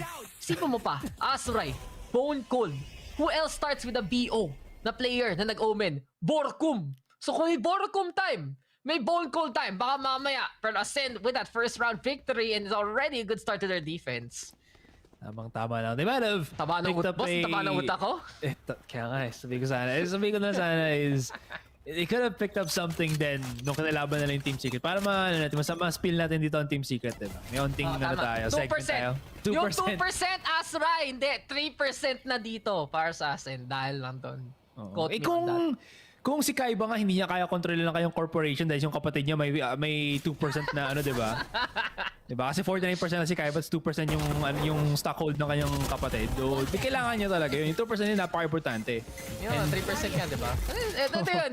Nahuli ka sa aking trap card, Yugi boy. Wala tayo dyan, pero mukhang si Bone Cold ang may-ari dito ng B Tower. Battle City all the way every day. Bone Cold nakakuha ng dalawa. At Omen, ang lakas ni Borcom! I mean si Bone Cold! Let's go, Ascend! Cage trigger. Bone cooled. Pero madamay lang! Alam mo, last map na natin to, PH Broadcast. Siyempre, shoutout sa Team Secret na alam ko, palipat na sila papunta Pilipinas very, very soon. So, ingat yan! Ingat mga Team Secreters. Kung gising pa kayo, nunod pa kayo, ingat talaga. Pero Bone Cold ako. Just very simple with the Omen. Paranoia so strong on the hallways and got advantage. Simple maka 3K lang. Pero ito na talaga ang simula ng lahat here as Sorai. Gambit gonna be having the rifles. At tingnan natin ano magiging galawan dito ng Ascend.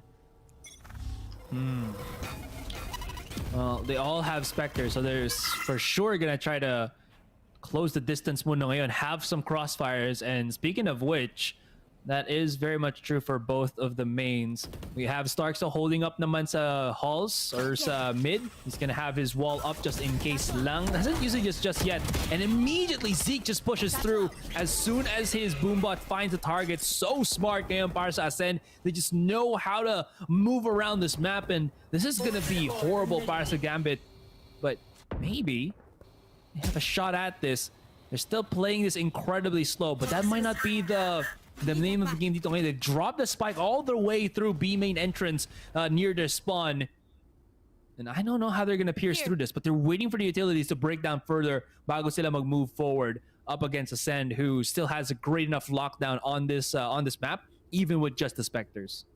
Yeah, that's the thing. Dito sa mapan to, malit lang talaga eh. It's just so tight, so narrow. And with the Spectres, you can really spray down these rifles as soon as possible. If you do have the angler at si Stark, so tapon lang ng slow over dyan. Magiging pagong dito kagad ng Gambit. At ako, talo na naman. Alam mo, may score line na ako eh. VNC, parang how much more can you get done from this? City 0. Lugi sila. Mukhang meron tayong mga kasamang co-caster dyan na nasa Berlin. But Play-Doh, Stefo, they get the takedowns there. Bone Cold in the meantime will get the answer on back. At si Bone Cold na naman. Omen is the way. Omen is the key. But Nats with a takedown. Now it's 2v2. Problem is, so don't big. What a tap though from Defo! Binuro lang si Sined. Genetic real quick. Killis though dropping on down for the 1v2 situation. And Killis, may mapapatay ka pa dyan. Mukhang ikaw pa nga kinatay ng Gambit dito. 2-1 Gambit with the bounce back. Pero like I always say, that's 3 kills in favor of Ascent. So a good bonus anyway. Definitely a good bonus para sa Ascend dito ngayon.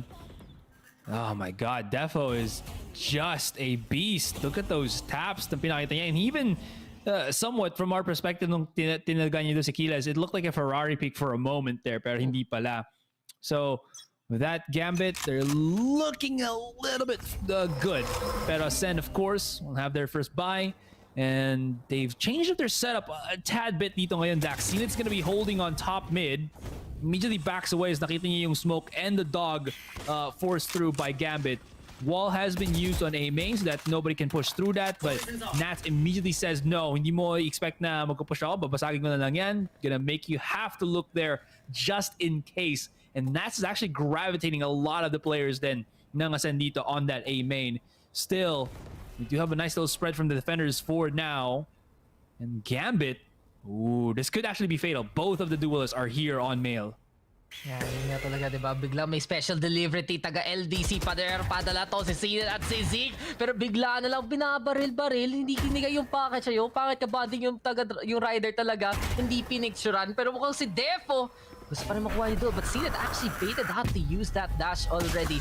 Oh, from the shadows though to get that intel galing kay Bone Cold. Kita na lang niya may tao doon sa Pigarahe at mapapa-back off dito ang Gambit. But such a neutral game right now. Gambit, they just want to find the opening at kung makuha pa nila yung backstab dito against Bone Cold, that might be the situation. Pero ito talaga yung power of Cypher over the Killjoy. And trip bars can be used all across the map. Laking harang into the vents itself. And a showstopper is a free kill off the red guard in the corner. Wala na talaga. Pinatumba ng Ascend ang ng Gambit dito na mabilisan at yung paranoia ni Defo at the very least bigla namang mapapatay si Bold Gold versus Starkso pa rin ang mananalo dito sa 3K na to. 3-1 scoreline at yun nga natamaan si Defo ng paranoia na nakita natin galing kay Bold Gold. Near sight lang though, he did see where he was but at the same time, para sa Acend, ang laking harang lang talaga from Zeke here, catching red guard. Nag-meditate lang, lumulutang lang yung tao tapos bigla mong gaganunin. Grabe, kawawa naman.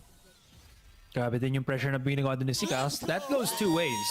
Like, that could have been a really bad ultimate na he just wasted, but he still finds who was this? Redgar right in front, meditating in front of him. Siyempre, pag nag-meditate ka, di ba, kalmado ka. Pero pag nakita mo yun, I don't think you're gonna be calm anymore. What it also does is, since na-track ng Ascent kung nasa naglalaro ang Gambit dito, Gambit were very much pressured to push with their plans prematurely, and then Ascent's other players who were at A site were just playing around their own smokes, and that was a good flush play, so tawagan natin ng gano'n, na ginawa ng Ascent dito ngayon. And with that being said, Gambit, they're on the back end of this one. Ang tindi ng lockdown na meron na Ascent dito, and they haven't even showed Cena with the operator just yet. It's just been utilities being thrown out, and they haven't really expended too much, and they're building back as well, Dax. At problema nga dito sa side ng Gambit, Chronicle, the hero of their generation, the hero of Gambit Esports, Comrade Chronicle, wala pa rin sila nakukuha dito talaga impact coming into split. So that might be a bit of a problem right now for the Killjoy. Pwede naman natin bigyan siya ng pass kasi he is still on that central role, but we do expect him to go for the take plans. Ilang beses siya nakaklatch sa mga iba't ibang laro, and the last time he underperformed that map where Ascend was just able to basically manhandle them on Ascent.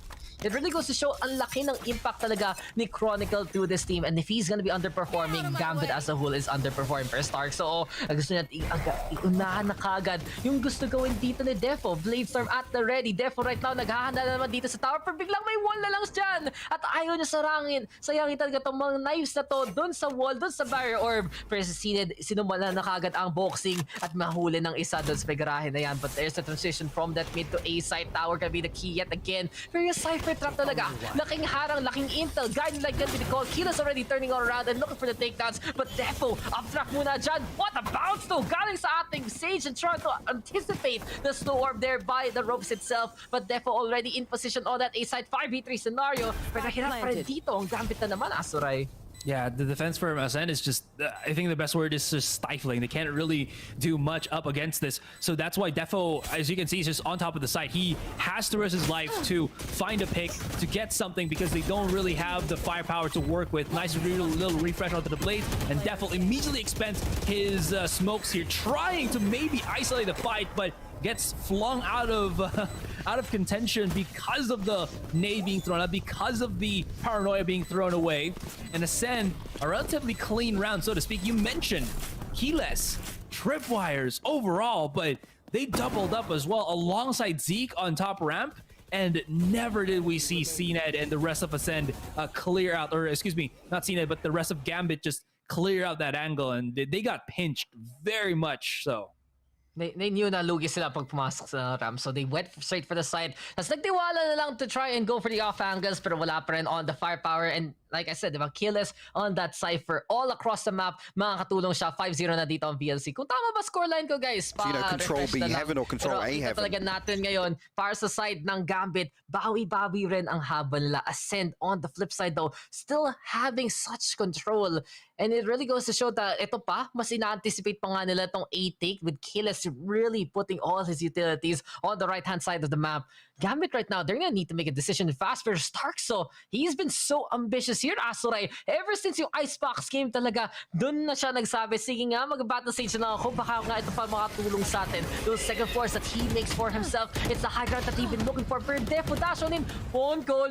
Pinagbigyan mo pa, pinaasa mo pa, mabuhay siya doon. But Bold Gold with the takedown. Starks though! Quicker shot there, will get the kill as well. Shot the step muna para makatipi dito si Bold Gold. At habang ngayon, Bold Gold naman nakatambay lang sa garahe. At one tap sa ulo dyan! Nats, murado ka na! Goodbye sa'yo, isa pa kaya? Doesn't hit the tap this time. Stick naman yung take out the Chronicle. At si Cned, mag-hello po na kay Shadows bago siya sipahin dito sa Condo na to. 5-1! At naku, walang logbook entry para sa Gambit. This is Ascent in control, and we've seen this storyline before. seen the storyline before, and they are so solid right now. Everybody is just doing so well. Sabi mo na nga, Bone Cold is feeling himself. Nag-go one tap na nga. No need to reload because he is just one tap beauty. Gambit feeling the pressure of it all. Ay, medyo ipit sa gipit na ang Gambit dito. They don't have another buy round for themselves. Maybe they can rush right in. Maybe they can go for the standard play of just using yung flashes dito ng kanilang Sky and doing something in turn. Bone Cold is so near here, but this could be the great debate, mate. That dog spot, nothing, pero still Defo knew exactly where he had to peek. Trade for trade, they pick up onto the Vandal itself. Zedd is firing shots, pero hindi siya makakuha ng frag off for the moment. This wall also utilized by Redgar from the side of Gambit is gonna at least give some solace. Pero Starks though, I have no idea kung paano siya nakasingit doon sa board, but he still finds it. Shados looking for the opening, but still Starks though is so patient. He is so on point sa shot niya ngayon, and we are just left with Chronicle. No, never mind. Chronicle only to remain alongside Redguard's dead body, and that is gonna be Ascent holding on. That looked a little bit sweaty. Bonko was done. Starks was done. But Ascend knew exactly how to respond. Kaya pala magkaka-next Matrix movie Azuray. Si Stark yung magiging siya si Keanu Reeves. So look at him avoid everything. Avoid the shots from the wall banks, avoid the peaks. And Stark time after time shining bright like the star that he is. At konting sayaw red dito sa Ascent. Feel na nila talaga ang momentum nasa kanila ngayon. 6-1. And we've seen this storyline before. Nakita na natin yung Ascent first half doon mag-dominate. But hindi pa rin natin pwede count out talaga yung Gambit After what you've seen in the series, comebacks can happen. Kinaya ng Gambit, kinaya ng Ascent. At nasa map 5 na tayo for good reason. But Starks right now, yet again with the slow orbs. Ang galing niya mag-bounce Parang naging pinball wizard siya. Kung may lineups dito sa mga Sova, yung mga pag-pop flash ng mga iba't ibang agents. Ito, pre-practice na ng Stars. So kumuha siya pinball machine. Binasa niya yung bola na biglang bounce lang yan. And this time though, he can't bounce out of this one because Defo will get the takedown. But I still will want to really give credit to sa slow orb utilities niya so far. But now he's dead. So goodbye na lang sa'yo. Wala rin, Riz. 5v4 situation at pwede pa dito makakuha na chance ang Gambit. Pero problema lang nila, Azuray, wala silang ult talaga pwede gamitin But they do have the weapons, they do have the numbers advantage, and Bone Cold... Wait, what? Did he cancel TP or nag-TP lang siya in place? Still though, he is gonna get fully blinded. And unfortunately, must scan out siya dito ni Defo. Defo also gets CC'd himself. It's all gonna be down to Zeke, and he has responded in kind. We're down to the 2 versus 3. Zedd has the blades. That's gonna be the plant already down. Para kay Red. It's gonna be a 3 versus 2. That's gonna be left onto Zedd. Can he clutch this? Double peek out, dashes immediately. Ramdam niya yung galaw dito na kalaban niya. Uses the smokes to drop down onto the side. He's trying to isolate the fight dito ngayon. But look at how Gambit just charges out. They know they have the numbers advantage. They know that they can deal out against Zedd. And Zedd just cannot control the spray with the Phantom. And Gambit back again on the board with another round. Yeah, and there you have it. Gambit! They needed a little bit of that confidence, Azuray. Kasi nakita mo yung scoreboard, diba? Parang 9 kills to Defo. And everyone else, 2-1, 2-1, 2 ganun lang. Walang ka-scoreline. And even Ascent cannot believe na ganun pa sila natalo. Gambit finally playing the game of Ascent and coming out ahead. Minsan lang yun na maagawan mo yung Ascent ng aggression nila. And Gambit at the very least still alive. Pero hindi dapat si Defo lang talaga lahat. Ascent right now looking like a proper team, not Zedd and friends. Instead, it's Gambit right now looking like Defo and friends. Because it's just all about Ascent working as a team to get these pickouts, get those takedowns. But Zedd, syempre, makuha niya sa pero Flick at the rest! Goodbye sa'yo, Defo! Binura na lang, bigla na lang yung mosquito yan, yung lamok na yan. Burado. Another example. Up draft and Ascend right now, making sure it's a simple 5v3. Isipin mo, gagawa ka ng entry, tapos papatayin ka lang ng ganun. Oh man, napaka-disrespectful. Just kidding. It really shows the confidence ngayon ng Ascend. No fear, no hesitations whatsoever. Leaving Gambit with very much little to work with ngayon. And this is not again, this is not Gambit's fault, to be honest. They have, I feel like, have done as much as they can para ma-isolate nila yung mga situations ito and maybe have the best shot. But Ascend's defense is just on a whole different level. Bone Cold still holding the angle, and he was not decapitated. Nats blinded fully. His position is exposed, so he has to either take down Bone Cold and open up another angle para makatakas siya or something else. Well, he tries to actually shut it down, and he does.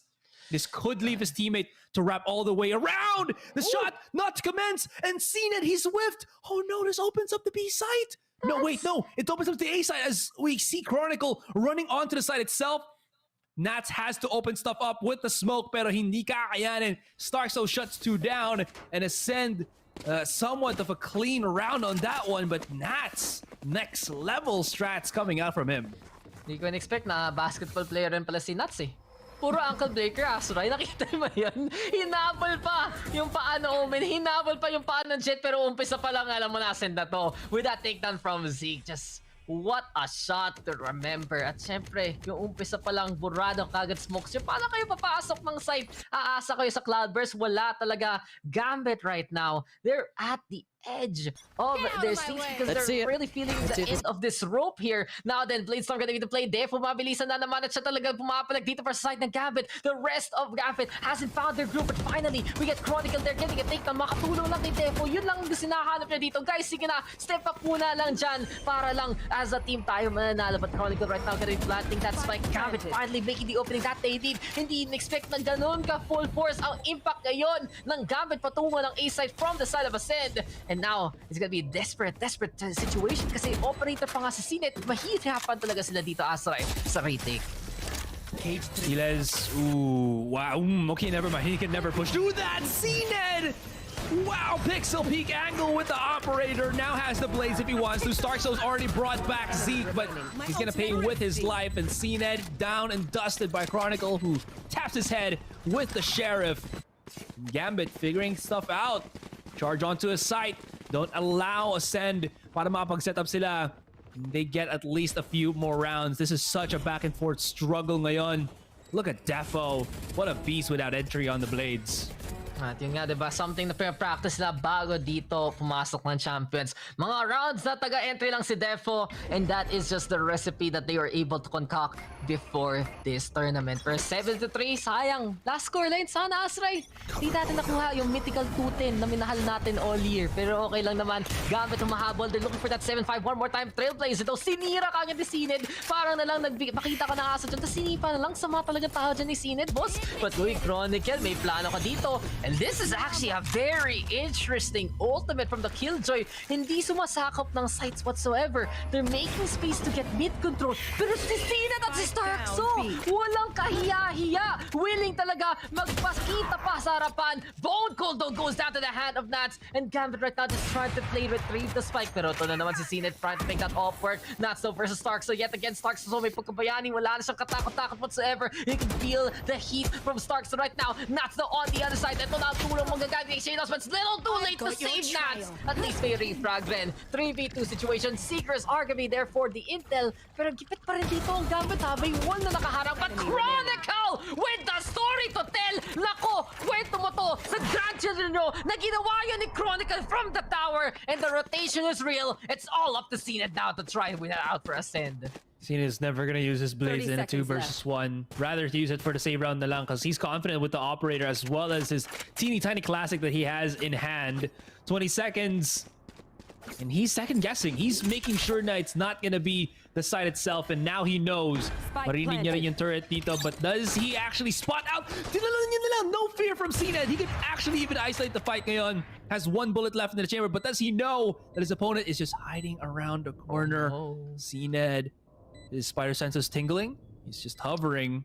This is quite the conundrum para sa kanya. He's gonna have to work. He's making so much noise. He's trying to get a rile out of Gambit for the moment, and he can maybe spot out one. Beautiful and seen it, and now he knows where Chronicle is. But does his aim actually ring true? No more smokes. No, he has one more smoke to work with. But classic is not going to be enough, and Chronicle plays this to an absolute D. Zened is running for dear life. Mas save nyo by operator niya. Looks like that's going to be a big fat yes, but the round still goes for Gambit in the end. mean, nice try para kay Sined. And the Last thing is, round in the the bigger half. thing he was able to save is the operator. So okay para dito Ascend. But Gambit, you mentioned it, perfect play there from Chronicle. Pretty nicely done from him in the first place. Pero dito talaga simula na naman, no? Ascend with these well-placed battle stage ang galawan. Gambit almost throwing that one away, but Chronicle with the save the day situation. At twice shy talaga to si Chronicle. Una doon sa B tower, pangalawa doon sa A tower. Heaven is a place on earth, pero Heaven ka papatayin talaga ni Chronicle time after time. At mukha humahabol pa rin ang Gambit dito, Azuray. Yung kwenta pa rin ng Gambit, this is the only team you can rely on. Nakita natin, dinudurog siya sa simula. Hindi, pwede pa kumambak. At yung Gambit talaga, ang nagsasabi sa inyo, comebacks can happen, miracles are reality. So wag nyo pindutin yung surrender button na yan. Pero Defo, malapitan na naman. At kung nag-crush siya doon, baka mahuli pa siya na siya ni Kiles muna. Cosmic Divide though, blocking the vision from the tower. There we have the Viper's wall being set up as well. Party is on the A side. Pero bantay sarado dito si Defo. Off the front, Gambit. Play and see it! Hindi na tamaan dito si Defo. Defo nga, mga katalawa. Looking for the third like his name. Both goes gonna get on the board. But the whole point is, ito na ang master play ng Gambit. Debated na naman ang Ascent all the way to the B side. Pala ang magiging lugar dito ng Gambit. Hindi pa yun. May Viper spit pa nga. Bone Cold. Ano na? Gagawin mo dito? You have been bamboozled, tricked, and absolutely disregarded and destroyed. 7-5. May kaya pa ang Gambit. That was the fourth or fifth time na nag-drop down to Stark. So when he got shut down because he wanted to just drop onto a space, to a spot. That was so unfortunate, but this one is so ridiculous. Waited for the second target. Did not know there was a triple stack, but regardless, that was, as you mentioned, a great debate made para sa Gambit dito. There was nothing left in the imagination para sa nila. They read it so perfectly from the start of the half na parang wala nang maintindihan ng Gambit kung gagawin nila to ending the half to where Ascend naman ang wala nang alam kung ano maintindihan nila sa laban na yun. With that being said, we flip the switch.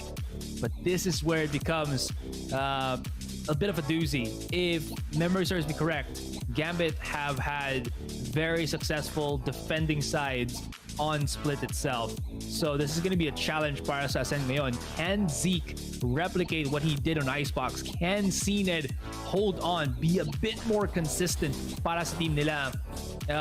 Even if they do have the round advantage, so to speak, that's not really the biggest of advantages, you know, in the long term, especially if they lose the pistol. You make a good point there, Asteroid. Looking at some of the stats, historically, hirap dito sa top side ang Ascend. And of course, Gambit defense, yung palalagay magiging raid boss mo sa dulo. You have to have the hardest road. You have to fight against the team that is renowned for their defense. Na binalik talaga ni formula. But Ascend, if there's a team that can do it, it might be them. For stats muna tayo dyan. No, Starkso again. Binigyan mo siya ng creativity na mag-set up ng second floor. Bigla na lang, lumaki talaga yung condo. Bigla na lang lumaki yung real estate. At bigla na lang, kumanda yung performance dito ni Starkso. Nung sabi niya, guys, I got this. Magtiwala lang kayo. And just that trust in Starkso to make some of these plays work has really allowed Ascend to really ascend to newer heights with that stage. Hindi lang nga dapat talo sa Barrier Orb, pero yung faster resurrections, yung mga pickups onto the spike carriers, those have been huge so far. But really, the man of the hour here of this game, of this split map, has to be Defo. Walang gumagawa para sa Gambit. Si Defo lang nandun. At habang uma-ascend na yung rest of the team, andyan pa rin si Defo. May impact, may tulong, may entry. And in that last round along, isipin mo na hindi talaga papunta yung spec sa A-side. It was a trick. It was a bamboozle. And it was just a farce dahil si Defo lang nang papatay ng kakatay ng tatlo. Sinamahan ng Cosmic Divide para lang mawala yung sounds ng kalaban. But it just goes to show ganun katiwala ng Gambit kay Defo and ganun kainit talaga ang jet nila. So that fight, Defo versus Sined, something to still watch out for. Pero ito na ang tunay na test ng Ascend. 7-5, Gambit wins this. They are able to tie things up into the second round. Ascend in the meantime, they wanna get that momentum. At kung babawi sila talaga, kung mananalo sila dito at sila magcha-champion, kailangan nila talunin ang hashtag Gambit defense. Hashtag Gambit defense are playing well far and back on both B and A side. It's only the mid na medyo mainit ang ang defense ngayon. Medyo forward sila. And with good contention because they do have the flashes from Shadows. They do have this ability from Defo, who's already dropped down his utility. That wall's gonna separate the rest of the defenders from the attackers. And we do have 2 players ng Gambit dito. Ipit sa gipit. Can't really do too much. Keyless, what you got? Okay, Nats also shut down. And we're left with Shadows as well as Chronicle to play that retake. Both coming out from alleyway. Spike has been planted, but look at the damage being dealt by Keyless as he peeks out. Zeke also coming down hard on the 2 members dito ngayon ng Ascend, or excuse me, ng Gambit. And we have Ascend with the first, I'm missing my words now. First pistol and the second. That's gonna jettison them to 8-5. And they're still at this here, my friend. Asrai, Ascend! Will this really be their ascension to the top spots of the world stage? Sila na ba ang mananalo dito ng Valorant Champions? O sasagutin pa rin ng Gambit? The consistency that Gambit has shown all throughout the series, all throughout the matches. Mukhang ngayon, hinahabol pa nila yung standard nila. But they're getting back into the form. But Ascend, of course, just way too hot to handle still. And their Gambit really needs to wake on up soon or wala talaga hanggang second place lang sila. For Guided Light muna, walang nakuha at all na information. And the Gambit play to the middle gets absolutely nothing. So maraming time muna sa kanila. Mukhang gusto nilang cup noodles quick. Lucky me para sa iba. But mukhang hindi lucky dito ang Gambit kasi yung Ascend straight onto that A side. A stands for Ascend and now it's gonna be Starkso with the wall tower right now being taken here by Gambit. Pero may gusto ni... Oh, Starkso, ayusin mo yung parkour. Isa pa. One more try, Starkso. Talon. Ulo. Pero, ginampik yan ni Nats. Guwitan ng ulo ng kalaban. But Chronicle with a takedown. And for Starkso, he was trying to be creative. But Gambit, you can't count out these guys whatsoever. Never can, but there is the dynamic duo ng Ascend, Cnet and Keyless. And because Keyless was still alive, yep, he had the tripwire. Redgar cannot have a clean flank because of trip. Gets shut down and gives Keyless all the kills that he is wanting. Anyways, 9-5.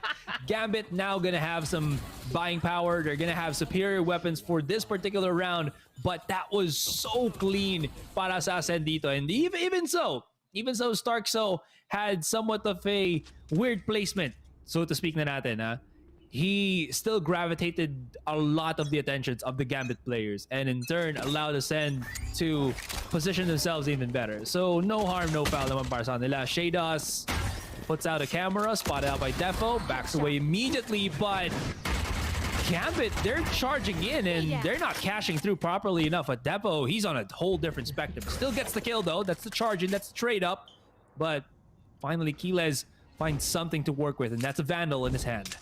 Yan nga, diba? Para sa Keyless, we'll see what else he can do with this. Gambit though, losing one. Redgar with the fight. Starkso will be there to get the answer. At si Starkso, linip up lang si Defo. Ano to? Bigla na naging piloto dito ang ating mga members ng Gambit. But Nats at the very least finding two. At kakaiba, bigla na lang gumagalaw ang mundo sa ilalim mo. Earthquake pa, alert ba yun? Check mo ba ang Facebook Earthquake? Pero sabi lang, anong earthquake? Wala kami naramdaman. At mukhang walang naramdaman yung Gambit at the very end as Chronicle will get that takedown. 9-6 scoreline. Kinto pero kita talaga rin natin para sa side ng Gambit. Kunti pa rin hinahabol nilang step up. It's still the Defo show, but at least your Redgar with that takedown. And this is just the play to remember. Boss, Defo, anyari sa'yo? Pero hindi na clear out talaga yung corner eh. Si Nats, kakaiba yung galawan. Kakaiba pag iniwan mo. Tapos yun talaga eh, pag hindi mo tinignan, dun ka talaga, madi-GG, nako. Pero pag nag-smile naman sa'yo, ikaw naman mahihiya. Kaya wala rin, talo ka pa rin pag tingnan mo si Nats. Tama nga naman. There's just no winning against Nats here, but there is no winning against a dash like that. Defo, dash for dash. Nakikipag-trade lang up muna sila dito.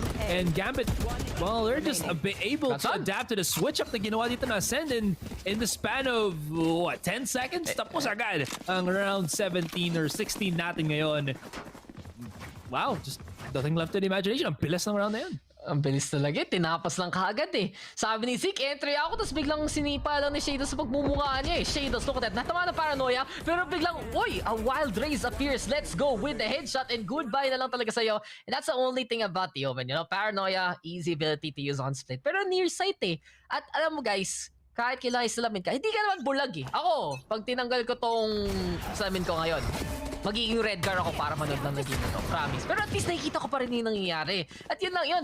Shido, simple lang. Go for the takedown. And just because that round na mabilis natapos, Gambit has a really good chance to tie things up. Yet again here, Asray. Hindi talaga pwede count at dito yung Gambit whatsoever. Chronicle, tama na paglaruan yung Gambit. Taga-flex ka talaga ng skin, no? Kaya ka mapapabili ng skin dahil kay Chronicle. At yun eh. Gusto rin niya. Patayin si Stark. So already with a takedown to make it 5v4. Clean peek there for Gambit. No push whatsoever from Ascend. But here they come over to the high ground dito sa may heaven for si Nats. Sa tamaan konti ng one way. Di siya makapik on out. Okay yun, galing kay Acend. And this is gonna be the drop down of Keyless. But Chronicle looking for the shots. Will get it there. 5v3 already. And mukhang naipit pa rin dito. Ascend can't go for the push for every sneaky peeky like, oh man, ginagawa mo. Bone Cold. Anong galawan yan? Bone Cold.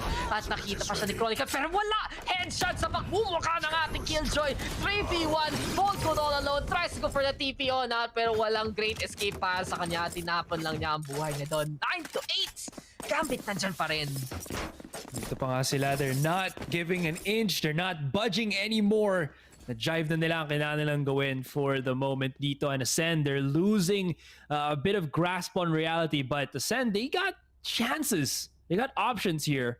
And one of those is calling for that timeout. Bone Cold, Starkso, and Keyless, they all got their ultimates that they can work with here, Dax. And to be honest, again, I was a bit concerned about how this is going to happen. How when we flip that switch, what are they going to try to do? Because not only is Gambit just, as I mentioned, a good defending side team, Nat, I feel like, does his best when he can position around his opponent's utility.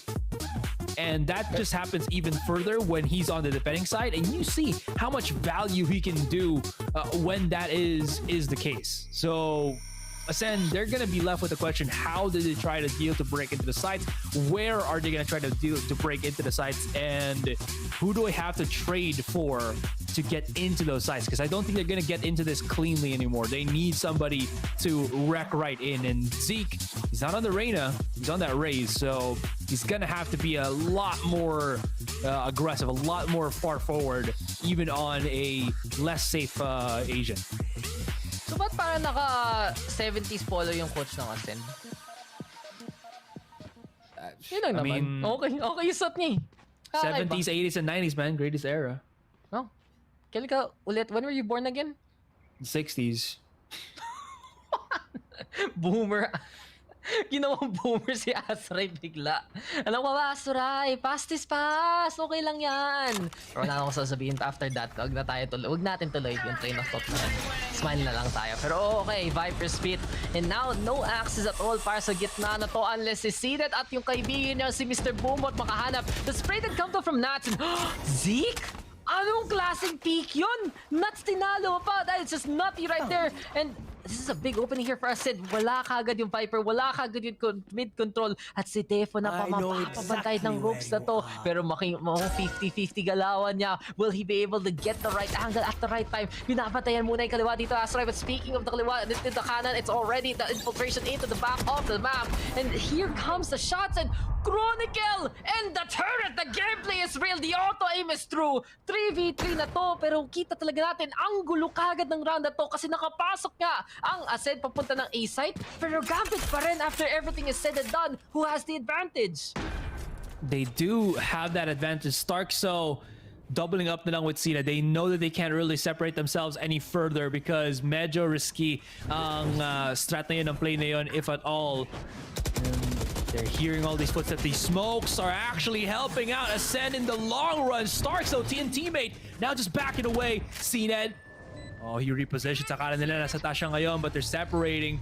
The time, it's all already breaking down. That Killjoy ultimate is gonna flush him out, but is it gonna flush him out fast enough? Maybe, just maybe. There's only Starkso to remain. No more utilities left in hand. He spots out one beautiful headshot, and Defo has to run right in. Gets the blades, but no time left on the clock. And Ascend squeeze around out, and even so, a fadeaway kill with the spike explosion onto Defo. Inuli pa si Defo talaga doon sa huli, pero What do you think about that lockdown there, Asray? Rinig pa lang, parang little too late if you're gonna be playing it way too slow like that. And sa lahat na nangyari doon, between the third kill, the Viper Spit getting eradicated, Chronicle face checking both gold and saying what you doing there, good sir, and Def finding the takedown of the Acend. Parang sa pinakahuli, napatay nga ng Gambit ang lahat ng Acend. Pero sayang lang talaga nakita natin sa lockdown kasi hindi naman sila nag-push hindi naman sila umabot sa spike in the first place in time. And it just goes to show right now that Acend can still pull something out of the bag. May miracle play pero hindi ito ginagawa ang Acend at dahil lang doon sa bilis ng pag-quick thinking nila, sa bilis talaga ng ano gusto nila gawin in the first place. But Defo right now again into the middle, he will go, he wants to be that first contact this time. Tama na raw para kay Nats. It has been the Defo show lately here for Gambit. Trailblazer though looking around, Zedd nakita bigla yung ban nung Jet, nun talaga yung hairstyle diff, sabi niya, uy, ayun nakita ko yan puti yung buhok, sige pak na kagad, ayoko kay Zedd. Technically, parehas sila ng agent, so ayaw niyo sa Di mo nakita sarili mo, Asray Philosophical questions, Dax. Philosophical questions. Pop shot onto B main. Nagkakita na sila. Ascend again on the forward push, and they're catching the stances na ginagawa dito ng Gambit. Oh, Nats. That was terrible. He just got caught by the showstopper, and the show was definitely stopped. Hila's on the lurk, spotted out by Shados, but this is still very much workable para sa Ascend. They have all of what the critical things that they need. They even have Zeke with the paint shells. So if everyone will drop on Gambit onto, let's say, Hell, they're gonna get flushed out so quickly because of the utility the Marin staved up para ngayon ang Ascend. And with that being said, Gambit, they just fall back. Ascend, is it me or is this reality, Dax? They only need, after this round, 2 more and they're the kings. They're the champions of Valorant champions. Ascend? Are they gonna do it? That's the question. Is it their time? Ito na talaga tinatanong natin. But with those executes like that, punishing Gambit so quickly, it does feel like for Ascend, the writing is on the wall at ito na talaga ang pwede nila ma-attain sa dulo ng taon na to. But this all really just kicked off here when Gambit decided to play a sudden peek on up to sa smoke. Nag-assim doon yung Gambit pero hindi naman nila tamaan Sila pa ngayon nagulat, sila pa ngayon nabaril, and they know right now that they're the ones who screwed on up on that play instead of just hanging on back. So Ascend, they're 2 away from the championship, 2 away from the crown. At talaga, Ascenso dito ang Ascend ngayon. Natalo nila yung Team Secret, natalo nila yung Team Liquid sa playoffs, at ngayon hindi gusto nila talunin rin yung Gambit para masabi na sila ang magiging champion. Pero hindi pa naman tapos ang lahat. Kita talaga natin na for the side of Ascent, it's still a work in progress after everything is said and done. Na iba't ibang members nga na nag-pop off. You know, Cened has had these moments, but it just isn't the same thing as before. Ang evolution talaga ng Ascend, working more and more as a team, figuring out all these decisions, figuring out all these conundrums, at kita rin natin yung improvement nila. They've worked on their teamwork, they've worked as playing as a squad. At isipin mo talaga dito, Asray, na nanalo pa sila into those quick tools na usually you'd expect Gambit to take. Zeke also a big standout right now, erasing Nats a while ago. The Rays getting the takedown, sobrang sakto mga showstopper at yung mga paintings para sa team niya. And just having that extra bit of lethality, yung tagatulong ngayon kay Zedd na hindi nga lang si Zedd gagawa, biglang iba pa ang Ascend. So this Ascend is the Ascend that they want to be. At itong Ascend na to talaga ang tunay na squad na willing gawin ang lahat para manalo. Willing ang lahat para manalo. Exactly. And another thing then, Daxa, it's not just Ascend that's allowing this team to win. It's also Gambit that's also allowing this team, their opponents, to win. And that's a weird statement, but have you noticed na whenever Gambit try to make this offensive play, palagi siya na shut down and it opens up the rest of the side. And they've done this, I think, twice or thrice right now, and it hasn't really amounted to too much. Zeke is just feeling himself. Look at how he dodges the shots the Marin need to see Redgar. Chronicle and Nat on a trade play. Cened, how far can you go? Not far enough from the looks of things. There still is a fighting chance. That's a big flash if ever, but excuse me, it seems like Gambit are losing steam as of the moment. They've studded down onto Bone Cold. That's going to be the crossfire. What's going to be up? And Stark so solid as of the moment. And now Dax knocking in onto Gambit's door. Ascend Can they pull the trophy, clutch it, snatch it, yoink it away from Gambit, who just looks so solid in this whole tournament? Starks to the boy wonder. Last 2 maps, big reason why Ascend is still in this. And now, isa na lang para sa kanila. Alam na nila. Ito na ang chance nila manalo dito. The trophy you see there. They're just so close to getting it in real life here, Asray. Nakita mo in-game, tapos bigla mo mahahawakan. Yun na magiging dream na gusto gawin dito ng Ascend ngayon. And their journey has been marred with questions na mag-step up pa sila sa LAN. Ito lang ba ang magagawa ng Ascend? Out pa kagad sila. But they have really proven themselves and so much storyline so far that has gone in their favor. Pero si Kiles kumilos na dyan at biglang wala na si Defo. He has been the one brilliant moment here of Gambit Esports sa map na to, and now he has been erased from existence. 5v4, Zened into the sewers at Shadows! Ginagawa mo dyan, good sir. Zened with the takedown. Ascend again, just really clearing up the competition here, Asray. And this is Star so excited niya. He knows it's their chance to shine, and Chronicle walking into it dahil sa intel. But Ascend right now, they want to make the play work. It's all about the split, it's all about the push. But one to watch out for has to be Nats. But the dash on the way already. It's all up to Nats right now, holding top. But Zened will get 3, and Ascend, the ascension is through, and they are looking to be the champions. The right click though isn't enough. Fredgar is still alive, but the only colors that we see here are purple and gold. As Ascend is looking to tie it up and finish off the job. 30 to end! Ang kampiyon dito ng Valorant Champions, ang Ascend. Kinaya nila lahat, tinalo nila lahat. At para sa EMEA, sila ang pinaka-number 1 sa dulo ng taon na to. What a way to end things, and what a performance dito sa Split Us, right? This is the most convincing win Ascend has had this whole series. Silence the haters, quiet the non-believers. Ascend from shaky performance on that, let's just call it on this whole series, to a dominating fashion on Split. And as you can see, yes, lift me up higher, Jack. Oh my gosh, what a performance output para sa Ascend dito. You can already tell that they are just so exhausted but happy at what just happened. Ascend went above and beyond in this match, Dax. In this series, nobody was expecting them to reach up high. It was all Gambit. Gambit were the champions. Gambit were the ones that beat a lot of the high hitters coming from NA and actually every other region. But now there's a new king in town. Actually, there's a new champion in town for the first year of Valorant Challengers Tour, and that is Ascend. Congratulations to them. Congratulations to this. GG's. Great effort there from Gambit. Kasi sila yung, kung tama ba ito, sila pinakauna this year sa international competition that actually had that chance to defend the crown in the grand finals. Umawat pa sila. They went through all the trials, tribulations. They had the hardest path, in all honesty, na ilang beses na sila one-click ma-eliminate, but they made sure they had the heart of the champion. They had the fight in them. But against Ascend, this team is just absolutely unleashed. And this is the best we've ever seen from Ascend. A team now. A team willing to play all together. At yun nga, diba? Sabi mo, silence all the haters. Hindi lang to one-man show. Lahat sila nandito na naman. And again, I really have to give it to Starkso and Zeke Starkso for those last two maps doing incredible. Zeke's overall, just map after map, really being the extra little bit to help out Zened.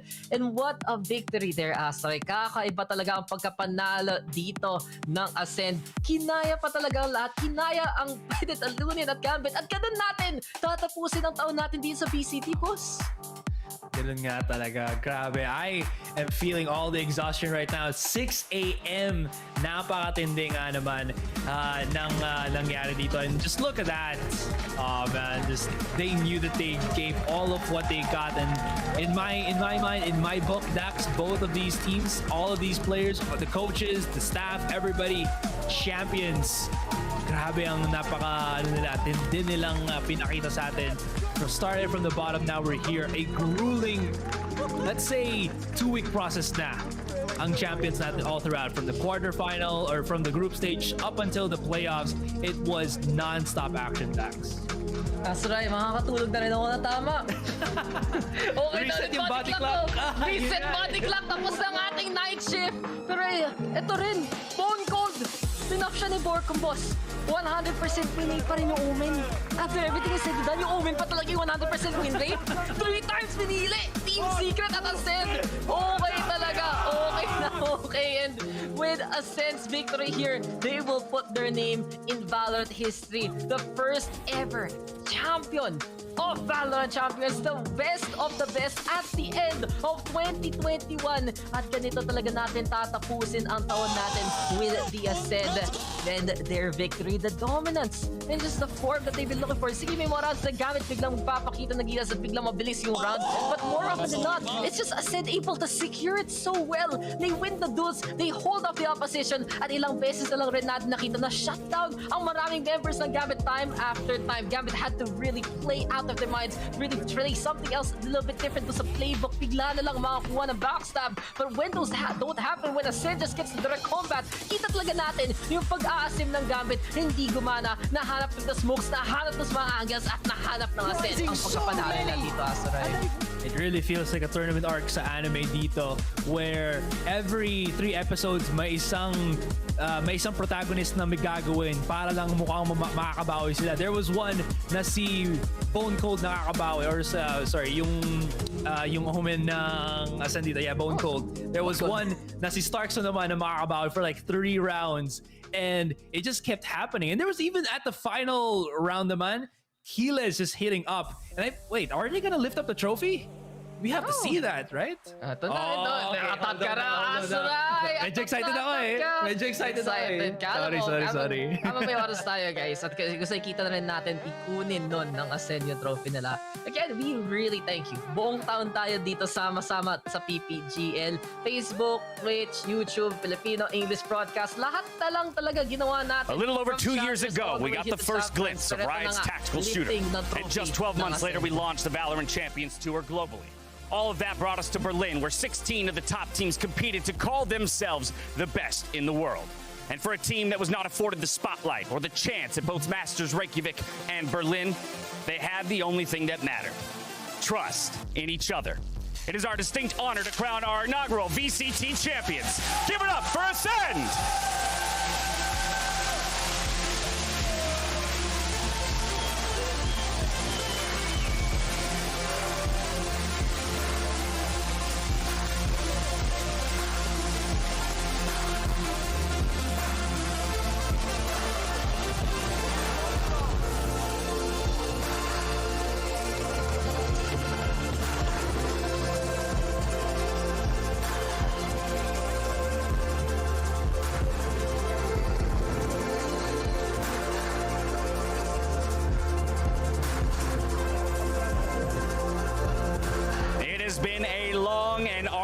Journey over the last 12 months for all of our teams.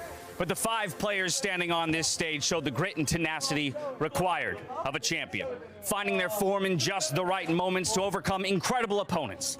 It started in the group stage, where they fought their way through the upper bracket to earn the first seed in the knockouts. And then from there, they dispatched an unpredictable Team Secret before putting on a display of dominance against Team Liquid. But nothing can eclipse this best of 5 game final, where they were pushed to the absolute limit.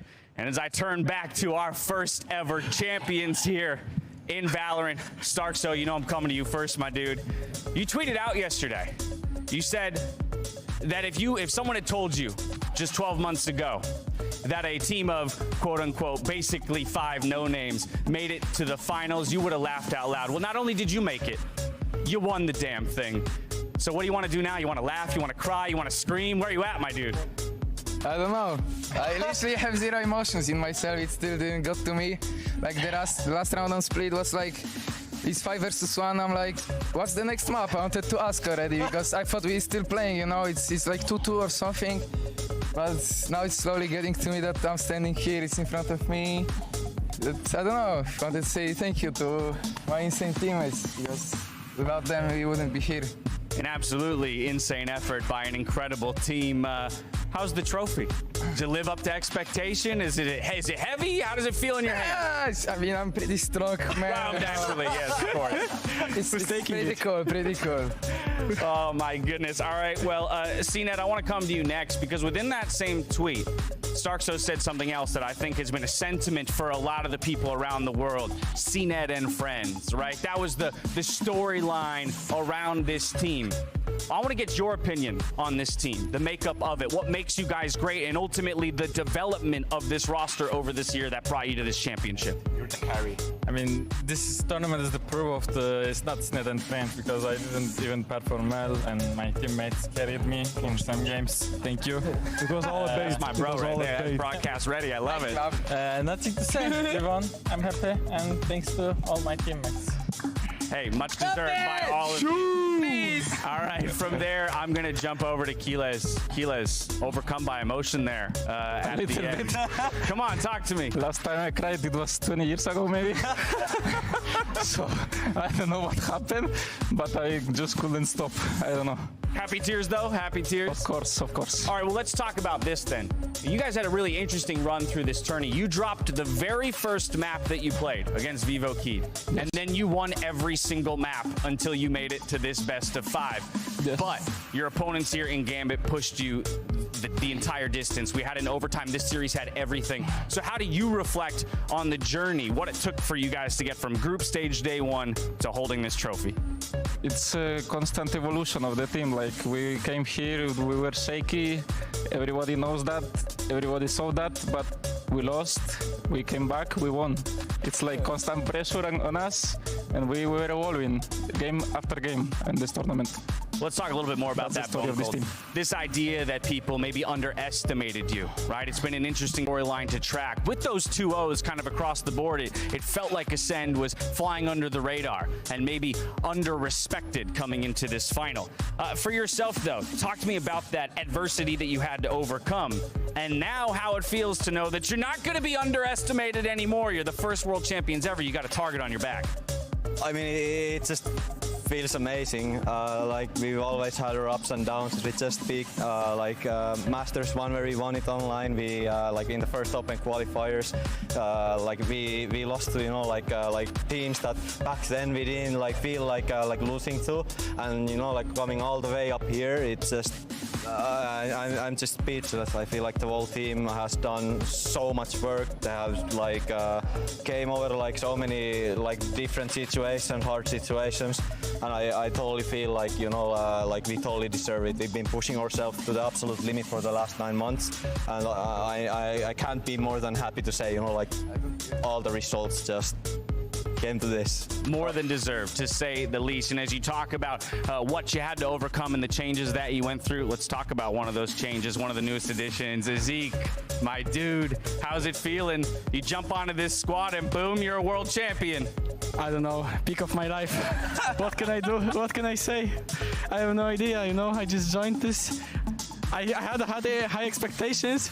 Didn't have an expectation of, winning a world championship. Who would have? It's insane to me. We were so shaky at the beginning, and then, after that remake, after that rematch against Vivo Kid, we just played out of our minds. We are just the best team in the world. What can I say? It's inarguable. It is absolutely inarguable at this point. You guys are the best team in the world, and you individually put yourself on a map like you haven't been before with your performance on this tournament. As a duelist, absolutely popping off time and time again, but also in some ways changing the conversation of how duelists can be utilized. People constantly talking about utility and the way you can kind of see the map and change the circumstances. For yourself, how do you feel as you think back on what you just put out in front of the world by yourself? Can I add to this something? Please do. Everybody knows, Zeke has been insane on LANs. He's been performing extremely well. Online, LAN doesn't matter for him. His fragging potential is just up the roof, but also people don't know about it in our team. Zeke is mostly, he's the guy who's pushing us through, through the hard situations. This series, we're losing Fracture 1 to 11, and Zeke is the guy who's, he's the first guy to say, guys, focus the fuck up. This is the world championship. I really wanted to add that because that's just something that like might just not show up, you know, in the games. Well, let me get your reaction to that. What can I say, Bunko? He said the truth, I mean. He said the truth. I'm trying my best today after that horrible fracture, you know. I was the first one to just run out, you know, hit the guys, you know, guys, focus, doesn't matter. We forget about this map, you know. We're going, it's our playground. The next two maps are our playground, and you see, we did it. We kept our mental strong. I don't know if that was my part. Of course, it's not only me. Everybody here just, you know, stepped up. It's not. I just helped them a little bit, as always. But it doesn't matter, guys. We are world champions. I need a while to process all of this. You know, I'm gonna probably go. You get a little break now. You know, the team's gonna go from my break. Hopefully, I guess I should ask your coach if you get a break. I probably shouldn't tell you that you get a break, but I would imagine that you do. It was an incredible performance. MBS, I'm not gonna leave here without asking you a question as well, and I want to ask you the final question. It's been a long 12 months. A lot of work, as these guys have talked about, being put into this season that culminates in you being the first ever world champions in Valorant. When you reflect back on that and you think about what not just you six, but the entire organization has accomplished in this year, what makes you the most proud? Honestly, just the involvement of the team and how everyone likes the game and each other, you know. When we built the team back in January, nobody really expected much. Maybe, you know, top 8 in Europe or something, but everyone, like, we surprised ourselves when we won Masters 1. Like, that's truth, you know. But then, back then, I saw the potential and how far we can go. And honestly, like, these guys, I quite often when we practice, I feel like a zookeeper, you know. They're super young, they're all over the place, the potential is bursting everywhere. I just need to keep them under control and, you know, keep the bus going straight, not all kinds of directions. Stay in the bus, guys. Stay in the bus. Stay in the bus. That's true. We are a bunch of animals. Doing well, and I think the progress shows. I feel like our preparation was also good. You know, I feel like we focused on the right things that needed to be focused. We didn't like dive too deep into strats and all that. We keep our play style, which is super adaptive. You know, like we adapt to what we see. We evolve. We play every game different. And yeah, during the year, like honestly, big thank you to our organization, and especially the MVP of all year is our mental coach. Like Thomas. I honestly think a lot of people are still underestimating the power of that. Good mental coach is what you guys need. It's insane, and I think everyone in the team will agree. Well, I love that, calling out the mental coach, keeping the wheels straight as the head coach as well, from thinking maybe top 8 all the way to world champs. Gents, I want to congratulate you one more time on doing what no other team has done before, for kicking off the first year of Valorant as the world champions. One more time, grab that trophy, lift it up into the air. Ladies and gents, as we've crowned our first ever Valorant champions, we're going to take a look back and celebrate the end of the 2021 Valorant Esports year by looking at the Prime Gaming post-match highlights. Ascend!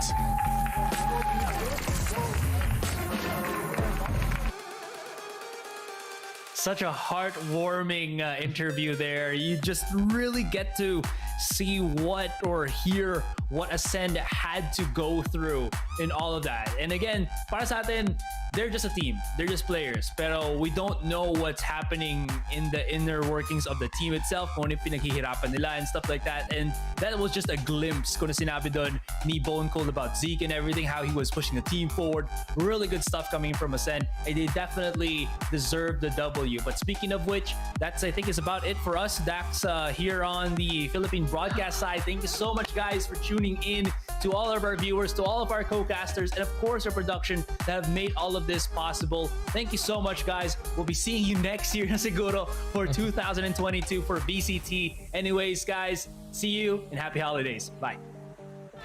Refusing to relent. This guy's a god right now. This is looking dicey. Chronicle! How's he found three? Let's go!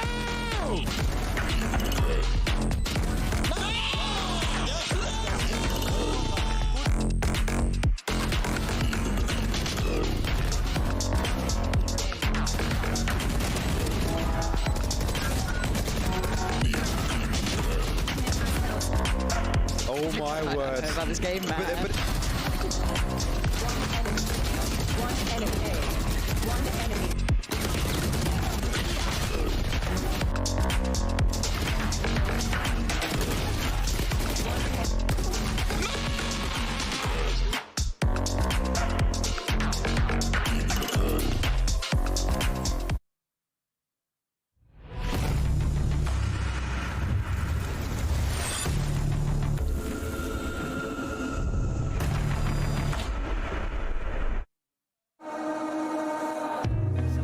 Win streak, kaya nating lahat. Equip your home with fiber fast internet. Para pati si mommy, sure MVP. Get your fiber upgrade right away with tons of freebies. Plus health essentials when you switch to the new Only Fiber Up. Apply now.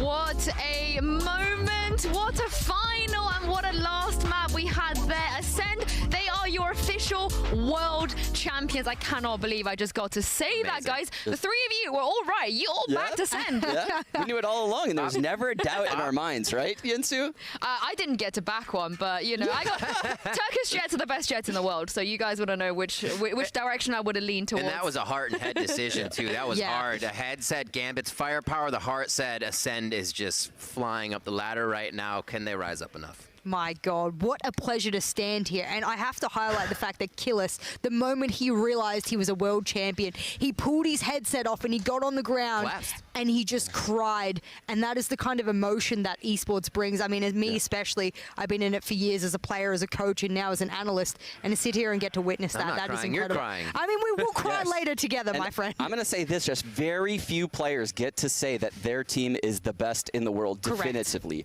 But we had an entire circuit culminate here in a celebration of the game here at Champions, and this team is clearly the best team in the world. Without a doubt. And hearing Zeke say that just like brought tears to my eyes. Yeah. It's just so special. The growth of the entire team was incredible, right? Yes. At the beginning of this, I was like, in Masters Berlin, Keyless was the pain point for me. He was somebody that you would get for in the start of Icebox. He was crushing it. He had pivotal plays the entire time, and you can see what this meant to him. The entire team overall here, as they're accepting more and more, as they deserve every bit of it here on the main stage after they'll be able to see the trophy later once again. I mean, back at EMEA, this is a gigantic moment for Turkey. This is huge for them. Valorant in Turkey is not like Valorant in any other region. It's a totally another level of passion, how much they love this. And to see one of their players, the best Turkish player, as a world champion is insane. Came out of nowhere, dominates the scene, best jet in the world. Yeah. I mean, best team in the world. Wow. It's just such a Cinderella story. It is. And speaking of the best, I want to do like a unofficial desk tournament. we talked about this the whole time, right? Yeah, we have to. You know, on paper, I think coming into this tournament, people would have thrown CNED's name in there. But the four of us, we've put our brains together and we've picked a different player. So I'm going to let you announce and tell me why you think this guy deserves to be the MVP. I went with Zeke as my MVP for the tournament. I think you guys agree with me. He had the highest KD on the team. He plays support roles. He plays duelist. He does so much for this team, and he's the vocal leader. You heard it there on the stage come from Bone Cold. I love everything this guy brings to the team, and ever since they brought him in, they've looked like Yeah, they looked like the best team in the world. It doesn't matter what the stats show you on the screen, because when we talk about Zeke, we aren't just talking about KD, we aren't just talking about ACS, we're talking about intangible things that metrics can't give you. The amount of times on this map, for example, he's able to use his utility. He also played the Raze, he played the Reyna. How many times did he get entries? He had almost the entire most engagements of the team and was the only positive on the team. That goes to show the impact he had, regardless of whether he had the top dog spot. And I am proud to say that he could walk away with his head held very high after that. Best KO player too. I mean, we talk about players if they could play KO. Definitely, I feel like heads above all of the other KO players we've seen. Yeah, and I love this because Ascend used agents, Omen and KO, that other teams have frowned upon and have actually shunned away from their They don't even comps. touch Breach. They don't. Yeah. I mean, the way that Ascend did it is unlike any other team in the scene, and for that, you have to give credit to their coach, their in-game leader, and every player for putting the hard work necessary to create your own style. They actually hit different. Yeah, I also I do want to circle back to something on Twitter. You know, I think Hypog mentioned this. Carlos tweeted that, you know, G2, they kicked Zeke, and Zeke, during that time, he was very vocal about how down and how much that affected him, not being able to play on that team. And of course, you know, being reunited with CNED, they used to play together. Being back on this team, he's just completely transformed. And you got to feel a little bit bad for Carlos, right? This guy's a world champion now. Well, they lost out there. They lost out very sorely, but there's another man on the screen right now, Bone Cold, who I think deserves the biggest props. Can we talk about a man who has had a glow up and a half? Yeah. Came in very early on, and I would say to me had a lot of weaknesses. I was watching him throughout the maps, especially when I was first learning Valorant, watching him play, and I was like, I don't really feel like Bone Cold hits the way he should in the role that he has. Well, let me apologize, Bone Cold, because you have had the ultimate glow up that a player can have in a leadership role. It's a very difficult role to undertake, and he's done it with grace. Now, this is the last day of the tournament circuit of the year. I want to ask you guys a very difficult question. I'm not going to lie. What are you most looking forward to for next year? Because we're going to be back, baby. This is not the only Valorant champions. They dropped that bomb with the circuit. The circuit did. So it's starting, and then the last 3 months of the year are just open. I mean, everything about next year, I'm so excited for. It's only going to get better. It's only going to get bigger. I can't pick one, Yinsu. Oh, really? I'm ready for so this year we had a few teams reach that peak to know they're here right away. Right, Crew had it, they fought hard. Sentinels and them Crew got it at the same time almost.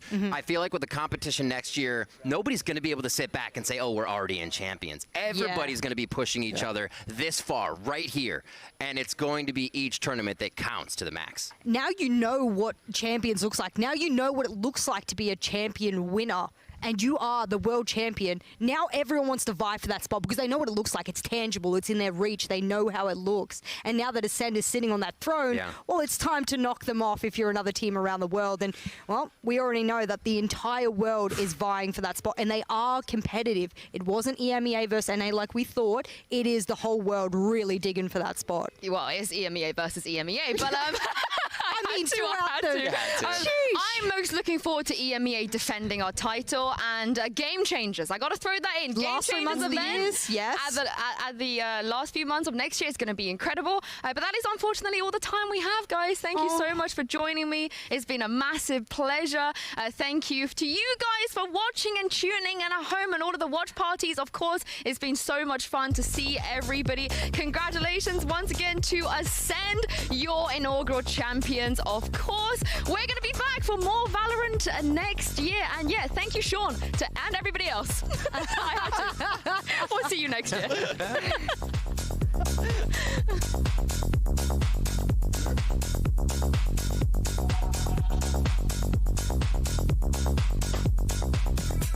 My God, I feel like it's like an Olympics vibe. It's like, what's the first place on the podium? Yeah, you got to wear the gold. That's where we're at. We're getting world championships, baby.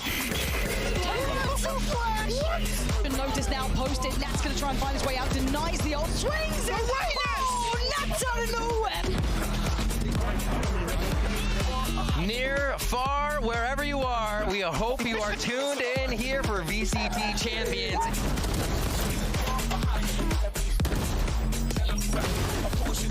And now Poster and Magnum, what have you got for us? They're desperate. They're still pushing. Oh my God, Poster! This is it, the first elimination match of Valorant Champions. Team Secret, they stay in the tournament. 13-2 on Haven. It's done. It took Ascend a long time, but it is not quite enough for Vivo Kid.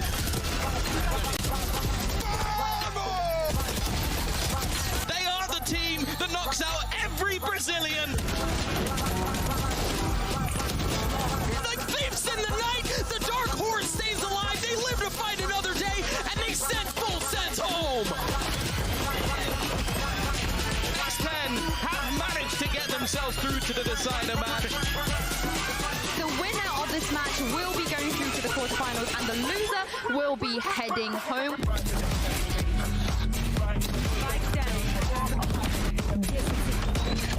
It's over! It's done with! Crew against all of our expectations, against all odds! Send Sentinels home! Cloud9! A North American hope appears, making it out of the groups here.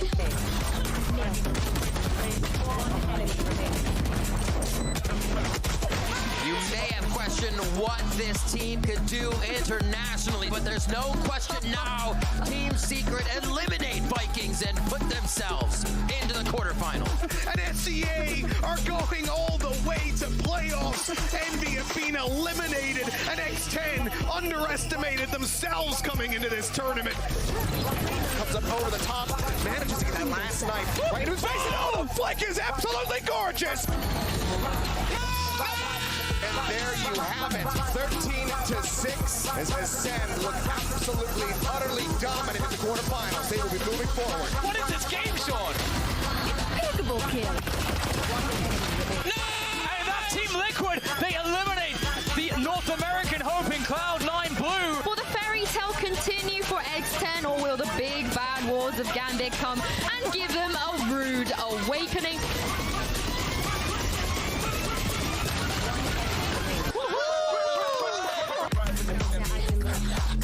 Gambit, semi-finals, calling their name.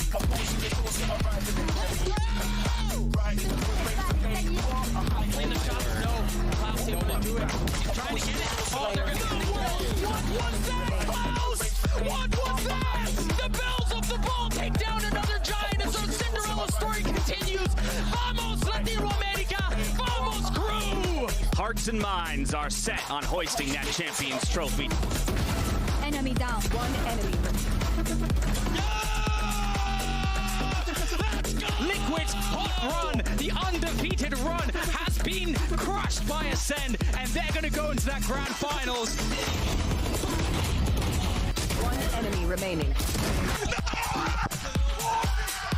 18-16, the defending champions take it across the line. Gambit are going to the grand final. An entire year worth of blood, sweat, and tears has led to this moment, guys. One of these teams will be making history today by lifting the trophy as the first ever winners of Valorant Champions. Nobody's ever going to forget whichever team wins today.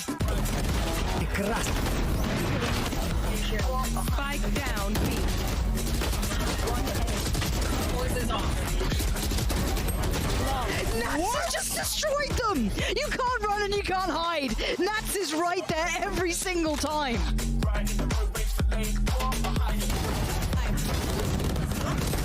One enemy remaining. One enemy remaining.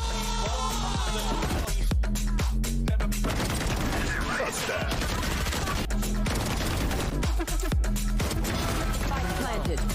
Nats refusing to relent. This guy's a god right now. This is looking dicey. Chronicle! How's he found three? Enemy remaining. Let's go!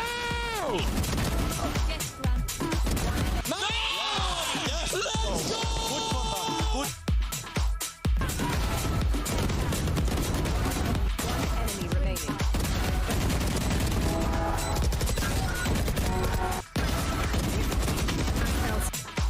Oh my word. I don't know about this game, man. One enemy. One enemy. One enemy.